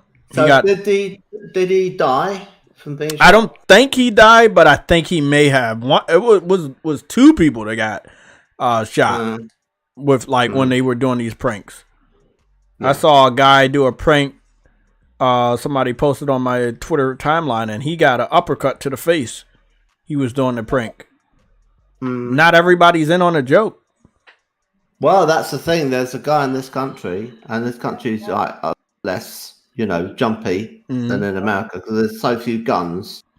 And this guy was called Mizzy, Mizzzy, and he was videoing himself, and I think he had friends, and they just saw the front door of this house that was quite a nice house in a very rich area of London was open, and he just walked straight in. And it was sat down on their living room sofa. And then the wife that was in the front garden was called in to the husband, who's downstairs in the basement, and was saying, come, sort of thing. And he comes up from the basement where he's down there with his toddlers, and he finds he's used in the living room, and is what the hell do you think you're doing? Would you mind leaving? And I thought he handled himself very well. And they were still kind of larking about, thinking they were center of the universe funny. And I thought he kept very calm under the circumstances because it could have gone sideways. I mean, you don't know whether you're going to run into the one guy who has a gun, Because there are a few people who've got them after the war, And they just keep them around because they've had them for years and they should have turned them in. So it's illegal, but you just might draw bad luck by going into someone's house that happens to have an illegal firearm. Yeah. It's possible. Yeah, exactly. Nobody even dares to do that in the United States these days. They don't even know. Yeah. It's most likely. Ice Queen, I hope you have a good evening. We're getting up out of here in about 8 minutes, guys. So thank you guys for being with us. We're getting up out of here in 8 minutes. And then I can get these timestamps and relax a little bit as an anime I'm watching, and I might watch my second little Halloween film. I just finished watching The Brothers Grimm 2005 with Heath Ledger. Yeah. Really, really good film. Really good film. Funny film, but really good. I like getting older and watching these films, you kind of catch things you didn't catch when you were younger. And is that Matt Damon? Yes, Matt Damon and Heath Ledger. Yeah. Yep. Yeah. They had some pretty damn good chemistry. Yeah, they really had some good chemistry. I like the little play on the little fairy tales that they had. They made different spins to it, and I thought it was pretty awesome. Yeah, I thought they did good. I think what I'm gonna watch tonight, if I'm not busy finishing up some anime, I may watch Casper, the first live action movie. Yep, okay. It's a really, really good Halloween film. I got some Gremlins, but now, again, getting older, I'm noticing that Gremlins is kind of like Nightmare Before Christmas. It's you could watch it for Halloween, but it takes place during Christmas. So, is that weird? At least I know the first one is. I'm not really sure about the second one, but I know the first one is taking place during Christmas. So, it's weird. Very, very weird.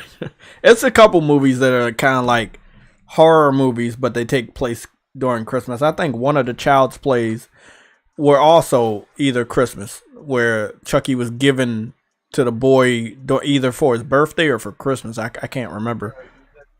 But yeah, I'm gonna do that.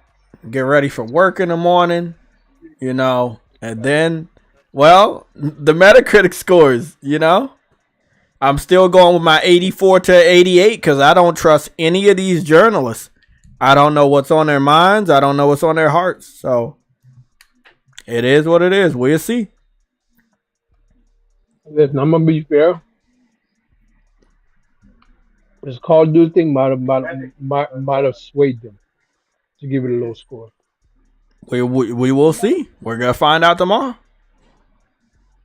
Now, I wouldn't put anything past anybody at this point because anything, and I've said this so many times, can happen. Trust me, anything can happen. The people that keep thinking it's getting a 90, and I'm talking about the PlayStation community, they keep thinking it's gonna get a 90. All I'm gonna say, man, temper your expectations. You have to understand these journalists grew up from Xbox fans. So if they are like that, all I'm going to say, let's be real. Let's be 100% real. They probably not going to like anything coming from PlayStation. I'm just being real, man.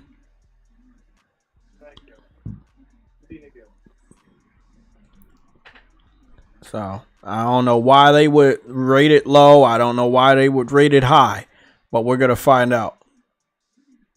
And I know people are like, what? Rate it high? Well, we know it's good, but they may be forced to rate it high because they don't want to get any backlash. Somebody's going to fuck up Truity. That's the thing.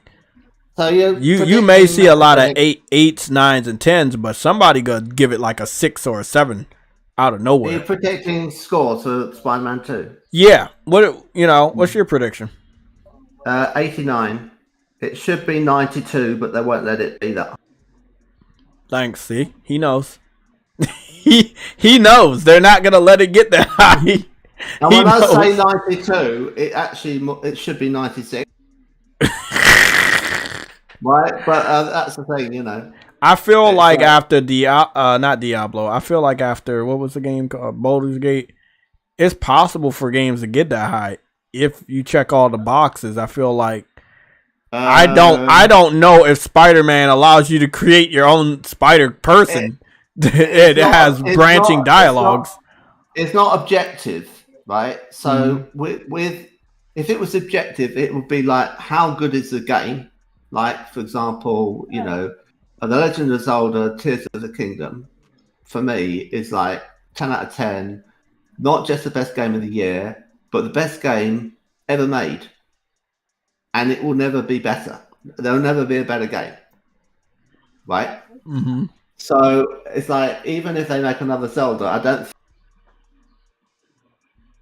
If they make, you know, if you say, well, what if they made it like better frames per second or they improved the graphics? I was thinking, like, how are you going to improve the graphics? It's like timeless aesthetics in that game. I think they're doing everything right. Okay? Now, that's just a personal opinion, and it's subjective and unbiased. So other people wouldn't agree with it, and I don't expect them to. They're all going to have their own favourite. They're probably going to say Spider-Man 2 or Baldur's Gate 3 or Final Fantasy or something like that, right?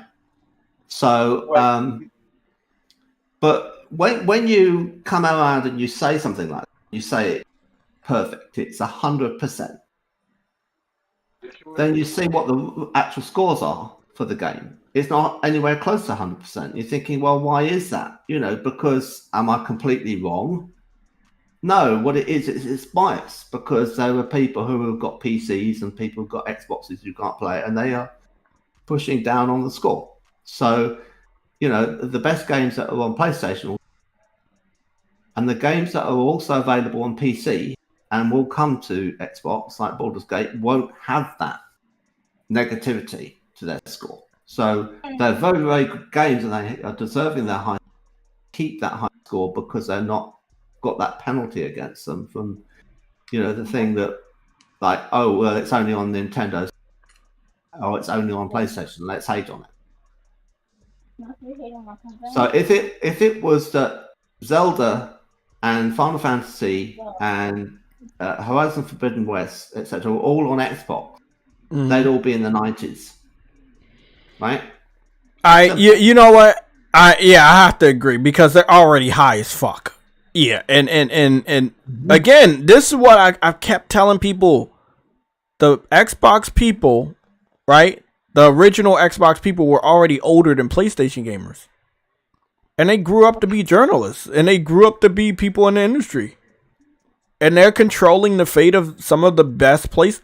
It seems like the deck is stacked against PlayStation. Now you got Microsoft buying up most of the industry. You got most of the industry when it comes to journalism favor Xbox because of how they grew up. It seems pretty unfair, you know.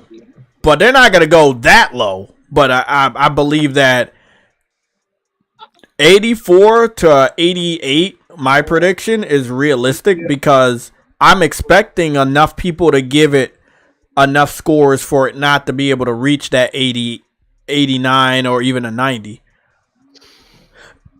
Because I'm well aware of who they are now. And I've seen their pattern. We've covered it multiple times to the point that we now know that it's a sure thing. Like at least 2 or 3 of them are going to give that shit a 6 or a 7. Because they always give almost every game a 6 or a 7. And then Survivor is going to give that shit a low ass score just for the fuck of it. Because they got blocked from, they got blacklisted from PlayStation. So what I'm interested in is where the score will be by the time I get home from work. That's what I'm going to be interested in. 87. Well, I know you like covering scores and things and do the Metacritic, and you do it very well, and you tend to be accurate. But I'm not quite sure why. I mean, it's content for your channel. Oh, why do I cover it? Oh, no, I'm not covering it because, like, for any specific reason, me giving a fuck about it. I pre-order my games before I cover this shit. Yeah, that's why it's a big difference, yeah. It's just when I cover it, it's more like I want to educate the PlayStation gamers not to get their hopes up too high. Because they're hype. So they're trying to hype everybody up. PlayStation fans are trying to hype everybody up, myself included, to like, hey, bro, it's game of the year, it's game of the year, go high, go high, go high. And I've been on the tail end of thinking that it should get high and then see the score where it ends up and just know that something's not right. And then if I continue to do that every game that comes out, I'm going to keep being wrong every game. So I have to go lower when everybody else is going higher because it's just not. Realistically, we've seen what happened with Horizon Zero Dawn, 1 point away from 90. We saw what happened with Horizon Forbidden West.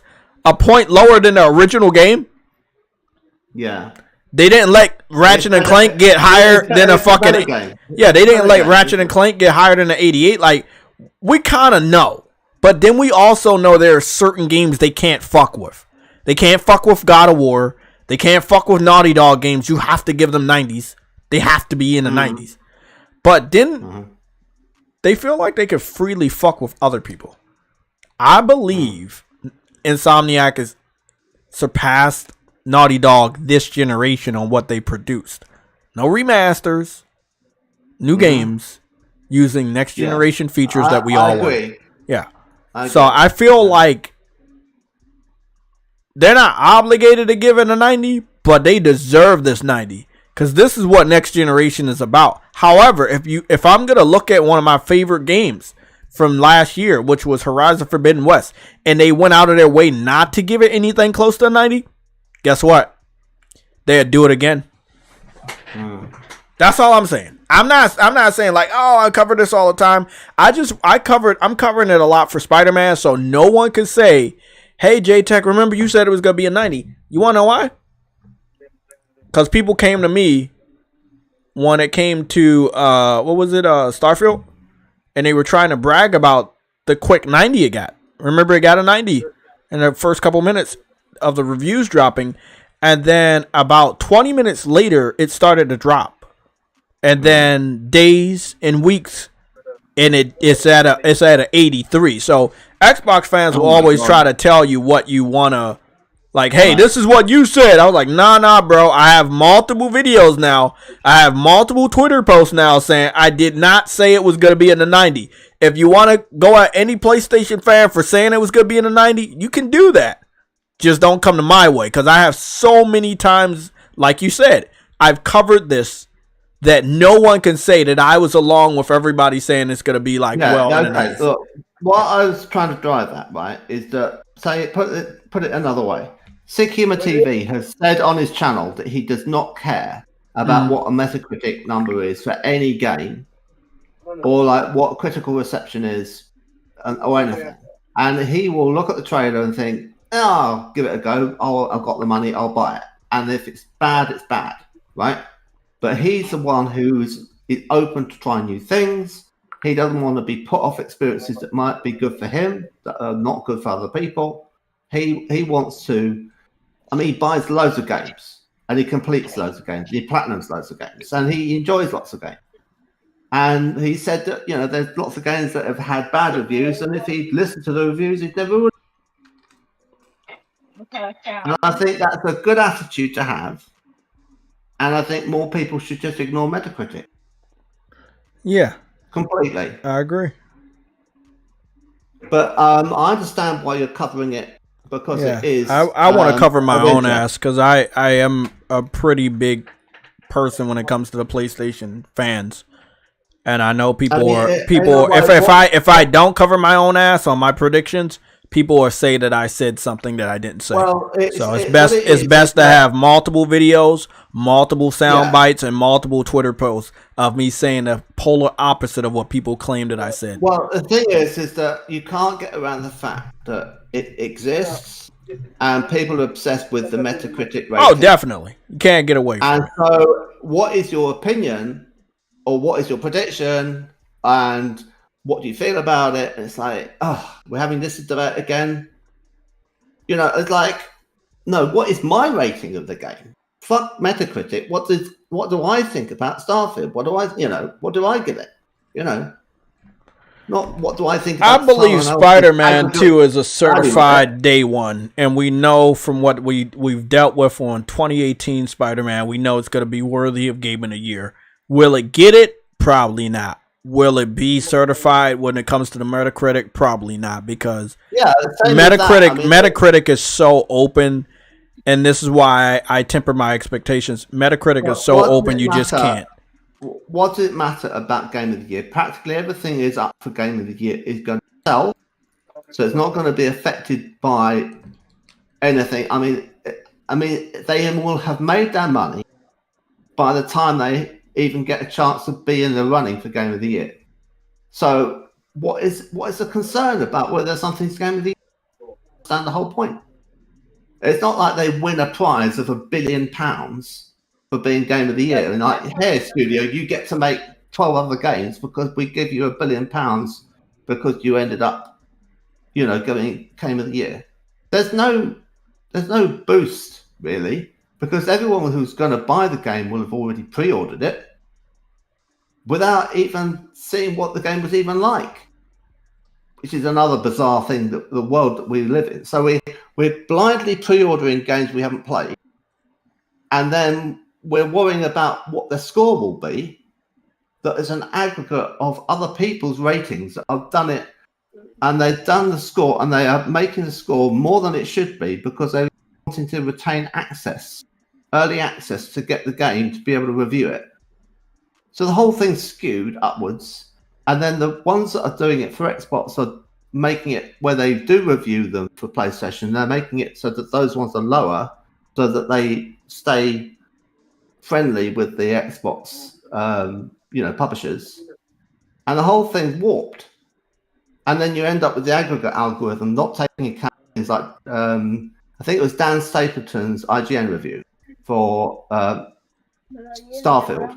He gave it a 7 out of 10, and everyone was like hauling him over the coals and saying that's going to affect the score and Metacritic and bring it down. Okay. The thing about that 7 out of 10 is it was good. It was a 7 out of 10 good. Now, for some people, I would say 8 out of 10 meant good. For some reason, his good is a 7 out of 10, and I think that's a bad way of numbering. If you say something's good, it should be an 8. But the very fact that his score is, I think it's like he might make it so that a 5 out of 10 is like a median average score, right? But other people like make it so it's like really incredibly hard to get a 10 out of 10, or some of them like the distribution is more logarithmic, and it varies from reviewer to reviewer. And unless you go off and there's a key to their review scores, and they say, well, this is what a 1 means, and this is what a 2 means, and so on, then you don't know what any of the numbers mean when they 10. What does that actually mean? When you said it's a 4 out of 10. Sorry, man. I got a super chat. I'm gonna answer all your questions. You said a lot, but I'm gonna try to help you out. Fleece Johnson, voice situations. JTech lock them doors. Okay. Thank you, Jason Xbox, for $5 super chat. I'm not reading that bullshit. I'm sorry. I'm not playing along. Continue. Oh, okay. Let me just say this, man. I tried to tell you before. I don't think you understand. So I already know how this stuff goes. I've been in the console war industry, gamer for so many years, right? Since 2008, I've been making content on YouTube. I know how this shit is. I've been in a area of this gaming community where Metacritic was a website that nobody even paid attention to the point that, as a content creator, a bigger one now, people are going to ask me, hey, what is my prediction? And then we're going to have other people saying, hey, well, bro, haha, you were wrong. So instead of going high and knowing how, like, everything you talked about is true. And I already know that. You telling me stuff I already know. So that's why I won't go super high and say, hey, it's going to get a 90, because I know it deserves a 90, but it won't get that. You have so many different factors. I don't have 85 years to explain to people every time that I post a score why it's going to get that. But I hope that they will understand after me being correct so many fucking times that, oh, that's what's going on. I've had so many more people understand, oh, yeah, Jay, yeah, I see what you're talking about now. They did it again. I was like, yeah, bro, that's why I said I won't go to a 90. It doesn't mean that the game's not worth a 90. It takes me less than like a couple minutes into a trailer to know if a game is day one, and then pre-order that game. And most of the time, once it's a day one, that game's certified good. I have not been that wrong. When it came to Saints Row, I already felt a way about it, but I was a hardcore fan, and I was hoping that supporting this Saints Row would get us the one that we wanted. And sadly, you're not always right. But when it comes to these PlayStation exclusive Metacritic score predictions, it's best to let the people that subscribe to me, the people that follow me, the people that listen to me understand, hey, bro, this is probably not the way to go. You're going to burn yourself if you go too high. There are many different factors at play here, whether it's somebody that was raised with Xbox and became a journalist and have some sort of a grudge against PlayStation, but they won't let us know, but they'll let us know through their history of reviews of PlayStation games. It gets deep, and not everybody has enough time to understand that knowledge. But these are the different things that I hope people understand by my multiple low predictions. Doesn't mean the game's bad. Doesn't mean I believe the game's bad. It's just I understand that there are multiple different people that, like you said, they won't let it get to a certain score. And they understand that they could put out a score to prevent it from getting to a certain score. And I've gotten it down to a science over the last few games. Like, I know how many mixed scores a game needs and how many positive score a game needs to still be under a 90 permanently.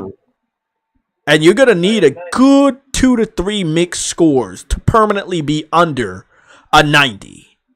Now, you got one mixed score from Baldur's Gate, and it dropped it from a 97 to a 96. And I believe it's still at a 96, PlayStation and PC. They didn't get any more mixed. So that's where it's at, 97. But they got so many positives that the mix didn't really matter because it was still above a mid 90 game, which is really, really good. Now with Spider-Man, I know it's going to get one mix, but I also know that it's a possibility it could get more mix.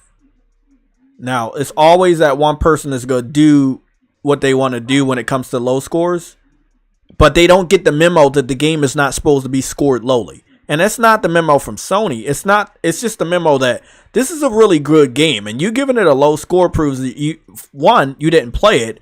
2, you have some sort of agenda, or 3, you may be paid off from the other side.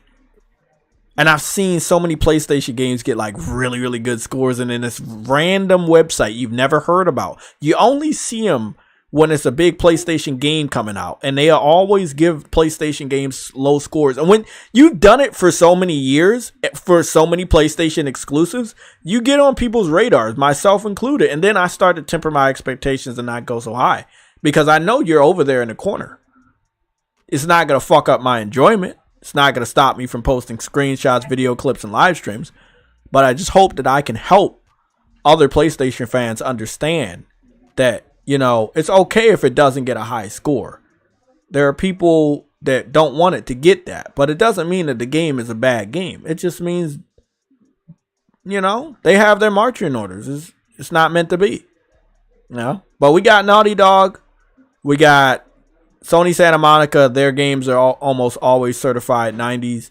Insomniac should be in that class. I mean, after experiencing the story I experienced from Spider-Man 2018, it definitely was an award-winning story. But, wait up, 2018. Oh yeah, wasn't God of War and Red Dead Redemption was battling it out that year, wasn't there? Yeah, so they kind of got overshadowed. But that was PS4 generation. That's what I'm saying. For some reason, it didn't even really matter what was going on with Spider-Man's story, because it was God of War and Red Dead that year. And this year, it'll be Baldur's Gate, Starfield, Zelda, Hogwarts, if they let it.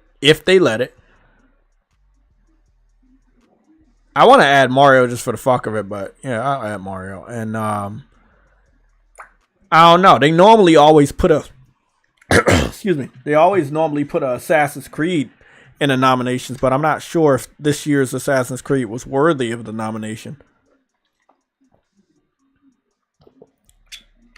I definitely think Hogwarts is worthy. They had a damn good story and a damn good game. It came out in such the early part of the year. I hope people didn't forget about it. Starfield has to be nominated. It has to be nominated. Yeah.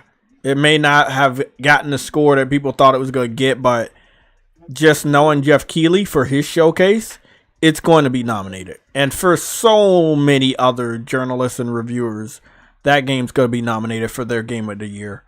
It may not be right, but just let's be realistic with who these people are we're talking about. Yes, they not gonna allow that.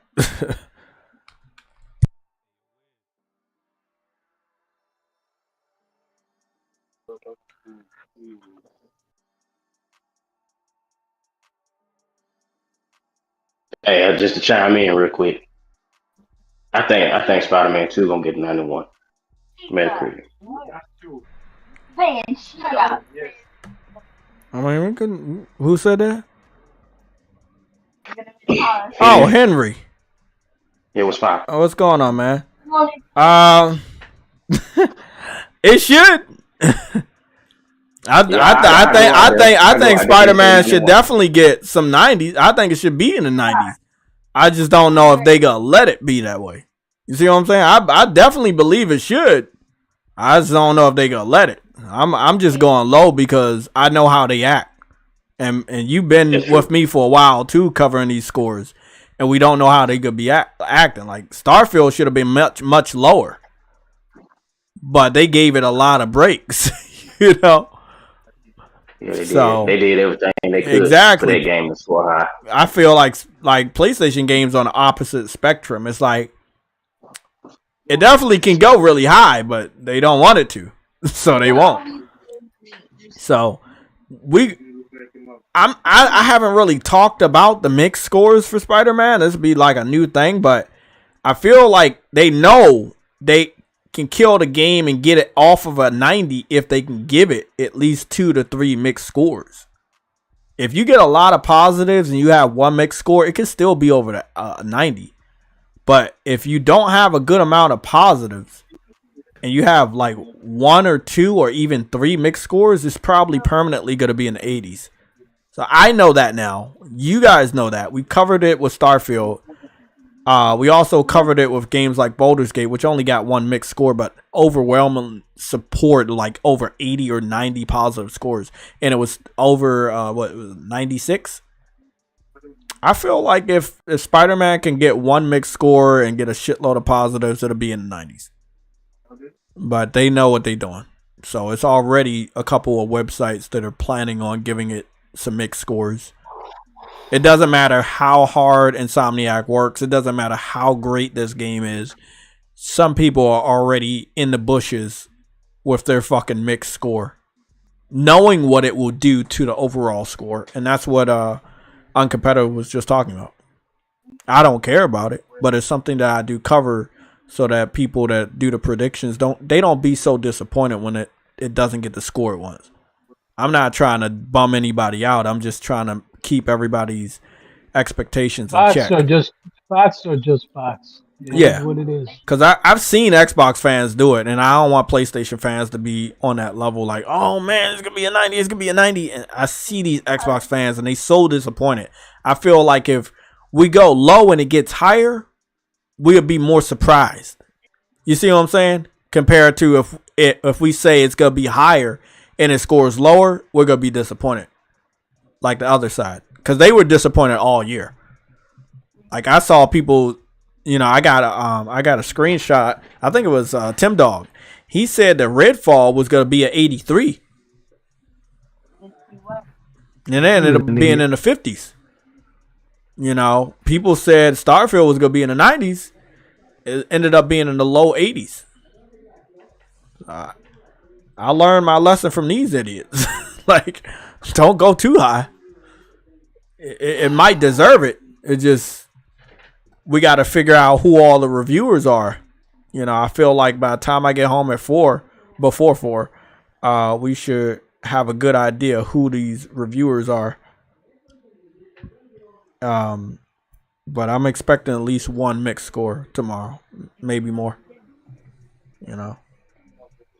But knowing Insomniac, knowing the quality that they have brought to this generation, seeing that Ratchet and Clank: A Rift Apart was an 88, while Spider-Man was a 87, and then Miles Morales was an 85. We know that this game's going to be in the 80s, and that's why I predicted an 84 to an 88. But should it be higher than Ratchet and Clank? Definitely. We go back to who won't let it. I know Metro Game Central UK. I know they're very picky. We just took a look at their reviews for Metacritic. They almost always give a 7. Survivor, they got blacklisted by PlayStation, but they're still going to review the games after they buy the game. So they're going to definitely have some gripes. The mix is all I care about. The mix is that's what's going to drop the score. The 8s, the 9s, the 10s are going to be great, but this is Spider-Man. This is Spider-Man 2. It's no fucking way in hell this game gets a straight line of fucking 8s. Nah, it's going to be like 9. It needs to be 9s and 10s because that's just how great we know this game is going to be. Sony don't put out no fucking garbage. So that's why I feel the way I feel about this, because we know they don't put out no garbage. They don't put out anything worthy of a fucking mixed score, but they be getting it. That's what sucks. And I don't even like Spider-Man, but from what we seen, that joint. Did you see the launch trailer today? Nah, I didn't watch it yet. Goodness. Had posted it in another Discord, but that launch trailer was, and I watched it one time. I can't watch it again because I'm gonna get too excited, and then this week gonna go by slow. As long as I can get through work tomorrow and Wednesday, I'm good because I'm off on Thursday and Friday. And hopefully they don't come to me and ask me to work Friday instead of Saturday. I'm like, nah, let me work Saturday. I'm cool working Saturday. I want to be off this Friday. I'm be like, nah, I got a birthday on Friday, man. Celebrate my birthday. I can't change that. You know? You know what I'm saying? That's what I'm gonna tell them. I'm like, nah, I don't think I can do that on you. Oh man, see, that's why I'm glad I work for myself. I can take off whenever. Hey man, that's the dream right there. Yeah, that's it is. The dream. It is. Let me see. But yeah, I'm gonna watch that. We just got done mounting my TV, so I'll probably cut it on and check it out. Let me go see. I want to, I think we checked the other Spider-Mans, but I don't think we ever checked Ratchet and Clank and see what the Ratchet and Clank scores look like. Because I know it's at 88, but I don't know who gave it a mix. So it should be interesting to see who gave it a mix, and then maybe I can finalize my report on who to look out for. Because I know Metro is one of the motherfuckers. I mean, I looked at Metro's report, and it doesn't matter if it's a PlayStation game or not. It's almost like they always are like disappointed with everybody's game. It's always almost a 6 or a 7.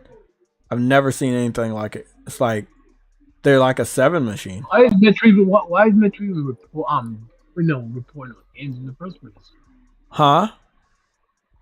I said, why is Metro even reporting on games in the first place? You got to repeat that. Why is who putting out games? Why is Metro reporting on games in the first place, even reviewing games? I don't know. I mean, that's a good question. Okay, so this is what we got. Ratchet and Clank got 6 mixed scores and 1 negative. Yeah, that'll keep you away from a fucking 90. How the fuck you get a negative? Oh my god. That is interesting. That is very interesting. I'm gonna go find out. Who gave it a fucking negative? Quarter to 3? Who is that? I don't fucking know. Who is that? Bro, I swear. Who the fuck is a quarter to 3? You know what, man? Hey, uncompetitive. See, this is what that's the shit I'm talking about. Who the fuck is a quarter to 3? Never heard of them. Mark's on creating websites. But the thing is that you can't just be anyone. Bro, that's a 2 out of 10, bro. Yeah. For Ratchet and Clank, A Rift Apart. A showpiece of this generation, 60 frames ray tracing. That's what this generation was supposed to be about. It delivered. You ought to see what their other reviews are like. Well, one of the reasons why I got an 88 is because it has over 120 positives. So that's what I was predicting for Spider-Man. That it's going to have a lot of positives, but people know that they have to give it a certain amount of mixed or a negative so it could drop and never be a 90. So they did their part. So I don't know who a quarter to 3 is. I've literally just right now discovered them. Probably a Mark. But I've never known Ratchet and Clank to be hated. Like I mean, people love it or you don't like it, but I don't think it's like they're probably gonna give it like 100 to Halo Infinite or something. Yeah, I'm about to go see. I want to go see them. Look up Halo Infinite, see whether or not they've reviewed that, and then what score they gave it. Oh yeah, that's a good idea. 1 second, let me just check these 6 mixed scores to see who they came from. Edge Magazine. Wow, Edge? Slant Magazine. Yeah, I've seen them before. I've seen them on Spider-Man, and they gave it a mix. Gamer.no. Yep, I know those guys. Metro Game Central. 7. Yeah, I can bet Sam a large pizza. Metro Game Central is definitely giving Spider-Man a 7 tomorrow. Wow. Just again. I'm surprised you didn't give it a 6. That's what I'm saying. Washington Post. Yep, they've done it before. Washington Post gave Horizon Zero Dawn like a red score and kept it away from that 90. That's why it's sitting at an 89. Yeah, So the usual Yeah, these are the usual suspects. I feel like I'm going to just go and take 3 of these screenshots, have them on my PS5, just so tomorrow when I do the review, I can say, I told y'all motherfuckers so. Because these are the same motherfuckers that gonna definitely get Spider-Man. At least a couple of them gonna be a 6. Like, you gave it 6 mixed scores? Like, was Ratchet and Clank that bad? You gonna do a review roundup tomorrow? Yeah, when I get home from work. It's gonna be late though. I should be. I don't know. Yeah, I'll pop in. I should be. Cindy Brown. Cindy Brown has subscribed to the channel. Thank you, Cindy Brown. Okay. Yeah, tomorrow's gonna be fire. It's gonna be fire. I'm expecting some disappointment, but damn, 6 mixed reviews for Ratchet and Clank, and it still was able to get an 88. That's very impressive. That's very impressive. Literally, you see people keeping it away from a 90. At all costs, they're keeping it away from a 90, and wow, it still was able to get high. Damn. 6 mixed and 1 negative. I'm gonna be honest. I don't even think Forza got that type of treatment. And like I said, I feel like a good amount of people didn't get the memo that this game was not to be fucked with. Not because, Sony needed to pay people off, but because it delivered. It delivered on what it was supposed to be. It was a great game. Good story. Next generation features. Great gameplay. Amazing customizations. I feel like you checked all the boxes. You did right by your fans, and you were still shitted on. So, Uncompetitive, you said check Halo Infinite. Yeah, what was the guy's name? Something? I forgot the name of the guy. Was it like take 3 or something? Oh, yeah, fuck. Sorry. I was supposed to do that the opposite way. That's my fault. Hold on. Let me go back to Ratchet. What's the name of the guy? 2:45. I'm gonna go back to Ratchet and Clank. Yeah, and click on the name and then go through there. Hold on, just 1 second. We could have done it that way. Yeah, they've got other reviews, but I thought you could just search through Halo Infinite, and I thought you might have reviewed. Damn, that's crazy. A 2 out of. Look, man, you want to give it a negative score? That's cool, but a 2 out of 10 is just like that's like assassination right there. Like you really tried to do some damage. I mean, you did a good job. It could have been at a fucking 89. That would have been crazy. Damn, that was just wow. Okay, I'm about to click on the name now. I don't think I've ever seen a 2:45. It probably doesn't truly exist. Oh shit! You ain't gonna like this. They have given out 130 negative scores, 69 mixed scores, and 192 positive scores. But they've given out more negative scores than mixed scores. So who the like GTA? Yeah, I see that. I'm about to scroll on down and see what we got. Darkness 2 got a 100 from them. 2012 SSX from 2012 they gave it a 100. Xenoblade Chronicle got a 100. Okay, so they either gonna give a super high score or a super low score. That's what this is painting. Like they gave a lot of 100s. They gave a lot of 100s. Assassin's Creed 3 100, Rebuild 100, Little Inferno 100. How many of these PlayStation exclusives are? None of them. They're either indie games, PC games, or Nintendo games. They can make themselves look credible by being nice about Nintendo. State of Decay 100. Oh wow, yeah. Saints Row 4 100. Grand Theft Auto 5. They're boosting Xbox and Nintendo. Saints Row 4 is not a 100. Yeah. in order to make it look like they're credit. Race to the Sun. Okay, here we go. Tearaway. That's a PlayStation game for the Vita. They gave it a 100, but again, it seems like a lot of these journalists are always friendly to indie style games. I've noticed that over the last few years. Titanfall, they gave it a 100. Diablo 3, they gave it a 100. Yeah. Bravely Default, they gave it 100.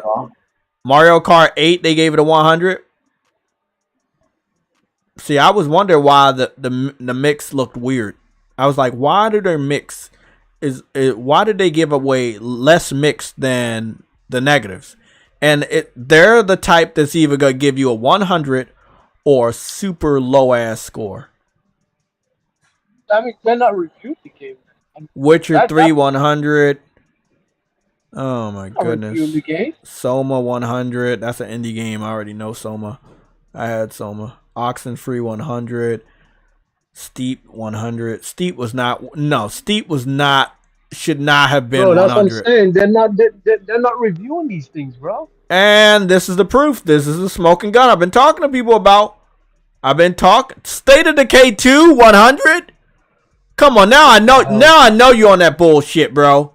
Now I know you on that bullshit. They're not reviewing these games. Just giving them 100. I still haven't found a single PlayStation game in the 100s. I'm looking though. I'm going from like the high to the low though. Hades. You know why, Jay? You know why, Jay? I know why. You already said so. I already know why. No, you already said so. Mm-hmm. They only give hundreds to indies. Only does not indies. We're getting down to the 80s now. I think that PC sent you. Could be right.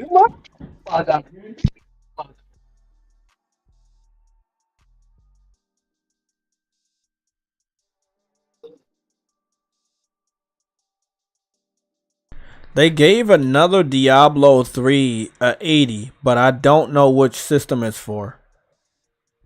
Oh, that's PC. Okay, that's weird. Dragon's Dogma got a 80 from them. I'm trying.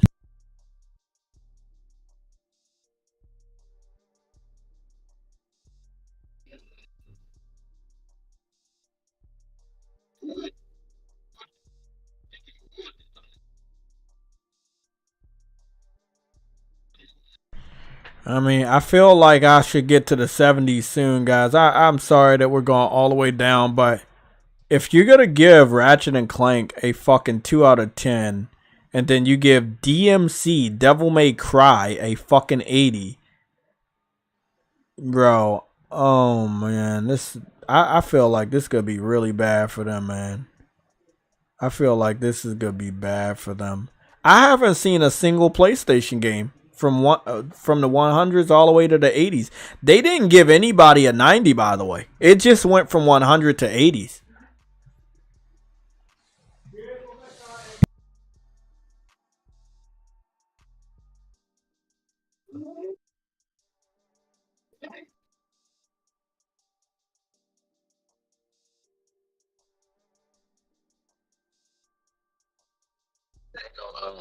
Have the name of the person who did the review on there? I would have to go all the way to the website. I don't really feel like doing that, but the name of the reviewer is called Quarter to Three. That's the name of the reviewer. I guess that's the name of the website as well. But I've never heard of Quarter to Three website. I've been around for a while and I've never heard of them.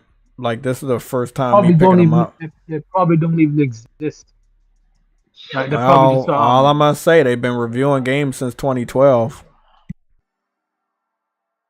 The time is come for closing to the time. Small step for thee, a giant leap for humans.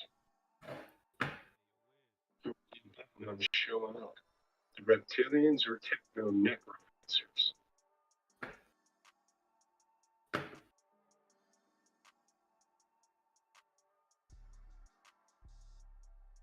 Okay, so they gave Homefront the Revolution an 80, but its actual overall score is a 54. So yeah, I don't I think they're PC centric, but then again, they seem to be very backwards. They give good scores to bad games, and they seem to give bad scores to good games.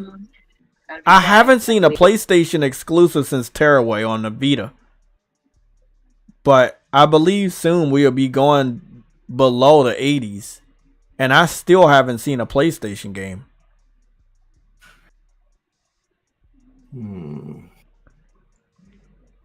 Henry, you trying to bet me a triple large pizza with pineapples and bananas on it?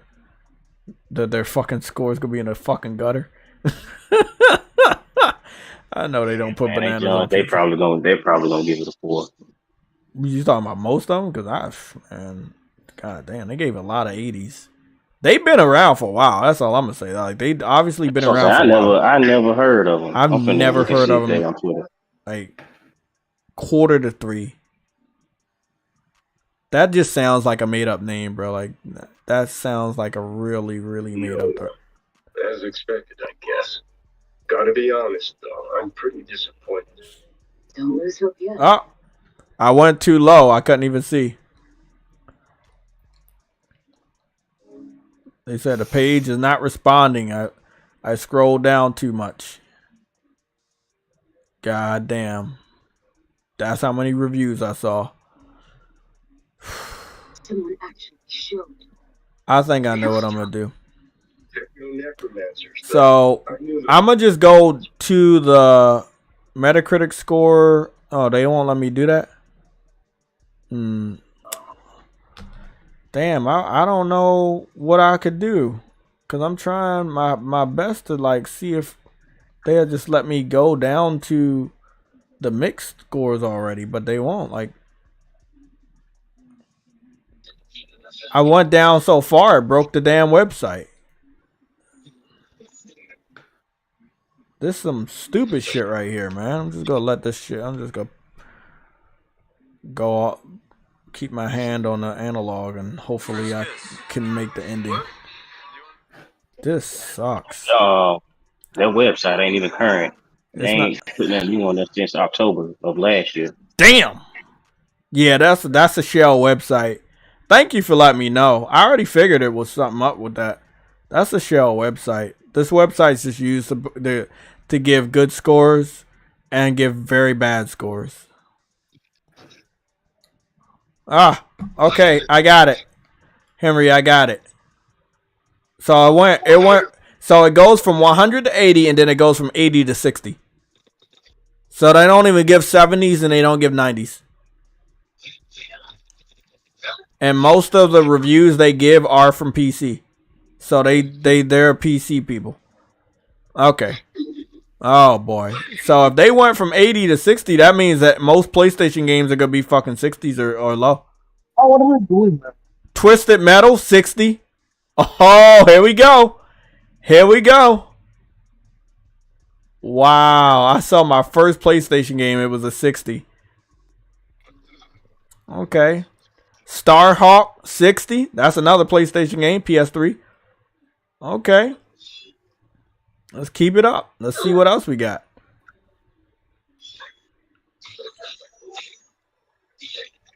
Forza Horizon 60. Didn't seem to like Forza. Goodness. Earth Defense Force Portable 60. Gears Judgment 60. BioShock Infinite. BioShock Infinite? You gave BioShock Infinite a 60? What the fuck is that even about? As I said, they don't. That doesn't even make sense. That's on the 360, by the way. Oh no. Oh no. They gave God of War Ascension a fucking 60. The overall score for that game is 80. It's probably one of the worst God of War games, but it didn't deserve to be a 60. That's a guy named Nick Damon. He's the one who does most of this stuff. His name is what? Mitt Damon? Nick Damon. Like the Nick in the chat? Yeah, it's probably N-I-C-K. Yeah, D-A-I. Close enough. Close enough. I want to give you one. I want to see what your reaction is. The Last of Us, PS3, 60. Oh my god. Yeah, I see why they ain't updating their website. They probably got shut down. Yeah. So they give good games low scores, and oh my god, they shitted on Dragon's Crown. Dragon's Crown got a 60. Bro, Dragon's Crown was a great game. Battlefield 4 got a 60. That was a good Battlefield. Wasn't that bad? Super Mario 3D World got a 60. The overall score for that game is a 93. This game is good. Is keeping good games from higher scores. And I'm just finding out about this, but this is true. This is why I have to go low with my predictions, man, because these motherfuckers out here just doing fuck shit, man. Like, they really out here, man. What's funny about this Uncompetitive is they gave Destiny a 60. The first Destiny. That's sad. Yeah. Well, the first Destiny wasn't exactly the best, so I can't. No, I think you can say that about Destiny. Well, they gave Fallout 4 a 60. They gave Fallout 4 a 60. Hey, people didn't like Fallout 4 either. Everybody's favorite game is gonna be getting a 60 or lower. That's all I'm telling you. Oh yeah. Because I haven't even seen. Here we go.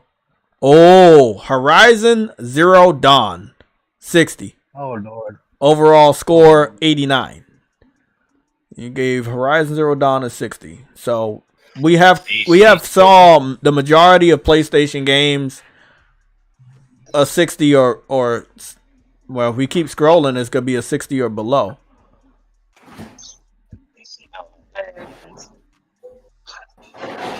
Metal Gear Solid Survive, yeah, that deserved a 60.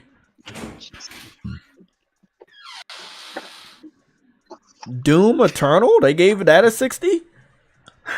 Yeah, they don't like games. Yeah, they don't like games, bro. Yeah. Assassin's Creed Valhalla. Assassin's Creed Valhalla is 60. You know what's funny? Everything I see, Well, I got bad news for y'all. We just got out of 60s. Now we're going to the 40s. Oh Lord. You ready? Go for it. Soul Calibur 5, 4 out of 10. No, it wasn't that bad. It was not. Wasn't that bad. No, it wasn't. Journey, 4 out of 10. That was a good game. Overall score, the overall score for Journey, 92. That was a really good game. Exactly, it was a really good game. They tripping. True Witty, 4 out of 10. Fuck you. JayTech 1 out of 10. Hey, shut up. Max Payne 3, 4 out of 10. I don't get that one either. Max Payne 3 was actually pretty good. It's not a bad game. That's what I'm talking about, bro. These guys ain't reviewing nothing. They're just giving out scores. Sleeping Dogs, they gave it a 4 out of 10. And that was good. Sleeping Dogs was really good. Let me see. I gotta go back and play Sleeping Dogs. Man, I wish I never would have. I thought I paid for the game, and I think I did, but it must have not been on the PS4, so I didn't have access to it. I wish I'd bought it digitally, but I've always had it physically. Wow, you're lucky, bro. Never bought it. Yep, still have it. Infamous Second Son, 4 out of 10. There's definitely a pattern against PlayStation games. Definitely a pattern. And I know I love talking about patterns, but this is... Yeah, that's really bad. These guys are horrible. Like, they're not gamers. They're not. The saddest thing is I still think that they review games to this day. Life really is nothing, and it's disappointment. The Witness, 4 out of 10. I think I remember The Witness.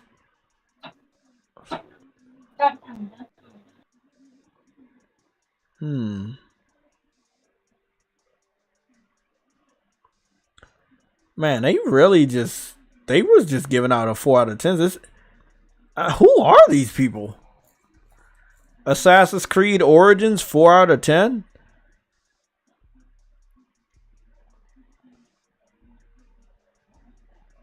Anthem, yeah, that deserved a 4 out of 10.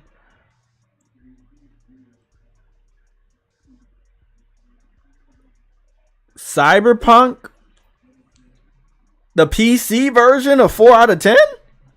God damn, that was the best version. Goodness. That is crazy. Do y'all see that? That's the PC version.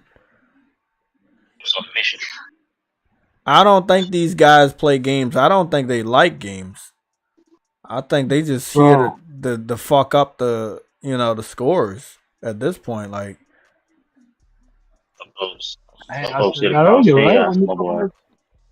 what you say, Henry? A couple of scores came out. I said that earlier. I said they here to cause chaos. I agree. They gave Halo 4 a 2 out of 10. It deserves it. Oh my god. Oh no, they fucked up. They fucked up now. Now I gotta go find them. They gave PlayStation All-Stars Battle Royale a 2 out of 10.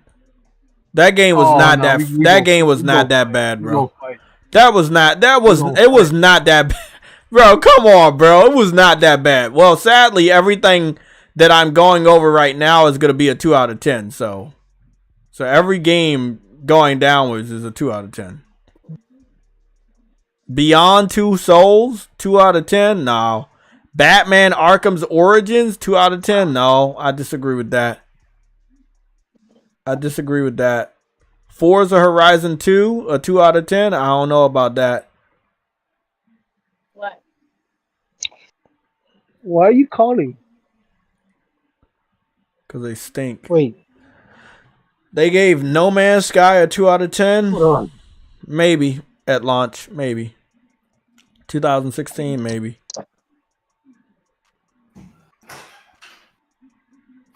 I wonder have they given a 1 out of 10?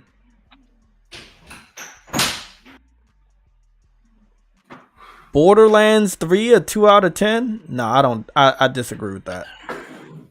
Watch Dogs Legion 2 out of 10. Yeah. Biomutant 2 out of 10. Okay. Ratchet and Clank Rift Apart 2 out of 10. We already covered that. That's not even. This is getting screenshotted. I think I need people to see what's going on. People got to see this shit. Like, I have to screenshot this shit. Like, for real, bro. Ain't no fucking way. It's no way, bro. It's no way. They gave it a fucking 2 out of 10. I'm gonna jump back in the chat. Okay. That's it. That's the lowest one they gave it. That's the last one. They didn't get a code for Horizon Forbidden West. They didn't do a lot of other games like God of War 2018, or it's like they select what games they do, but they're not doing every game because I guess they don't want to get caught. But they've done enough. They've definitely done enough. Wow. Man. Damn, they suck, bro. They suck. They suck real bad.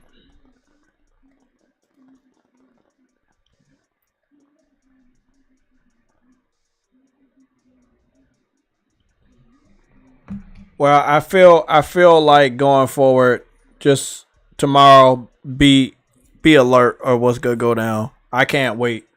I truly can't fucking wait. Like, I can't wait to wake up and see if my predictions are right. But I know enough of these people are gonna do what they need to do to get that score low. So just be aware that those type of people are lurking. 2:45 Metro Game Central. Like, you know that they normally give games a 7 or a 6 or something. Just don't be surprised when it happens. You know, just know that the game is really good. It is probably definitely game of the year material. It's just they know that they have power to kind of hold it back. What the hell is that sound? Oh, it's screenshots. That's all. Oh, I thought you were going over there to Death Stranding land. It noise in Death Stranding. Yeah, when you put a package in, or you put a marker down. I see. Yeah. Oh, I spent all day I spent all day writing a YouTube comment. We post it, and then I was like, and then I thought, okay, what do I do?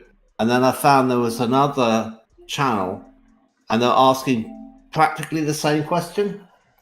So I thought, well, I wonder if I could reply to them instead, and it let me. So I was able to post my comment. Oh, cool. But it's very long. It's like 4 comments, and they're like all like maximum length, all chained together. So I've been writing it all day.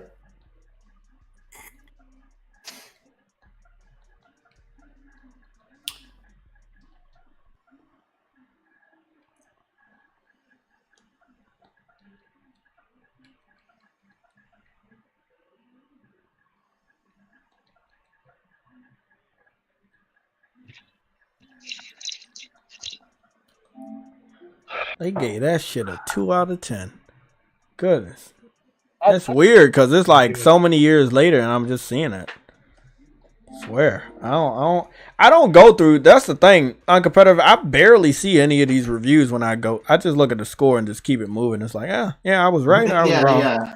It's just, it's like, it is interesting. I mean, at least I know Metro. I know Metro and I know it was another person over there. I know they normally give like PlayStation games a mix. They can't go to red because that's gonna be a little bit too obvious. But they can do the mix. Metro Hostile.